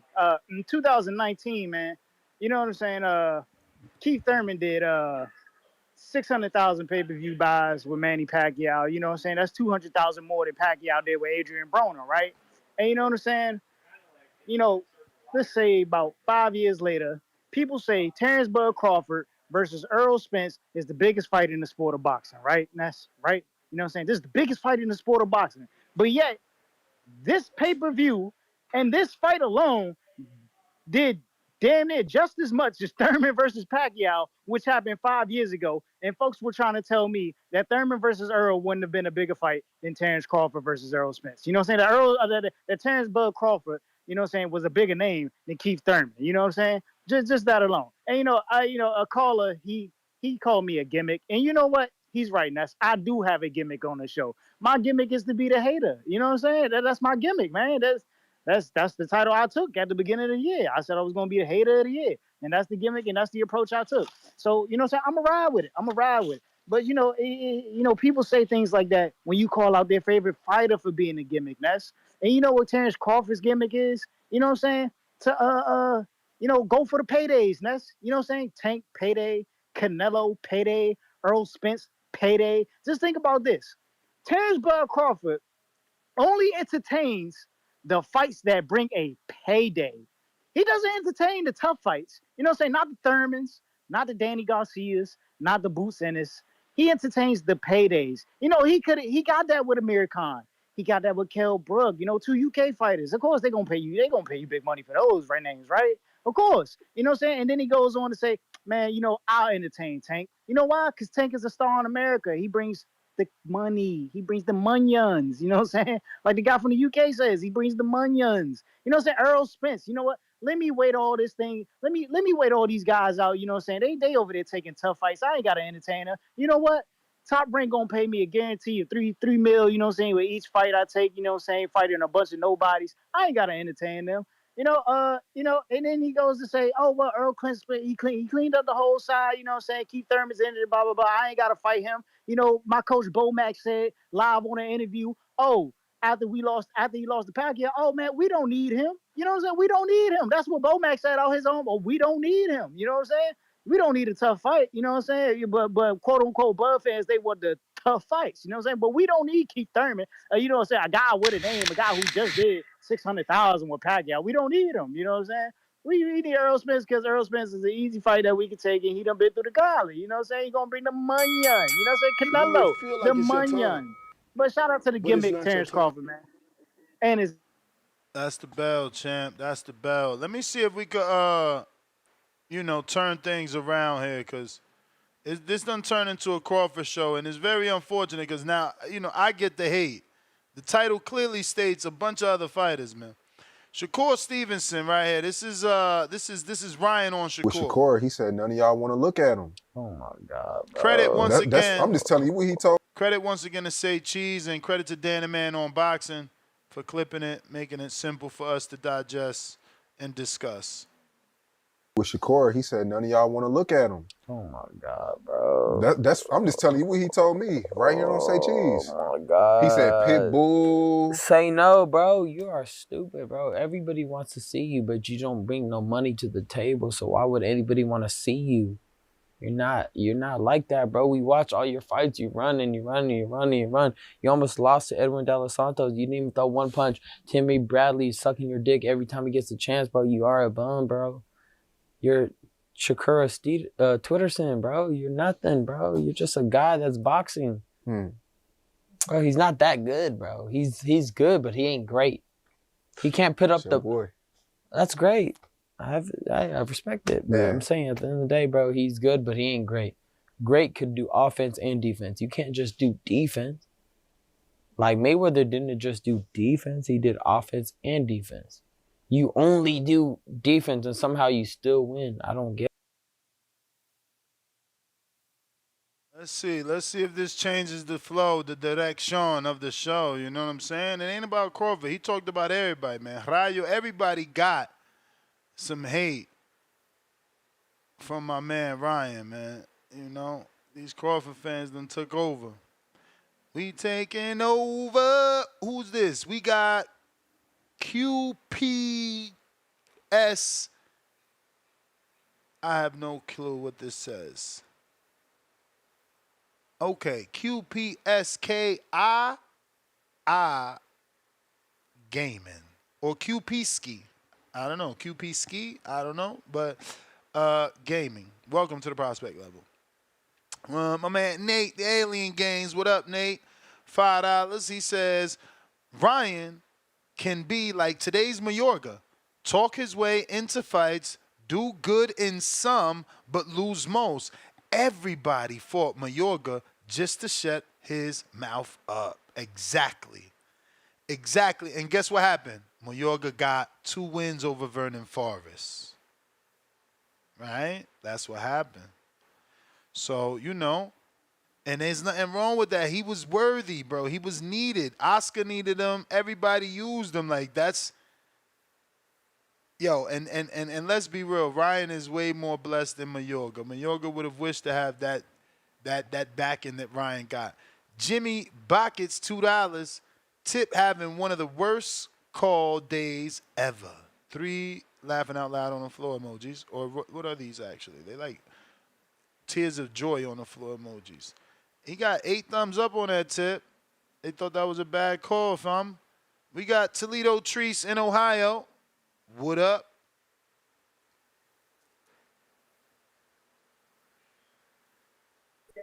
Yo. What up? What up, though? What up? Yeah, man. With this, I ain't gonna hold you with this Ryan Garcia shit. Hey, I'm gonna go ahead and pause this though. You know what I'm saying? So we could talk some Ohio shit. You seen my rumors was confirmed, and Conwell gave the interview to Ohio Runs Boxing and said that not Conwell but Coach Jones said the offer I could make, and I quote, I could make 2 times more with Virgil than what Eddie offered me for Boots, and that's Conwell's quote.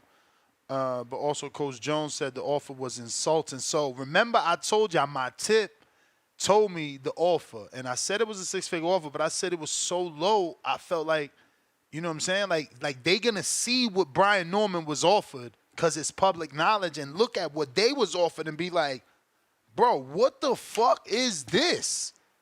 You know what I'm saying? And I think that's where Eddie got the game fucked up, where he's looking at what you made last. And he's like, yo, I'm giving you 10 times more than what you made.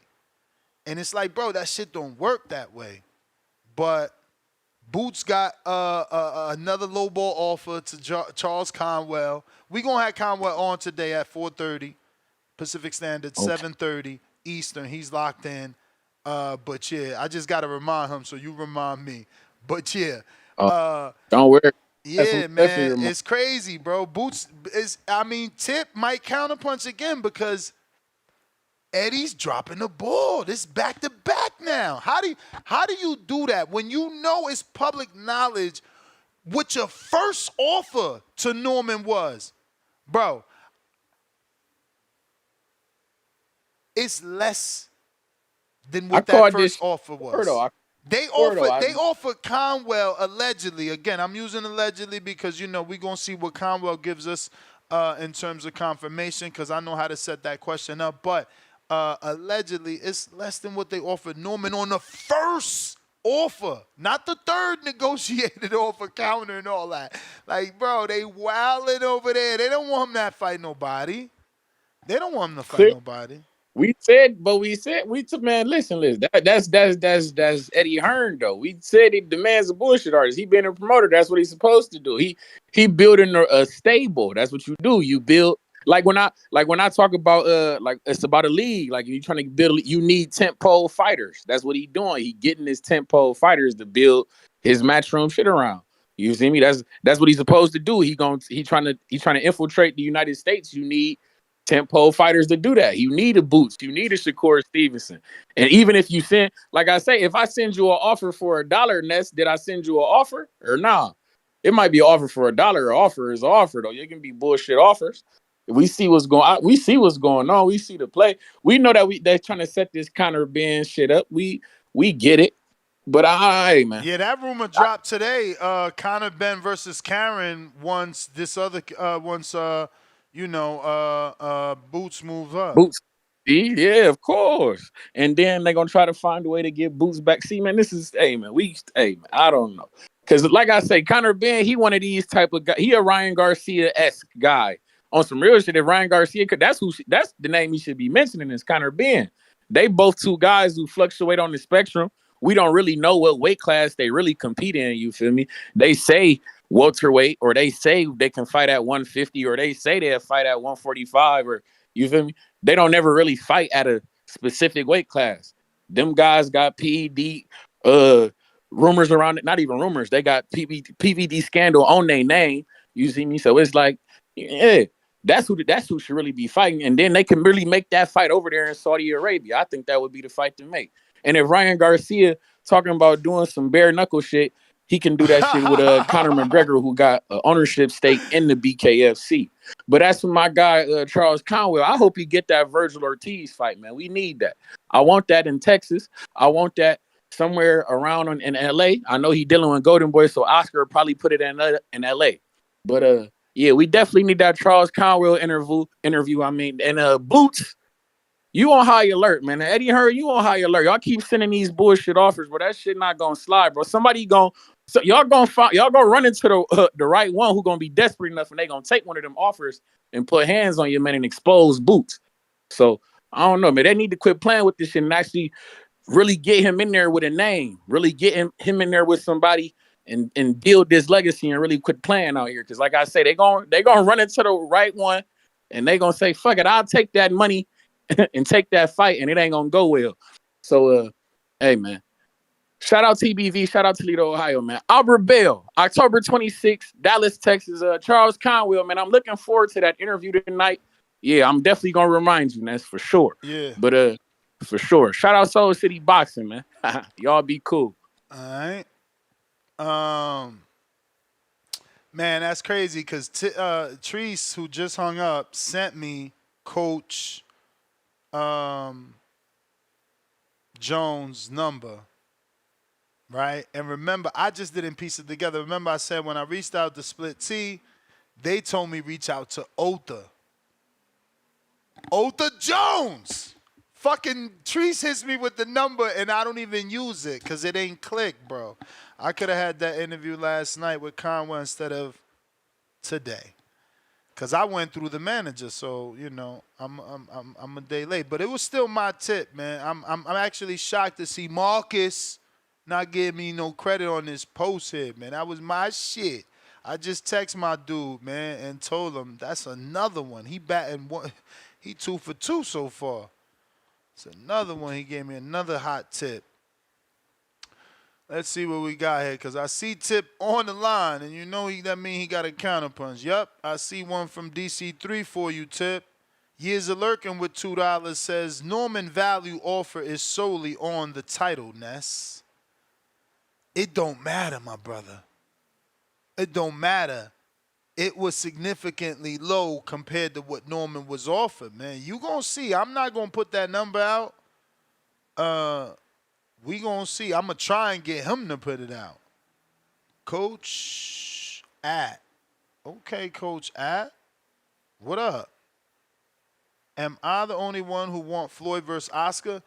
As an exhibition, I'll take that exhibition all day. Hell yeah. I gotta look. Let me look up Oscar's age, though. Let me see how old this dude actually is, because I got a better fight than that. He is so old. That ain't gonna work. He's too old. Damn, he's 51, bro.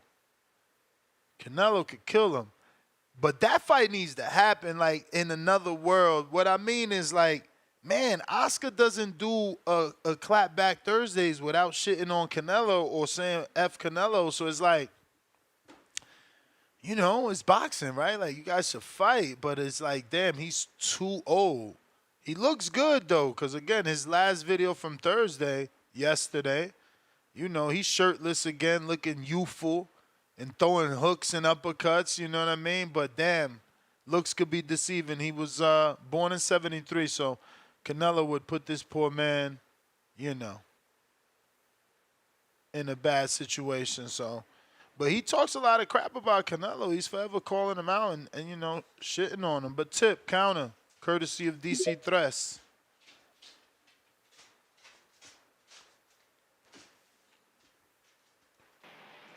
Yeah, man. It just seems like you having one of the worst calls, you know what I'm saying? When a certain fan base can't refute what I'm saying, you know what I'm saying? When a certain fan base can't refute what I'm saying, I'm having one of the worst calls of the, you know what I'm saying? Well, one of the worst days of calling in, you know what I'm saying? That's what they say, man. That's what they say. I want to say, man, shout out to Queensberry Boxing, man, and Frank Warren, because it just seems like Queensberry and Frank Warren always get it right, man. They always get it right. You know what I'm saying? Like when Frank Warren teamed up with Bob Arum and they started putting their fights on ESPN, you know, I became more recognized of those guys from the UK rather than, you know what I'm saying, the guys that Eddie Hearn got. You know what I'm saying? I don't know what it is, but when it comes to the Americans and, saying in due time, Hamza Shiraz is going to be a star, you know what I'm saying, in America very soon, man. He going to be the next American in the American circuit, man, as far as name value, you know what I'm saying, coming from Pakistan or wherever it is over there in that region. Yeah, man. Frank Warren, he just gets it right. You know what I'm saying? Tyson Fury, he's like basically a household name in America now. More than Anthony Joshua, honestly, in my opinion, if I look at it. You know what I'm saying? I hear more Americans talk about Tyson Fury than they talk about Anthony Joshua. You know? Yeah, man. And maybe soon Dubois. Dubois may be, you know what I'm saying, a household name in America very soon, bro. You know what I'm saying? I just think Frank Warren always gets it right. You know what I'm saying? He knows how to market his fighters and stay in his general area of that UK circuit, you know what I'm saying, instead of trying to just fluctuate his way into the American market, you know what I'm saying? Like a guy what's his name? Eddie Hearn, man. You know what I'm saying? Eddie, like I said before, man. Eddie Hearn don't know how to play his position, man. Eddie Hearn is looking how HBO was looking before they went out of business. That's basically like this dude. I really went on social media the other day, and this dude had the nerve to get on there and say that Raymond Ford should still be undefeated. Like, come on, dog. Like, I keep telling y'all, man, the dude makes himself look bad, and I just call it out. And y'all want to sit here and call me a hater because you know what I'm saying. I tell y'all the truth. Like he fucks up with his fighters, bro. Honestly, the dude don't know what he doing, man.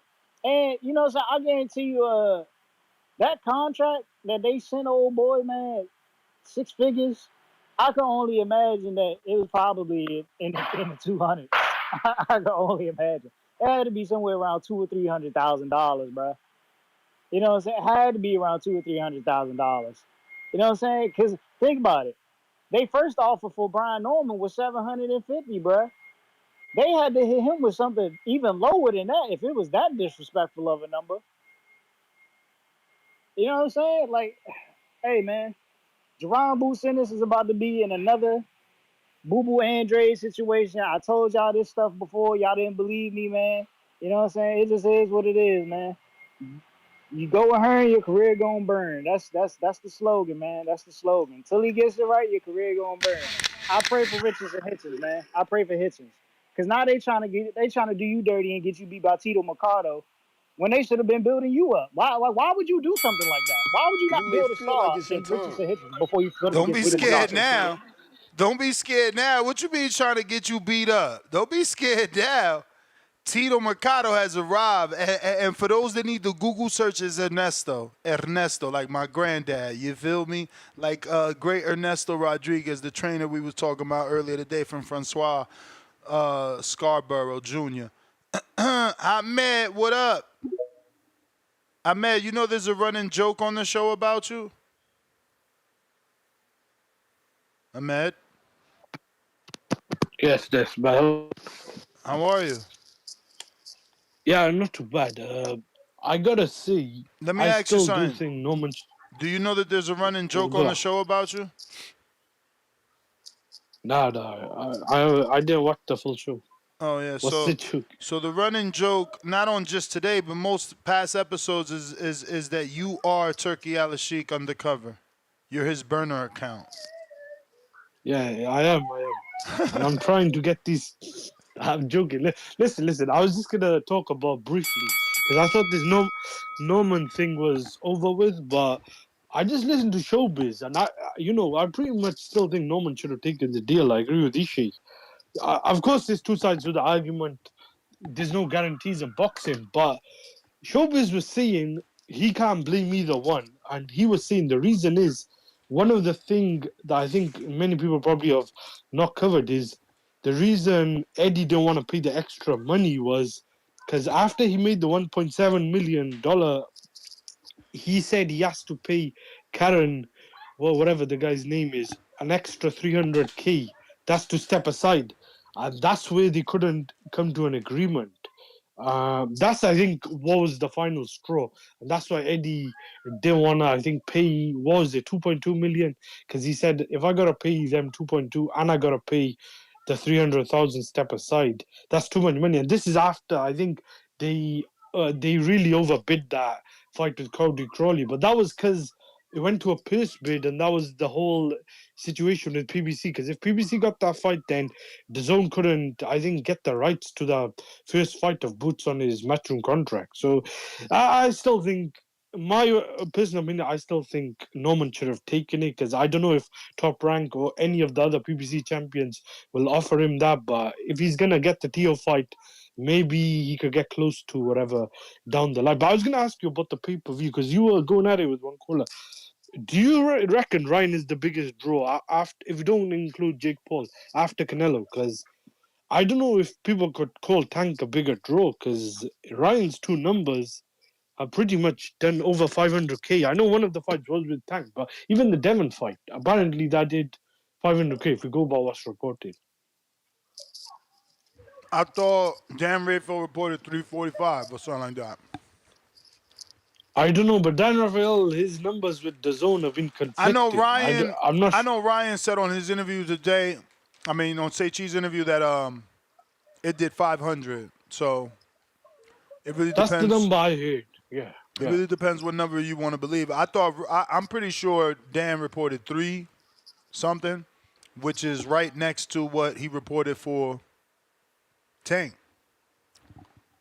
Yeah, and the Devon fight I thought was 400 to 500. That's the number I heard. I think Dan had a low number, but I was just saying, do you reckon if you remove Canelo, Ryan's the next big draw? Because he's already got a fan base outside boxing. He's a bigger, what's it called, draw on social media, whatever. However you want to put it on TikTok, whatever. I think if the guy, according was in the right... to him and this interview, he said it's him, Canelo, and Tank. You may feel like it's your time. I think that's fair. But I it's think not that's your fair. time. Because him and one last thing I'll say, him and Teofimo would be a big fight. I think on pay per view, but I doubt it happens, man. That's another guy he talked about, man. He said T.O.'s easy work. Nobody called in about that, but I mean that was the bell. That's what I'm saying. We stuck on a Crawford shit. My man talked about everybody, bro. We be hooping. Yo. Yo.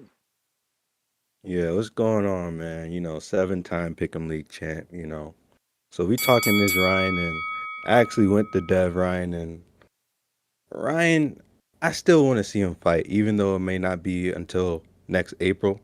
I still want to see him fight everybody. Like, he's not my favorite fighter, but what he did in the ring that night, that's like implanted in my brain. Like, it was like I can't forget that. So I still want the Dev rematch. Shakur, I would still love to see that fight. I don't know, the steroids, the drugs, all that shit. He is crazy, but he's still a hell of a fighter. And he's still one of the biggest stars in the sport, whether you like him or not. So I still want to see Ryan fight. Now, Bud, that's a little crazy, but we thought it was crazy that he would go in there and do what he did that entire build up to that fight. So, the fact that he was still even able to fight is crazy, but Dev and his team, they said they was cool with it, so they gave us the fight. But, he got did bad. Dev got did bad, but I think there's a lot of footage now of Ryan and this new game plan that he may be trying to implement. trying to show that he can't box, he can't switch it up, he can't move, he can't fight in the inside. You got to be tough and smart when you fighting Ryan. So like, the Boots fight, I still think that's a tough fight for Boots. Like, you know, Ryan is fast. Like, what's crazy was like he was much bigger than Dev in the ring, but like he was still blazing fast. Like that speed is a problem. So I think his speed will be able to give any of these guys he's naming some type of trouble to have to figure it out and work with it. So, I still want to see him fight a lot of fighters.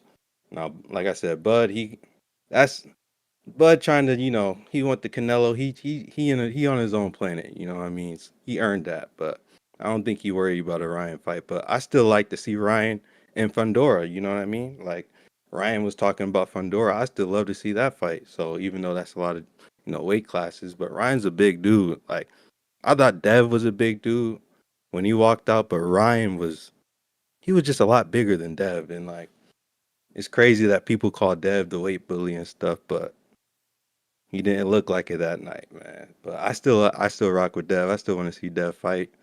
Uh, you know, it's boxing, man. This is one of the most lit years in boxing. Even top of the year, Raymond Ford Odebeck. You know what I mean? Going to that fight was crazy. But you know,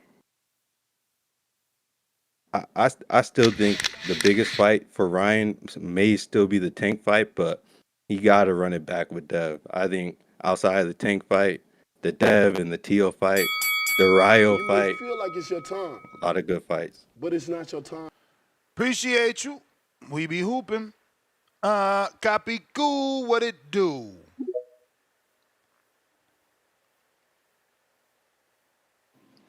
What's going on, champ? Chilling. Yeah, yeah, um, yeah, man. Like the Ryan Garcia, man. He's like my man said just before me, man. He's a big dude, man.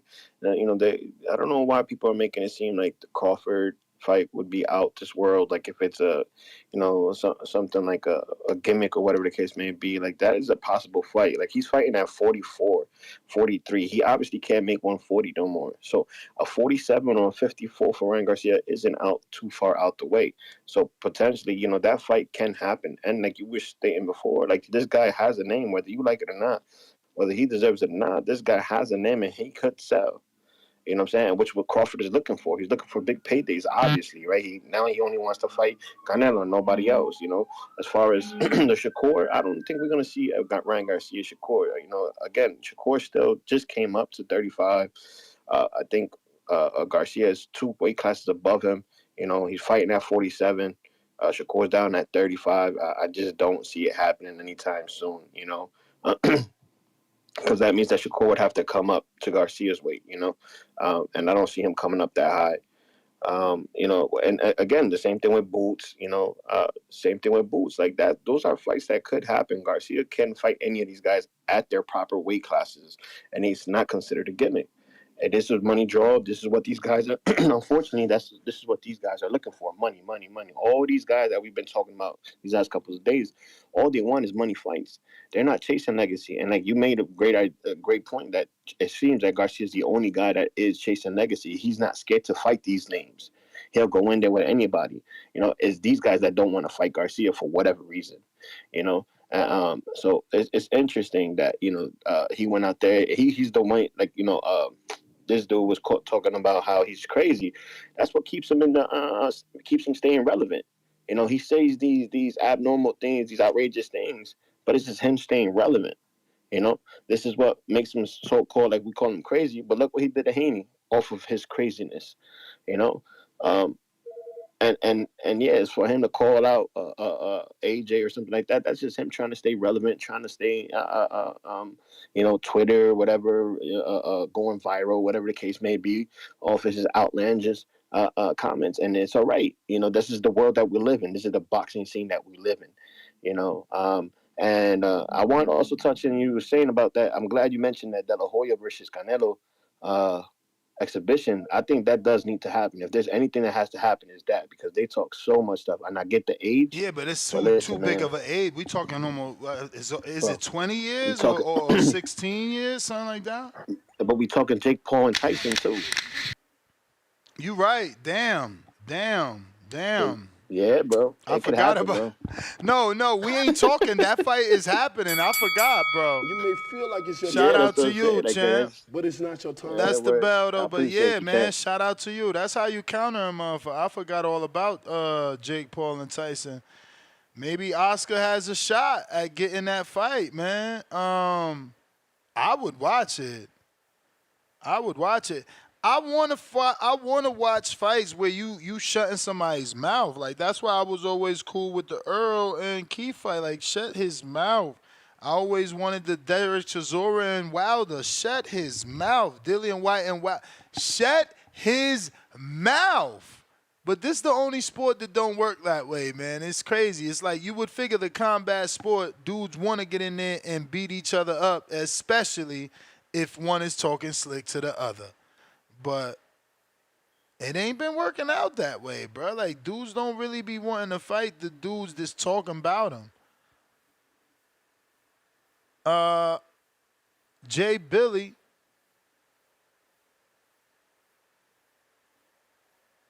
I always hear that what is it? That G Dep song when I say her name, I always hear like get smacked silly. That G Dep song. Yo, You gotta be old to yo, know. yo. We hear you.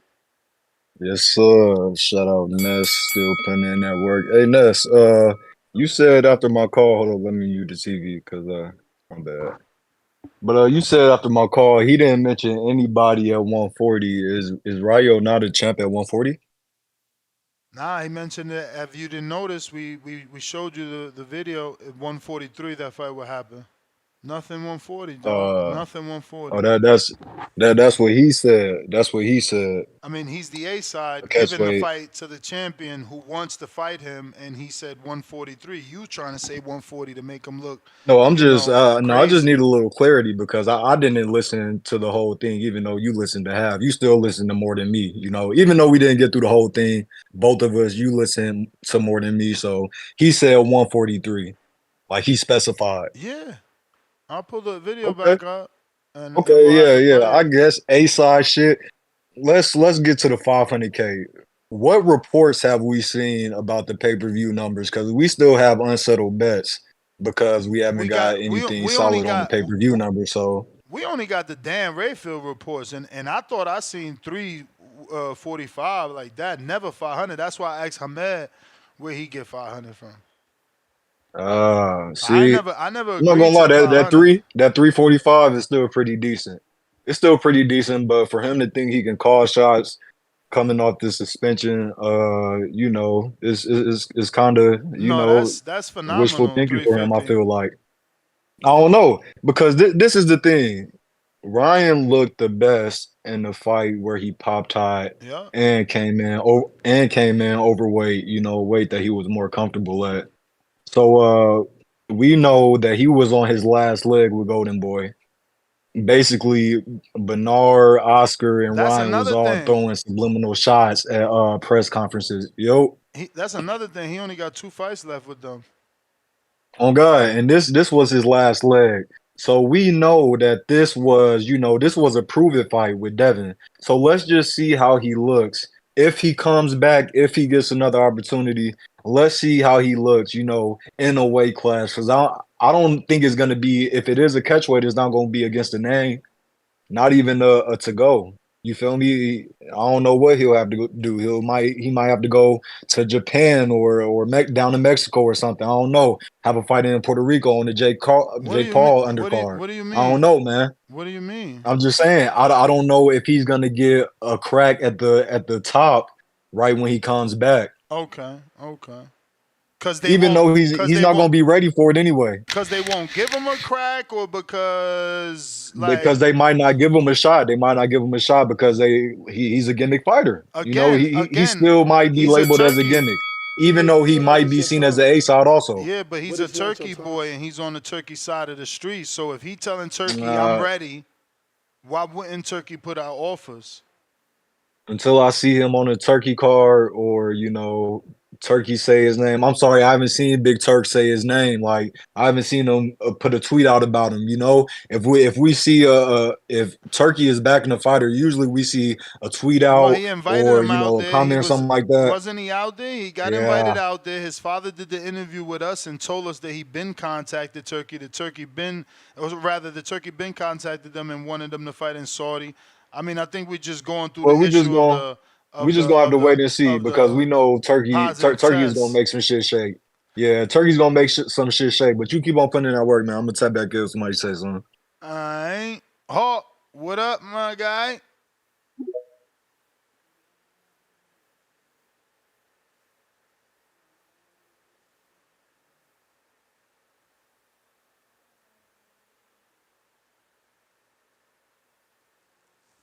Okay. Lake County, $5. The running joke on Ahmed is that he sounds like he's from Masterpiece Theater. Olay, tea time with the queen voice ass guy. But he's good money. Laugh out loud. What up, Hawk? Yo, what's up, GBB? What's happening? Yeah, that damn Ryan Garcia causing a big stir up again. Hey, man. Like I said, that's the Donald Trump of boxing, man. That Ryan Garcia. That's him, boy. It don't matter what he say. It don't matter what he do. It's gold. But I tell you, I wouldn't mind seeing the fight. Hey, if he get turns in there, yeah, let's see what he do. I mean, but still, I don't believe Terrence needs that name on his resume either Garcia, to be honest with you. I don't think they would help it. They didn't do good. Brian hasn't really done anything yet. And the other one, he didn't win any big fights. So the other Garcia, Danny Garcia, he would have to beat that fight with that's coming up. He would have to beat that fight, and then Terrence could take that fight if he win that one. But really, Garcia ain't really win no big fights after he got to 47. So yeah, but yeah, I like to see it. But like I said, man, that's the Trump of boxing, man. This boy call out everything. He's going to be bare knuckle fighting also. So yeah, it's kind of hard to believe what Ryan Garcia says, man. But when he actually gets in the ring, what I saw with Devin Haney, he got a mean damn left hook. He got a mean left hook, so he can fight. But I just think he throws a lot of spaghetti at the wall and see what sticks. See what everybody gravitate to. I don't know what Ryan Garcia.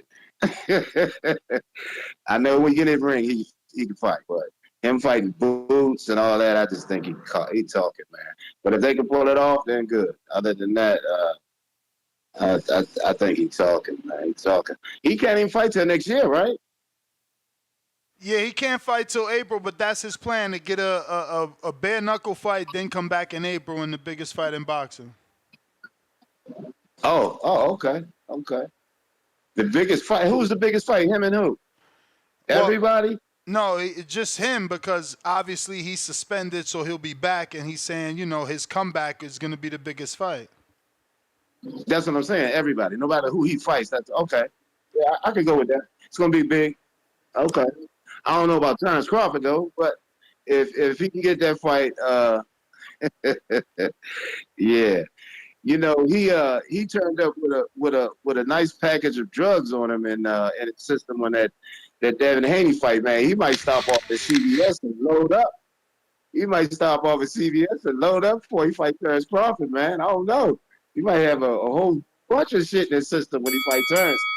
I mean, I'm sure if he's allowed to box, he's gonna be on the 365 day. I'm sure he's being tested now as we speak, because that's how it went down for Big Baby. So, yeah. Just my thoughts, man. They just my thoughts. Who we got?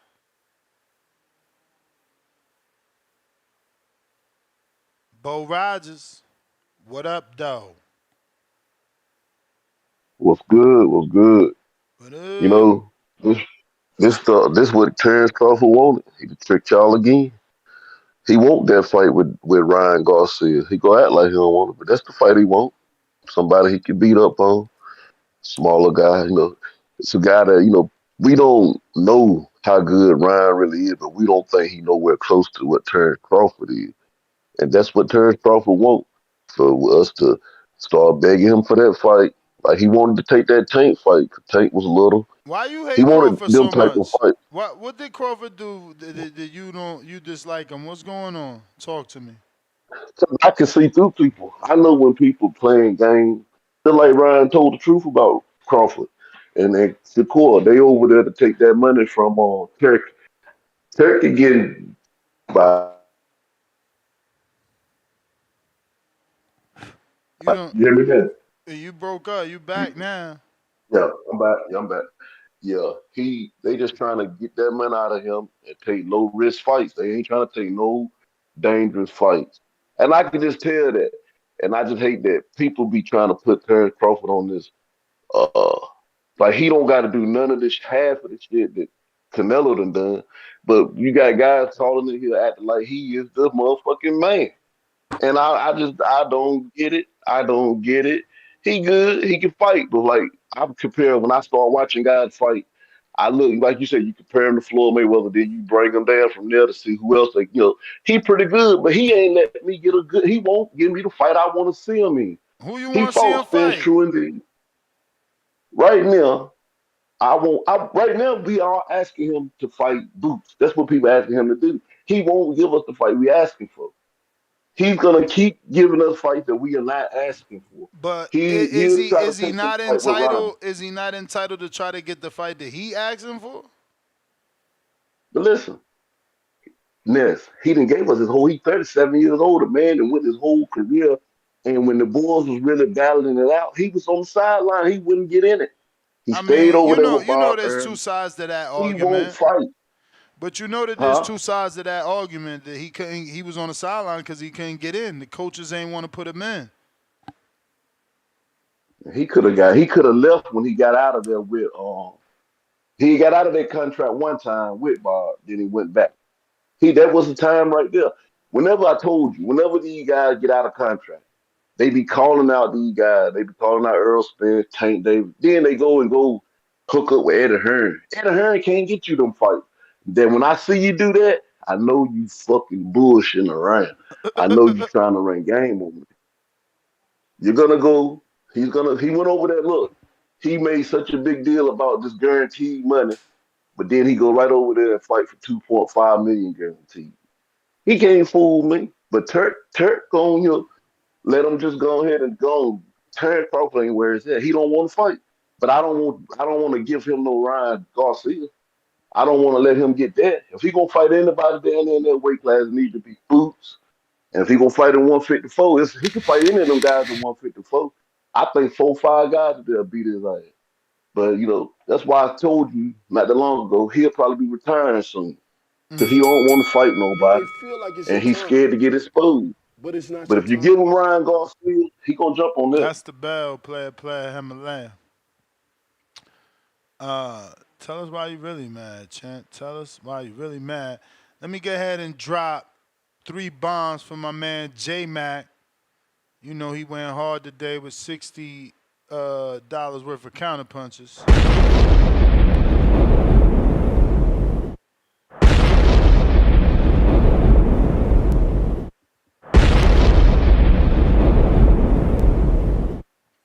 Drop them clue bombs, from Flex Bombs. Salute. Appreciate you making the show extended. We still got a lot of callers, so we're going to get to everybody, but I do need you to continue to hit that thumbs up. I'm trying to get to 1 million subscribers, man. Right now we on 230, about to say 7, which I wish, but no, we're not there yet. We at 231,638. So we still need about 400 now to get to that next goal, man. We slowing down when we should be speeding up. But getting back to these lines, up next, Wong in Houston, what's up?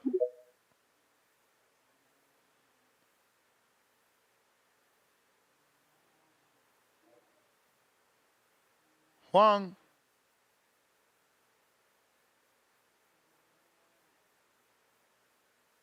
Yo, Huang, Ness, we hear you. you hear me? We hear you. Yeah, man. Man, I don't understand why everybody hating on Bud right now, man. I'm a Bud fan, and I'm gonna tell you, I take the Ryan Garcia fight. I'm gonna tell you why, because it's entertaining. You know, at first I wasn't with all that YouTube boxing shit, right? But now it's to the point where it's like it's just what's up, and you know he ain't a YouTube boxer. He got a large social media following. You know what I'm saying? Ryan be doing other things, and you know I remember back when I got out of prison the second time I got out of prison, right? And I was putting starch in my jeans and shit. Motherfuckers is like, yo, motherfuckers don't starch their jeans no more. You living in the past. And that's what a lot of these dudes doing. They living in the past, like they trying to keep it pure. And I understand because I had that mindset before. It's like a purity thing.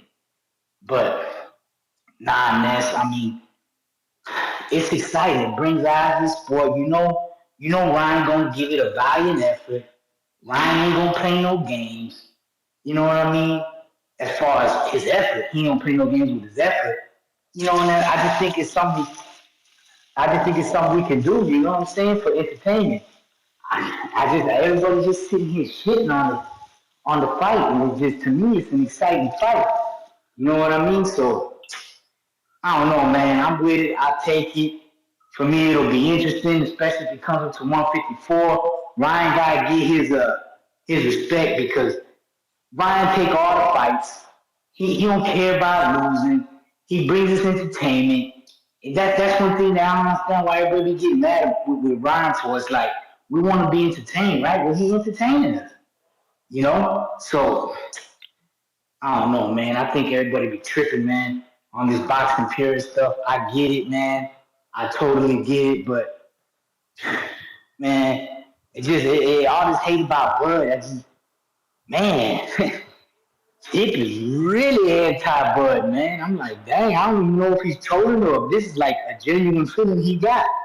But, you know, Keith Thurman, all these dudes, everybody act like he let's just say hypothetically he was trying to duck, quote unquote, duck or not take the Keith Thurman fight or those other fights. Man, them same dudes was trying to keep him out. You know, them same dudes was trying to do me bogus. I'm going to do you bogus the same way. You know what I'm saying? Now, oh, fuck me. Now it's fuck you. You know what I'm saying? So, man, that's where I'm at with that, man. But that's all I got in this. I understand why it's a big deal to be, you know, like as if Ryan is just like some fucking circus attraction and shit.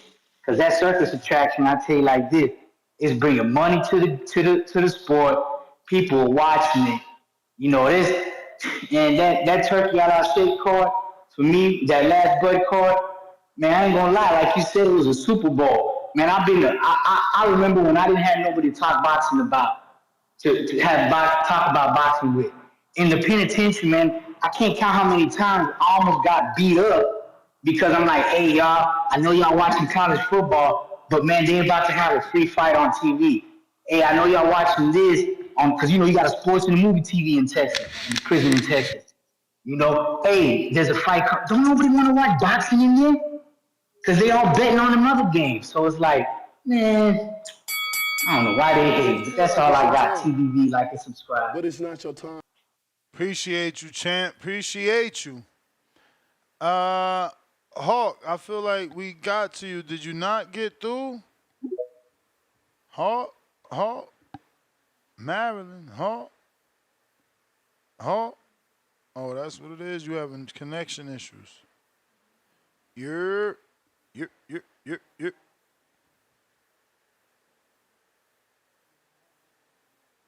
Brandon, no Hawk. He wildin'. Oh, free call, free call. I be trying to I be trying to get off the Bud topic, but you let that country nigga Bo Rogers call in and just hate for no reason. And you keep saying what's your issue with Bud, and I'll tell you exactly what it is, Ness. It's Errol Spence had a large conglomerate of country mushmouth niggas. Like Trill Boxing was like the ringleader of that shit. Like a bunch of country mushmouth niggas from the South was getting behind Earl, and when Bud fucked him up, that just they just been disgruntled ever since. I mean, just think about Jonathan Sims' call back in the day. Think about Mr. Perfect. Like I say, Trill Boxing don't even do YouTube videos no more. He was so fucked up over that ass whooping. So that's Bo Rogers' issue. He's a country nigga that thought Earl was a F-350, and when he got destroyed, man, they just ain't been the same since. But I'm just calling back, man. I'm about to start campaigning for the Bud and David Benavidez, man. Even if you say we didn't want it initially, well, the day's a new day, like you said. I want David Benavidez for Bud Crawford. So that's the fight I'm pushing if he can't get nothing else. That's the best challenge. I'm riding with Bud versus David. But quick question, Ness, because you said why was Bud wanting to fight Canelo but not David? When the Canelo fight and Bud fights first started getting spoken upon, how many belts did Canelo have? He was undisputed. Okay. And how many belts did David have? He is three-time undisputed interim. No, I'm joking. He got the interim. That's it. So he had like half a belt. Gotcha. So maybe that's one of the reasons why Bud called out Canelo and not David. One guy would have made him three-time undisputed, and the other guy would have got him half a belt. So I don't know. That's just my thought. That's just me pondering on why he might have did call out Canelo and not David. But yeah, man, I'm gonna let you. Great show, man. Great show. I hate it had to turn into a Bud show, but it's Ryan Garcia just chatting shit on Sean Cotton's couch. He ain't really got nothing going on. He's trying to cause a diversion to keep his name relevant. So I'm glad it did turn into a Bud show because, like, what is Ryan doing? Your biggest win is tainted, bro. So yeah, nobody. I mean, Ryan, he has no leverage in any of this. Come back, prove to us that you can beat a credible fighter without pissing hot, and then we might be able to talk to you about beating a Boots or a Bud or a guy like that. But until you can show me that you can't, that you can win without pissing hot and testing positive, man, you irrelevant. But shout out You to may Say feel like Cheese it's your TV, time, man. I'm out. but it's not your time. All right. Out in the bay. What do you say?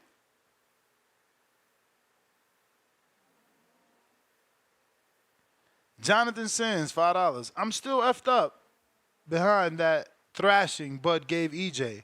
I'm still hurting behind the loss. Part of the reason I had to lay low. He took everything. Yo, what's up? What's up? Straight from the Bay Area. What up? Yeah, man. Um, yeah, I'm not gonna talk about the Bud situation because I don't think him and Bud will be able to fight. I wouldn't see no point in him fighting Bud. But him and Boots will probably be a good fight for him to come back. You know, if he decided to go up to 147. Um, I can see Boots taking on that fight. Um, and trying to put a thrashing on him. And Boots kind of need somebody like Ryan Garcia, somebody with that cachet, because Boots don't have the cachet. He tries to get it, but he don't have it. Not in the boxing community. Yes, he's one of the best boxers in that division, but you know, Ryan's gonna sell the fight. Boots got to just take over the fight. And that's how that's got to work. So that'd be a perfect fight for him to come back too. Um, so if I was Boots, I'd take that personally. Um, Shakur, he been saying everything that people been saying about Shakur. Shakur's a runner. Shakur's not about to fight. Shakur don't care. He already said he don't like to get hit. So with a fighter who don't like to get hit, it's not going to stay there with a puncher and throw bows because you already know he don't want to get hit. So That's not gonna move the needle one way or the other for Shakur. But it would be a good fight because if he can beat Ryan Garcia, he has one leg up on Haney. And I think that's the play that um Shakur is playing. Um from friends to foe. One minute they buddy now, they can't stand each other. So um if I was top ranked, I would definitely try to play that card to sell the fight. Um Shakur not with top um rank no more. huh? Shakur's not with top rank no more. Oh, well, that would be an excellent fight for whoever Shakur um be with. I think that would be an excellent fight. The way to sell the fight. Um, I don't think Ryan is too crazy. I think he may have seen some stuff. Um, so I don't think he's like lunatic, but I do think he be trolling sometimes to um You may to feel get like it's your attention. time, but it's not your All time. right, champ. That is the bell. Counterpunch, Bo Rogers. Where you at, though? Where you at? Where you at? If you're watching this on YouTube, don't forget to smash the thumbs up. It's free. Oh, yeah. It's free. Tip Bellis.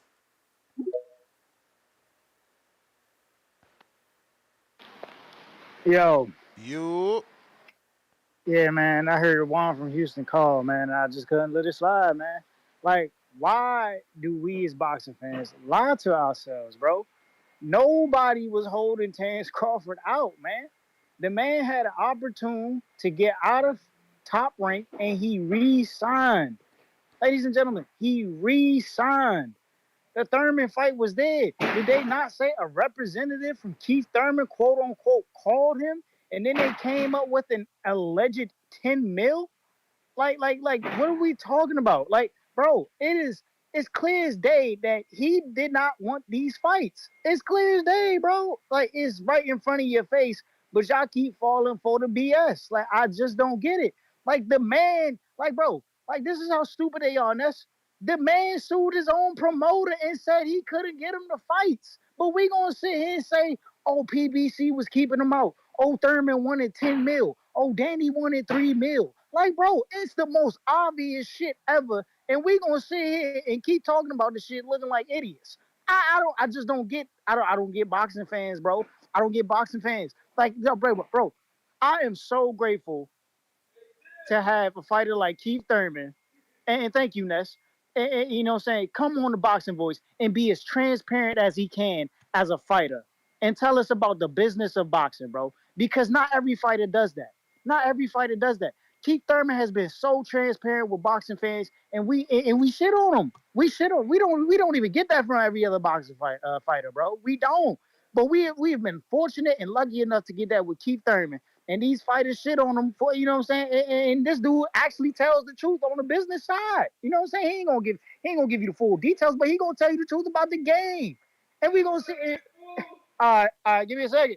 And we gonna sit on like I just don't get it, bro. But we gonna champion the Terrence Crawford who will sit here and lie to us. Hey, we gonna champion his team who will sit here and lie to us and tell us like, yo, yeah, we wanted these fights, and but our promoter couldn't get us the fight. They were asking for 10 mil. But you sitting here, you the one asking for 20 to fight Earl. You the one saying you gonna get 20 to fight Avanesian on Black Prime. Like, bruh, you the one talking about you gonna get you getting 20 mil for fight 10 mil whatever for fighting Madrimov on the Turkey Allah She card. Man, I'd be stupid as shit to believe motherfucking Terrence Crawford didn't have an opportune time to fight Thurman, Danny, and all these dudes, man. Y'all act delusional, stupid as shit, man.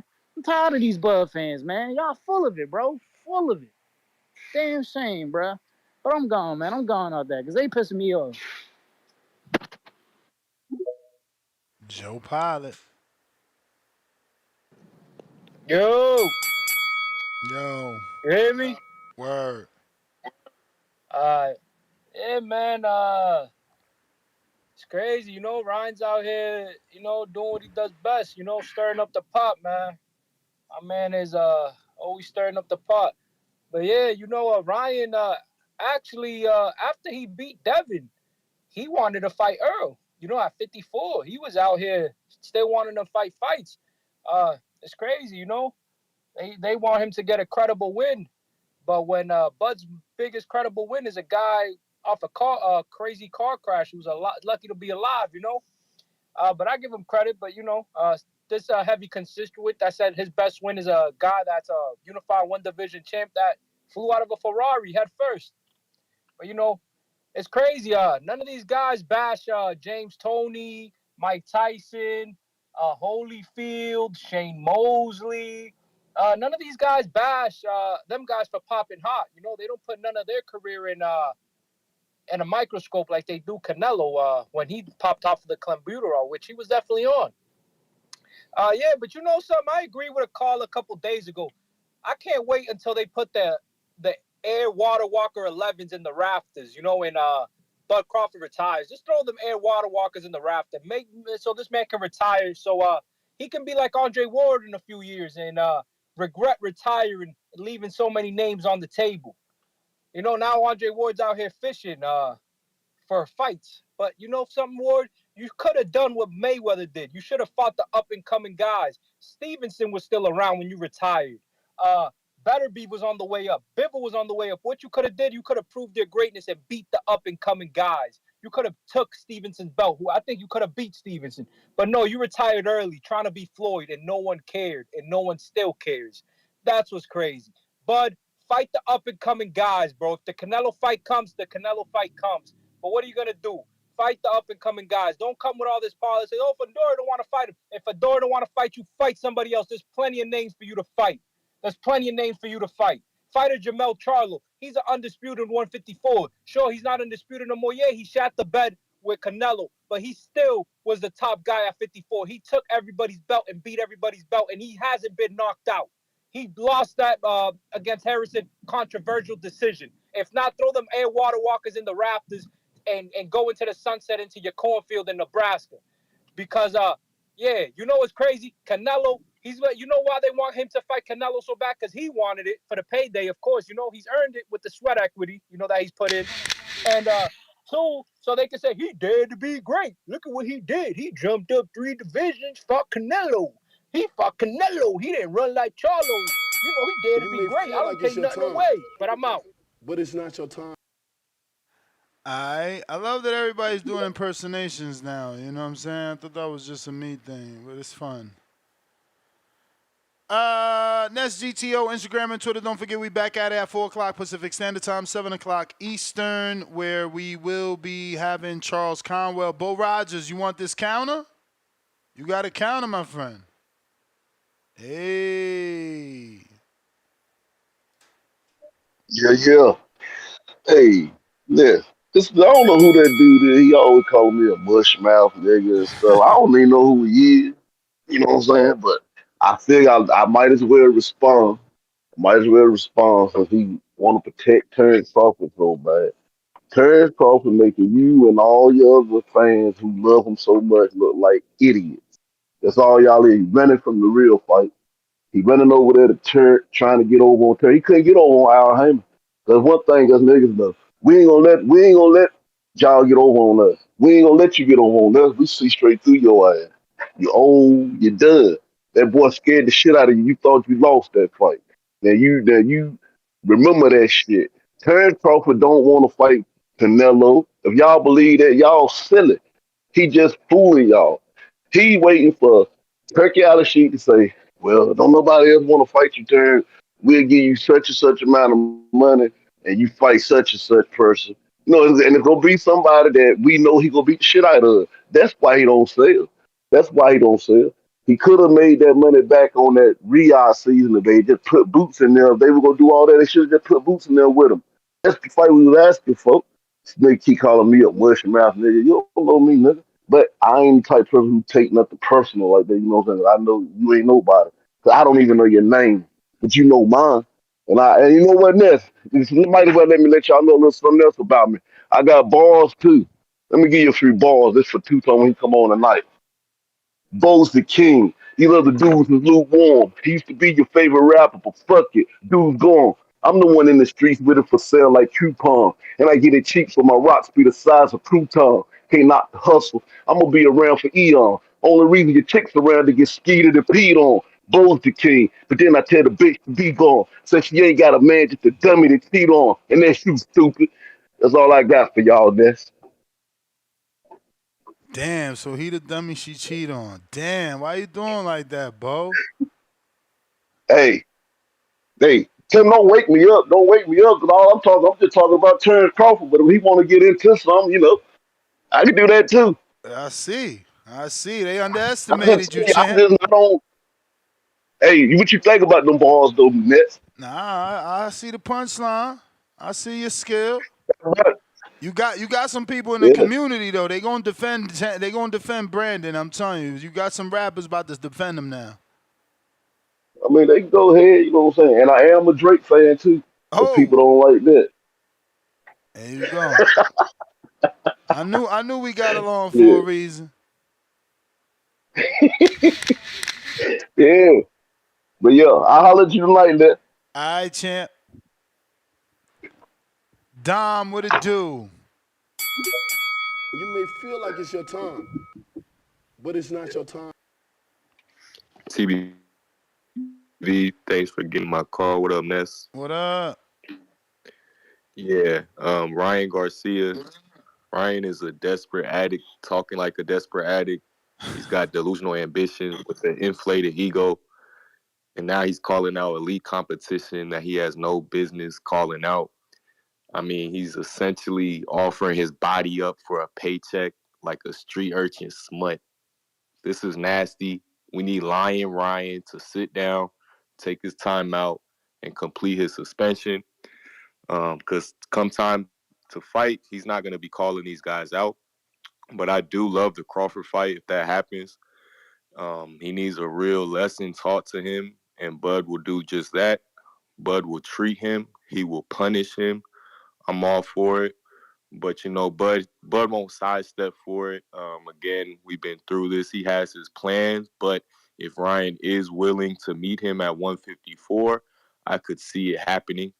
But as we know, Ryan loves complicated negotiations. Nothing is as simple as he makes it seem. So I just want the boxing community to not forget who Ryan is. He's just yapping, and Whoa, whoa, that's all whoa, this is. whoa, whoa. I normally don't interrupt you, but Ryan's two biggest fights were negotiated without hiccups. It wasn't anything in the media. He literally gave up all requests to Tank, and then we heard nothing with Ryan and Devin. It was just like, Bill was bragging about how him and Oscar made that fight really easy. So whose Yeah, negotiations are I'm hard? my memory serves me well enough to remember that there were months and months and months between that Tank and Ryan fight happening. I know it seemed like it happened easy during that final negotiation period, but I believe one of them took a tune-up and after negotiations first failed, and then the Devin Haney, that was a shit show. He No, wanted to no, fight in no, New no. York. Hold on. That was part of the deal. Remember, Ryan didn't take his tune-up. Tank took the Hector fight. We knew No, about. I get that. It eventually played out that way, but prior to those fights happening, they had negotiations and they stalled out. We celebrate them because they got it done before Bud and Spence got their negotiations, but at a point in time, they were on a similar trajectory. And like I said, he made it difficult with Devin when it came to the 11th hour. He wanted to change the location, but we all know that was a result of him cheating. So again, he's just not a guy you can trust. But if he's willing to move up to 154, I love it. I even love the 147 fight with Boots. I love it better at 154. But hey, if Boots wants to stay down there and take care of business with Ryan and increase his notoriety, hey, I love it. But good show today. That's it for me. Thanks for my call. Have a good Friday, y'all. Peace. You the man, champ. Moose, what up?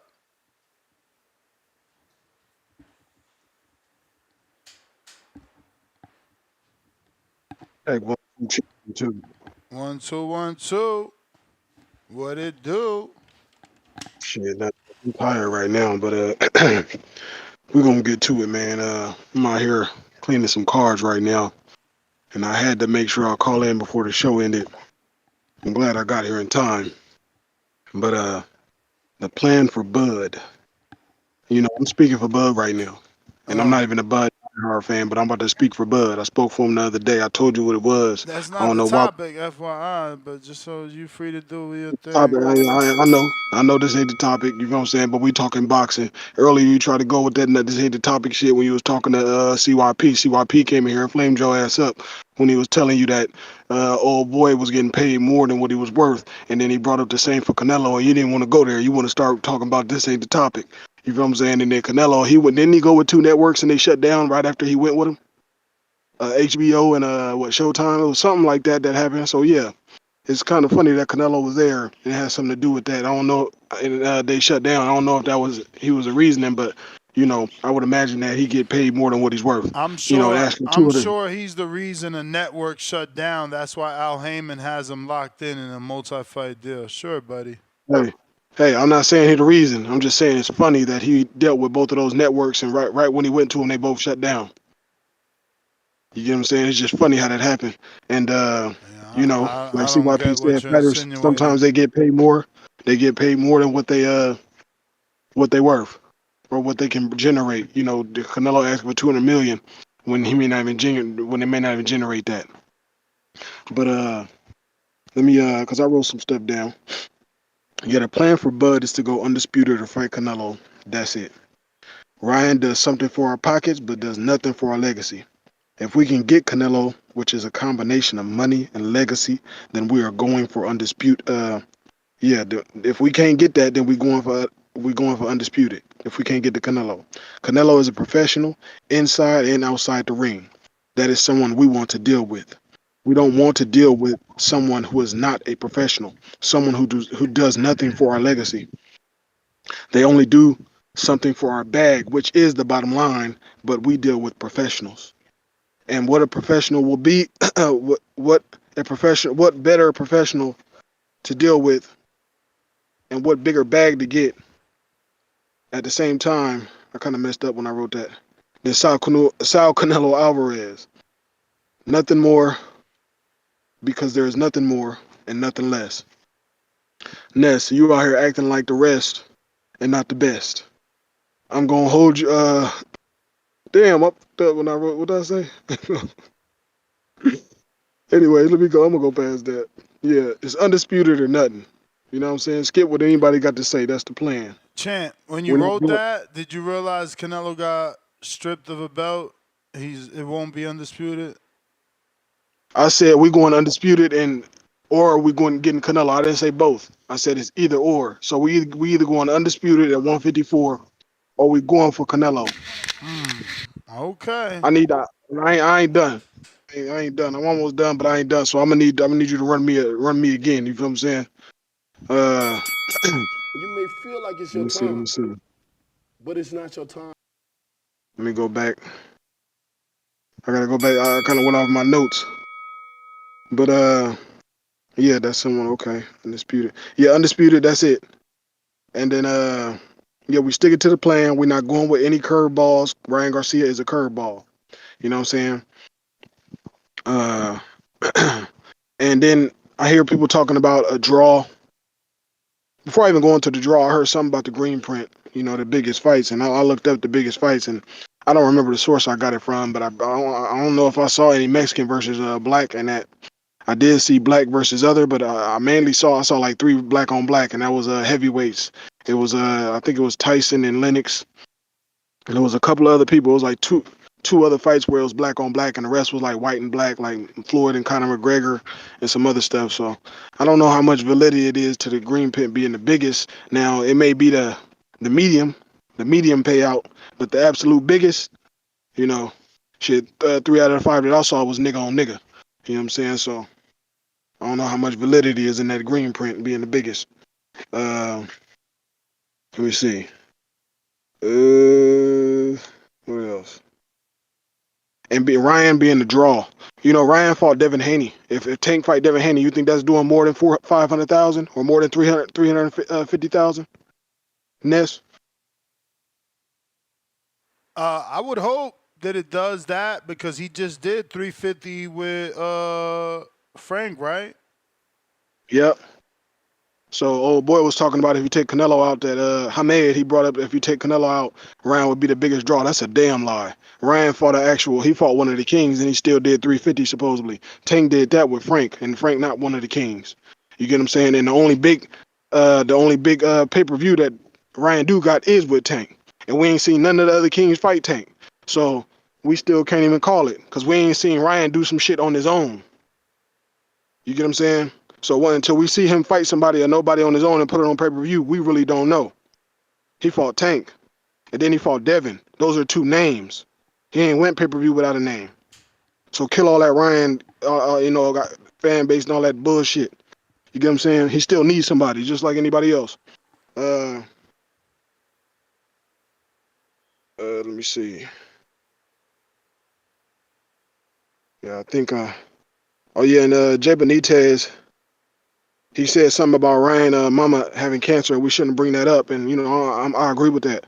But remember, Ryan said we should bring George Floyd back to life and kill him again. You get what I'm saying? So if you're gonna say stuff like that, you be prepared for the smoke that come back to you. Don't be trying to defend somebody who talking like that. You get what I'm saying? Remember what he said too. Because I remember I got on here not too long ago and I had something to say about Oscar and Ryan, and I could hear the distaste in your You may voice when I was feel like saying it's what I your time, said. I even came back. but Is it's that not is your that it? time. That's the bell. Run me another one. We're going for 10. You getting paid today. You done, J Mac came through here and then bought a pay per view for today's show. You know what I'm saying? That whole seat, that's pay per view money right there. Salute to I'm still J on, right? Mac. You certainly on, champ. Yeah, salute to J Mac. You know what I'm saying? And Louisiana education. He didn't know that old boy from Texas had to tell him what was up with the resume thing. I think DC3 from Texas. Which only makes sense because I don't know if J Mac out in Texas, but we know JT out there in Texas, and Texas, Louisiana ain't messing with Texas, and they neither are messing with Cali. So yeah, but man, where was I at? Where was you at? Man. Oh, Jay Benitez. Yeah. Like I said something about Ryan, man, and I could hear the distaste of your voice when I was saying what I said. I called back. You know what I'm saying? And when I called back to apologize for what I said about Ryan. And lo and behold, Ryan going this whole this whole soliloquy, you know what I'm saying, in the following days to come. And he's saying all this stuff about anyone and everyone, and then especially my people. So I kind of feel like I shouldn't even apologize because he done came and flamed mines. But yeah, man, I think that was it. Yeah, Jay Benitez, going with that bullshit, man. Nobody want to hear that defending. You know what I'm saying? Going with that. Kill that. You my guy, but nah, that made me want to vomit. I think that's it. But yeah, Canelo. Yeah, we sticking to the plan once again. If Terrence Crawford don't get undisputed at 154, we want Canelo. If we can't get that, there ain't nothing else. It ain't nothing else to shoot for. Crawford is 37, going to be 37 or something like that, or 36. He getting old. He can get old at any fight. We can't be taking the risk that we did when we was younger. We ain't got time like that. That's just what it is. Everybody else trying to make us take these risks, they ain't with Bud like that. You get what I'm saying? If you moving Bud and you playing chess, you got to move him properly. We want Bud to come out on top. You get what I'm saying? We don't need him to go 50 and 0, none of that. We just want him to be undisputed to get Canelo and get up out the game, my guy. You done had an amazing career. I'm proud of you. You know. Um, But yeah, I think that's it right there. I owe you 10. You feel what I'm saying? It's a good show today. Salute to everybody that called in. You know what I'm saying? It's number love. And yeah, peace.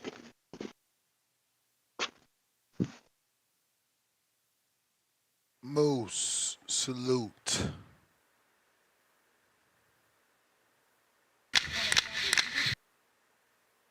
We got Counterpunch for Moose, courtesy of Jonathan Sims. You may feel like it's your time, but it's not your time. Venom, what up?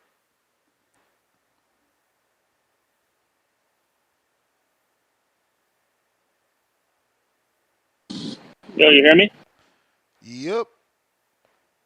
All right. So, I let all these callers call in. They really just saying the same shit they said 2 hours ago. Mm. Um, this is what I don't get about these Bud fans. Because, Bud wasn't the first person Ryan called out that was above his weight class. It was, Fedora Spence. And, the great thing about their fan base is they like the challenge. They was talking shit. They was talking shit back. They wasn't deflecting like these Bud fans. When Spence got called out and Ryan posting his baby moms and shit, all the Spence fans were like, yeah, we won it. We gonna fuck them up. But now these Buff fans, they like to deflect. I don't know what it is, but I do know what it is. Ness, you know what it is? You know what these Buff fans got in common? Jay Billy, J Mac, Brandon Maurice. You know what they all got in common? No. They all they was all Devin fans who picked Devin by stoppage. Now, I see where they're coming from. They believe their man got cheated. Well, spin the goddamn block. We've been waiting. We waiting for Devin to spin that block again. We dare him. We dare Devin to say Ron Garcia's name again. We dare him. Because it's gonna end up being worse. It's actually gonna end up being worse. We've been waiting for Devin to say his name. He been quiet all this time. And that's what it is. See, their protege failed them. It was all saying Lord Haney, Devin by stoppage. So now they're going back to the big bro. They're going back to the big bro Bud, and that's the problem. Bud don't want to handle Devin's light work because it's light work to him apparently. But it seems like Devin don't want to handle it either. So now we got a conflict, and we need a resolution. So these Bud fans, I hope Bud does respond at least. At least I hope he responds. But someone in this camp, man, it got to be somebody. Like what is Shakur doing?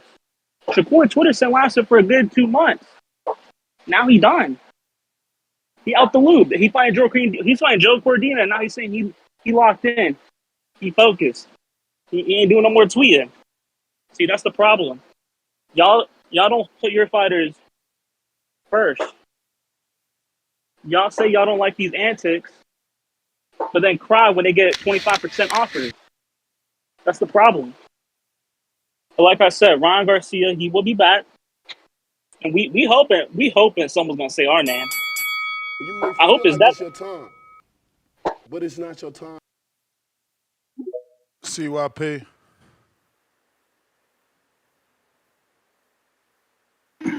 Yo, I had an issue with Homeboy talking about we supposed to be calling out Holyfield and Tyson and Roy Jones for steroid use. Man, this ain't the fucking 90s. Like, dude, how long you been here, dog?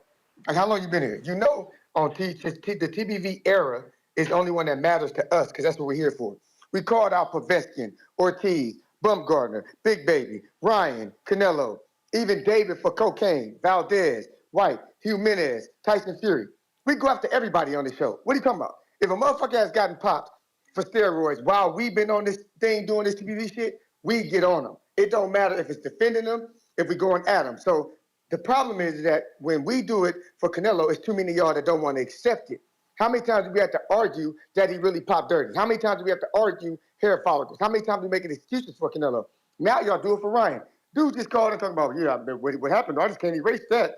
I mean, yeah, he took steroids or whatever, but I mean, he looks so good. And then, like, dude, that's the reason why it makes it seem like we go harder on y'all because y'all don't accept it. So when you don't accept something, it comes off. People got to call in and get your ass. It's just that kind of simple. Like, y'all need to cut that shit out and stop being babies. One thing I can say about Ness, through the history of this shit, if it's something fishy, Ness talking about the shit and letting us do what we do. So don't come to the fish fry if you don't like what the fuck we cooking. CYP out. CYP. My baseball reference, right? What is that? The finisher, the closer, cleanup. Clean up. Damn. Guess not. JP. What up? Oh, you hear me now? Yes, sir. Yeah, man. Venom kind of touched on the point that I've been saying the whole time. I think a very lucrative fight is Ryan and Dev running it right back. But, I ain't really heard no energy from Dev. Maybe they don't want to do it right away. Maybe there really is some bad blood. But I don't know if the Haney's are taking it personal or some shit like that. But let's get this money though, man. Because it seemed like they kind of might be taking this personal with Ryan. Like, dude, people cheat in sports. It's not the first or the last time a boxer will pop hot. So get over and get that money if it's a personal issue. But the thing about Ryan, he's like a wild card. My grandma used to say, she's an old lady born in 1902 back in Mississippi, and she'd talk about somebody who crazy, but she'd say, yeah, he crazy as a fox. That kind of mean like she'll say like you would see a fox out in the yard and it'd just be jumping around, chasing its tail, looking crazy, just looking crazy. As soon as you turn your back, that motherfucker in the chicken coop. And that's kind of how Ryan is. I think that's how he kind of then fucked their head up a little bit. So he a wild card. But I'm gonna move on to this Bud and Canelo. To me, it's just a historical fight. Find two fighters that have achieved more in their careers that could. Huh? My bad. Oh, but like two fighters that have achieved more, it's like a crown jewel of this generation just to be presented to us. I know it's some discrepancy in size, but this isn't the first time this would have happened. And this will be our Leonard Hagler.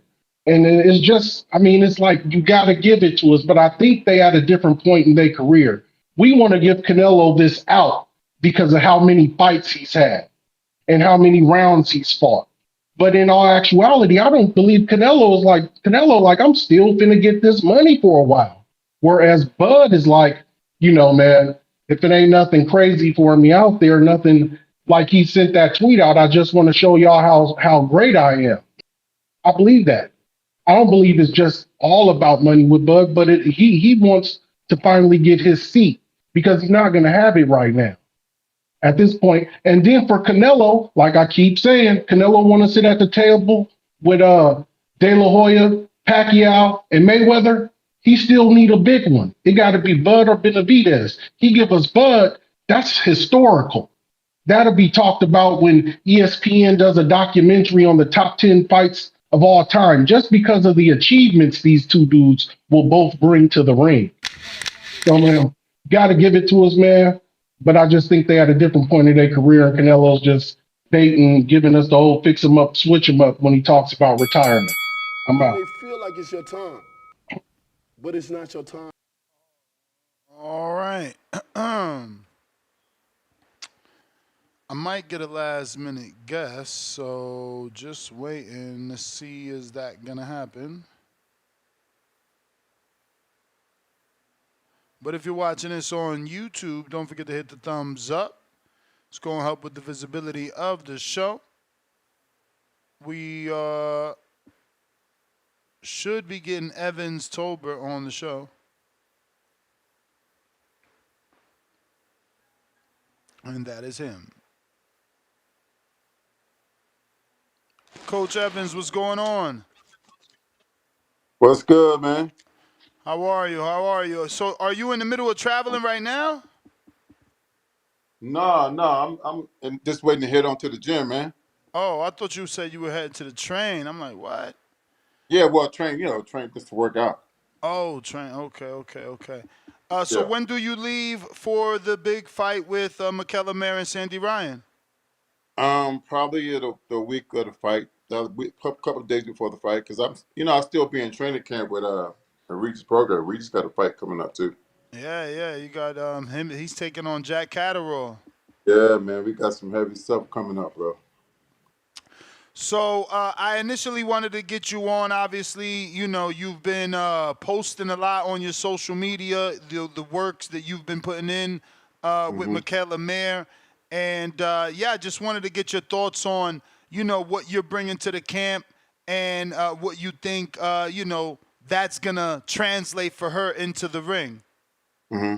Well, man, Michaela's a champion before I even got into this deal, and I also get a chance to work with legendary coach Al Mitchell. What a highlight to my career, man. But I'm here to to get her in the best shape of her life, and so far so good. She's been working her ass off, bro.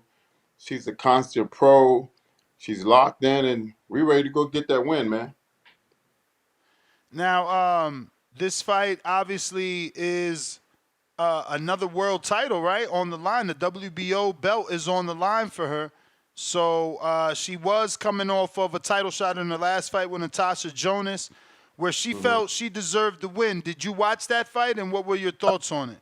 I saw that fight, and Michaela should have won the fight, but a lot of times when you go into the Lions Den in someone else's backyard, stuff may not go your way. But hopefully they'll make that fight again, and Michaela can go and do her thing. But hell of a fight, bro. Hell of a fight on both sides. But I thought Michaela edged her out for Now, sure. with that in mind, this fight now taking place in Madison Square Garden, does that make it Michaela's backyard? And is Sandy coming to the Lions Den?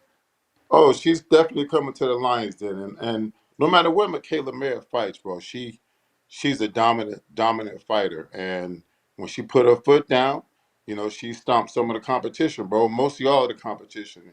That's what we train for, man. We train for domination, in the ring, out of the ring, all the way across the board, bro. She is a dominant fighter, and come September 27th, the world going to see what Michaela Mayer brings to the table without a doubt.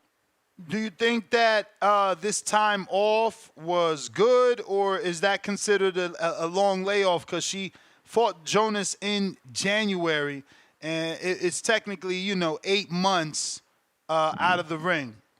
Well, there's really no time off because she's constant pro. She's always doing something. She's never out of shape. So no, but any time a fighter gets the chance to get away from the combat, all the banging and stuff on the body, it takes a toll. But she's always active.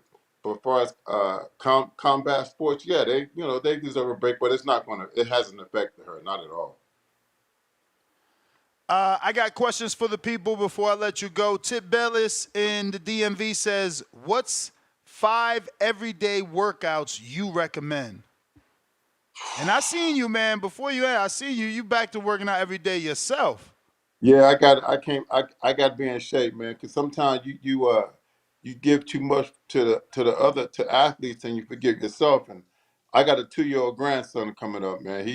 He a monster, so I got to be in shape for him. Shout out to my grandson Roman, man. But yeah, the daily stuff, man. Running, eating well, just sticking to the basics: pull-ups, sit-ups, lunges, running. Everything else outside of that, is I don't think helps with any, you know, weight training and all that stuff. That's a little different ball game. I believe in the old school way of training, man. Running, eating well, sleeping well, and just staying consistent. So by old school way of training, are you saying you choose more calisthenics over weight training? Because I see you doing weight training for yourself. Yeah, well, yes, it's two different ball games. And when I was a long jumper, all we did was run and jump.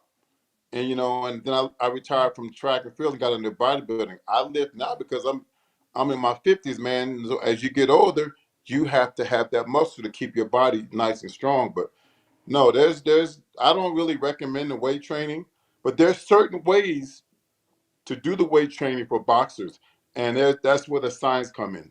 I'm not saying there's some parts of weight training that I like, and some of it I don't like, as it pertains to boxing. All right. I got Octo that says, "Greeting, coach. What's your favorite music artist? And give me one movie I should watch."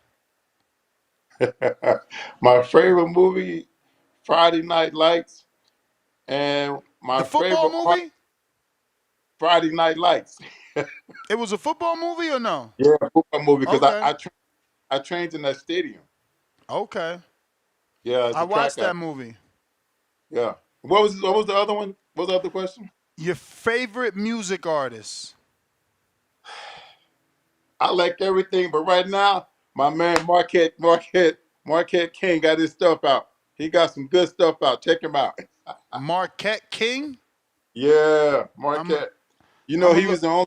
He's the NFL punter. He played Okay. for the that What dude. He's. I'm telling you, he's gonna be a natural, bro. what kind of music he's Um, just music to make you feel good, man. Music with a message. Nowadays, the music is garbage, bro. They don't make no real music. I don't know how old you are, bro, but the 80s and 90s, we had the best. We had the best music, bro.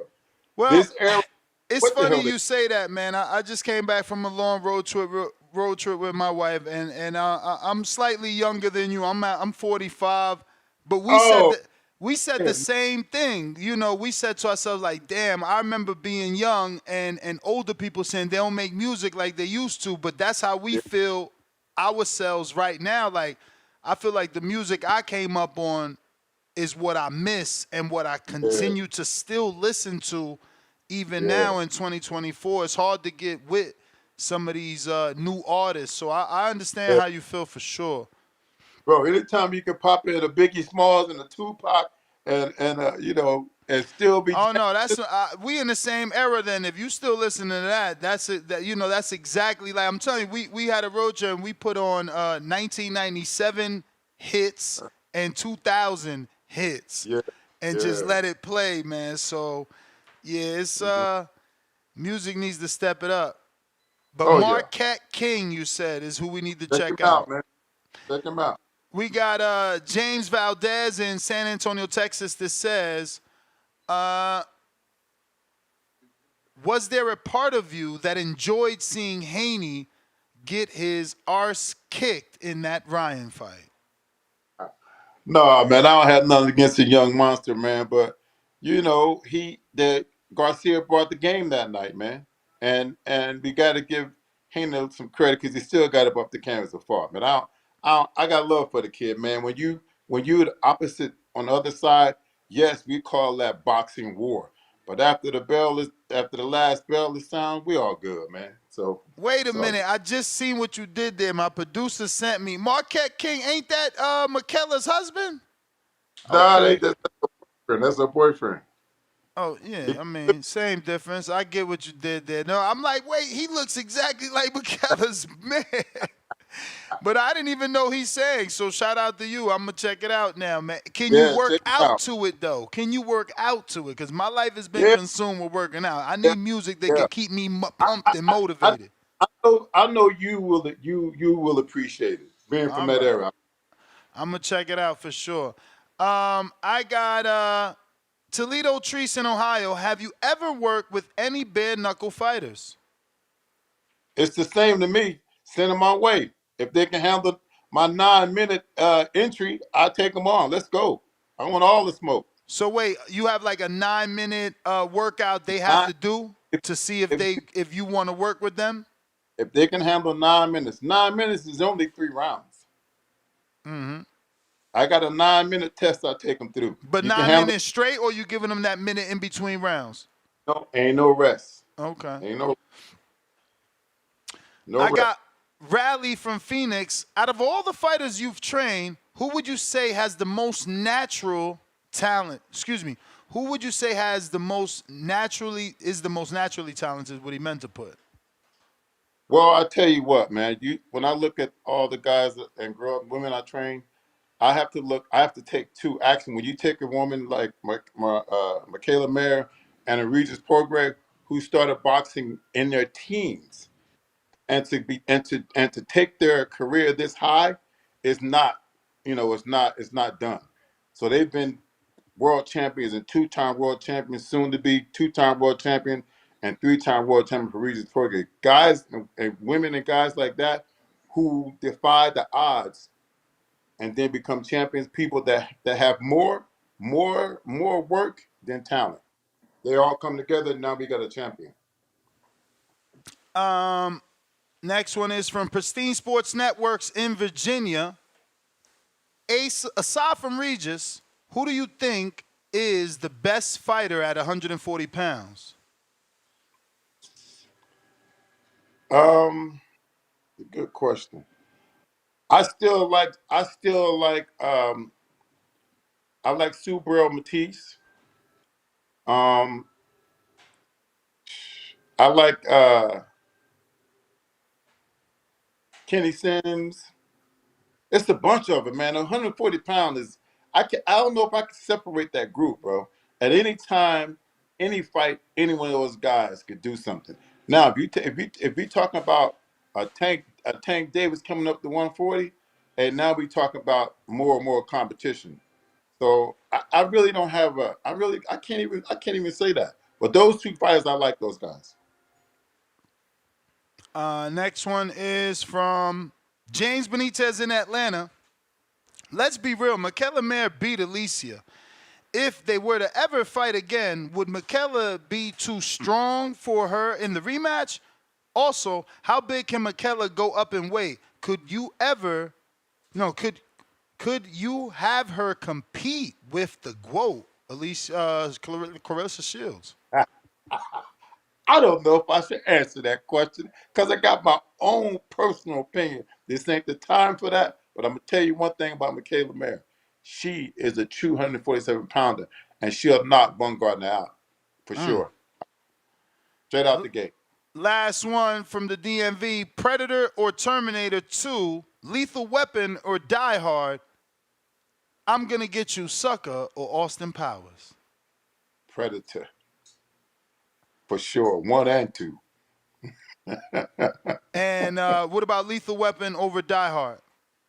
I like Die Hard. And I'm going to Get You Sucker over Austin Powers? Yes, for sure. All right, Coach, I think those are all. Let me refresh one more time in case we got any last-minute entries. I do appreciate you giving us the time. I know you got to head to training. Please give out your social media for anybody that isn't following you can do so. I'm at Fitness by Tober and Eat Tober on Twitter, man. But I want to say you guys always do a good job, man. That's I promise. I appreciate for being on here, man. Let me know when you want to get down again. We can do it. Nah, for sure. We got to get you back on right before the Regis fight, obviously. Yes, All that'll right. work. Thank you, champ.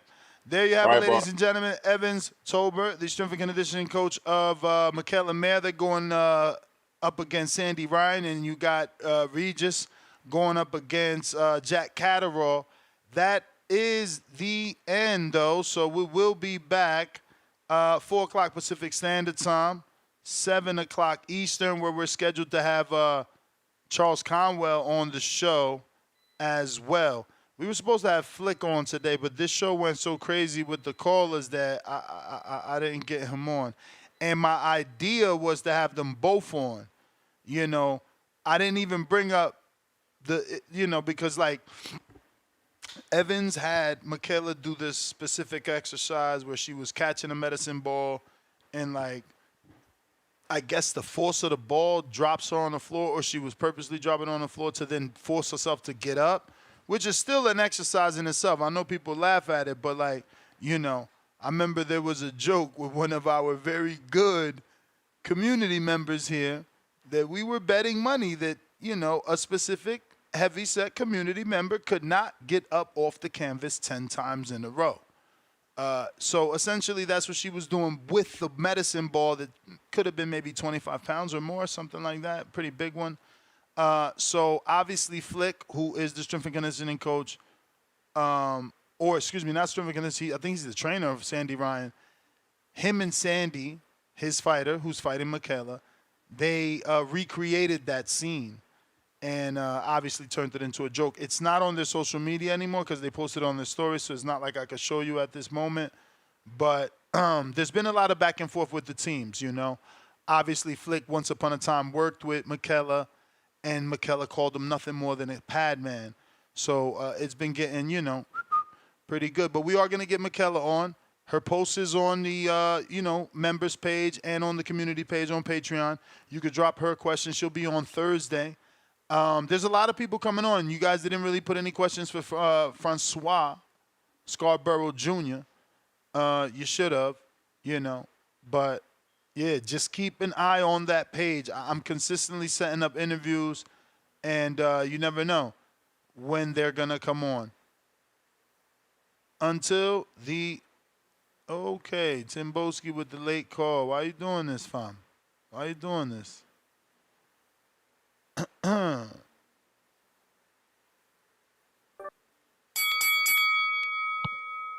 Yo, You. yeah, what's good, fam? What's good? You know why I'm doing this, man. You know why I'm doing this. Just come to give the people in the community their dues, man. Obviously, at first, salute to you, by the way, Ness. Salute to the whole community. Hope everyone's well and healthy. But yeah, man, I'm just calling to let everyone know that yeah, today was an interesting show. You know what I'm saying? At first I wasn't too fond of it because of the hatred and the lies and the you know the critical opinions. But no, man, you got something good out of this. You get me? It's good to hear from everybody, different people, different opinions, different views. Like I said, this show wouldn't be what it is, and this you wouldn't be where you would be now if everybody agreed with you or if everyone agreed with each other. You understand? So, like I said, I love debate. I love debating. Like I said, Ness, my emotions don't get too tied into it. I told you, me and you always butt heads like billy goats, but at the end of the day, I understand my lane. You know yours. You understand? You have your critical opinion on certain things. Other people got their critical opinion on things. Ryan Garcia, before the Devin Haney fight, if anyone remembers, I did call in and say, don't be fooled by this guy. He's got a great chance to beat Devin Haney, whatnot. But we do need guys like him, Belanga, Tio, Tank. We do need guys like that in the sport. You understand, to make it bigger and better. And like I said, Ness, man, I did want to ask you something before I leave you. Leave you with your day. Ernesto Mercado, you heard what he said, right? Did you remember what he said? I mean, what specifically, champ? I ain't trying to let you sandbag me into something. No, man. He said he would love to fight over here one day, didn't he? Didn't he? And Yeah, I saw the gesture. I saw the but he look on didn't. your But he face. didn't I saw the say look on your face. he didn't say that was his dream though. Well, Again, no, no, remember, no. I didn't say that. I didn't say remember. that, Ness. Yeah, I know you I'm, didn't say that, but you're trying to get a cheap win when my no, specific no, I'm not. argument Ness. is I'm not. that Ness. no Bear with fighter, no me. Bear fighter with me. dreams of fighting in Bear with Wembley. me. They dream of fighting in Vegas and New York.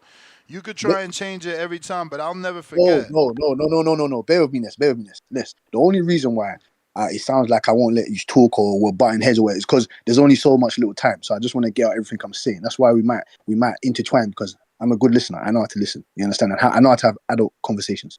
What I'm just saying to you is that there's some guy, Zepeda's manager came out and said they would love to fight in the UK. Canelo Alvarez has always said they would love to fight in the UK. I'm just saying to you that the UK is becoming a hub. You understand what I'm saying to you? I don't want to call you a Wembley hater. I don't want to. And DC3, man, this Matchroom Queensberry plant that you think I am, it's nothing to do with me. I just told. I'm the truth teller of what it is. You understand? I told you. I give the Americans credit because you do put sports boxing on the map. You are the hub.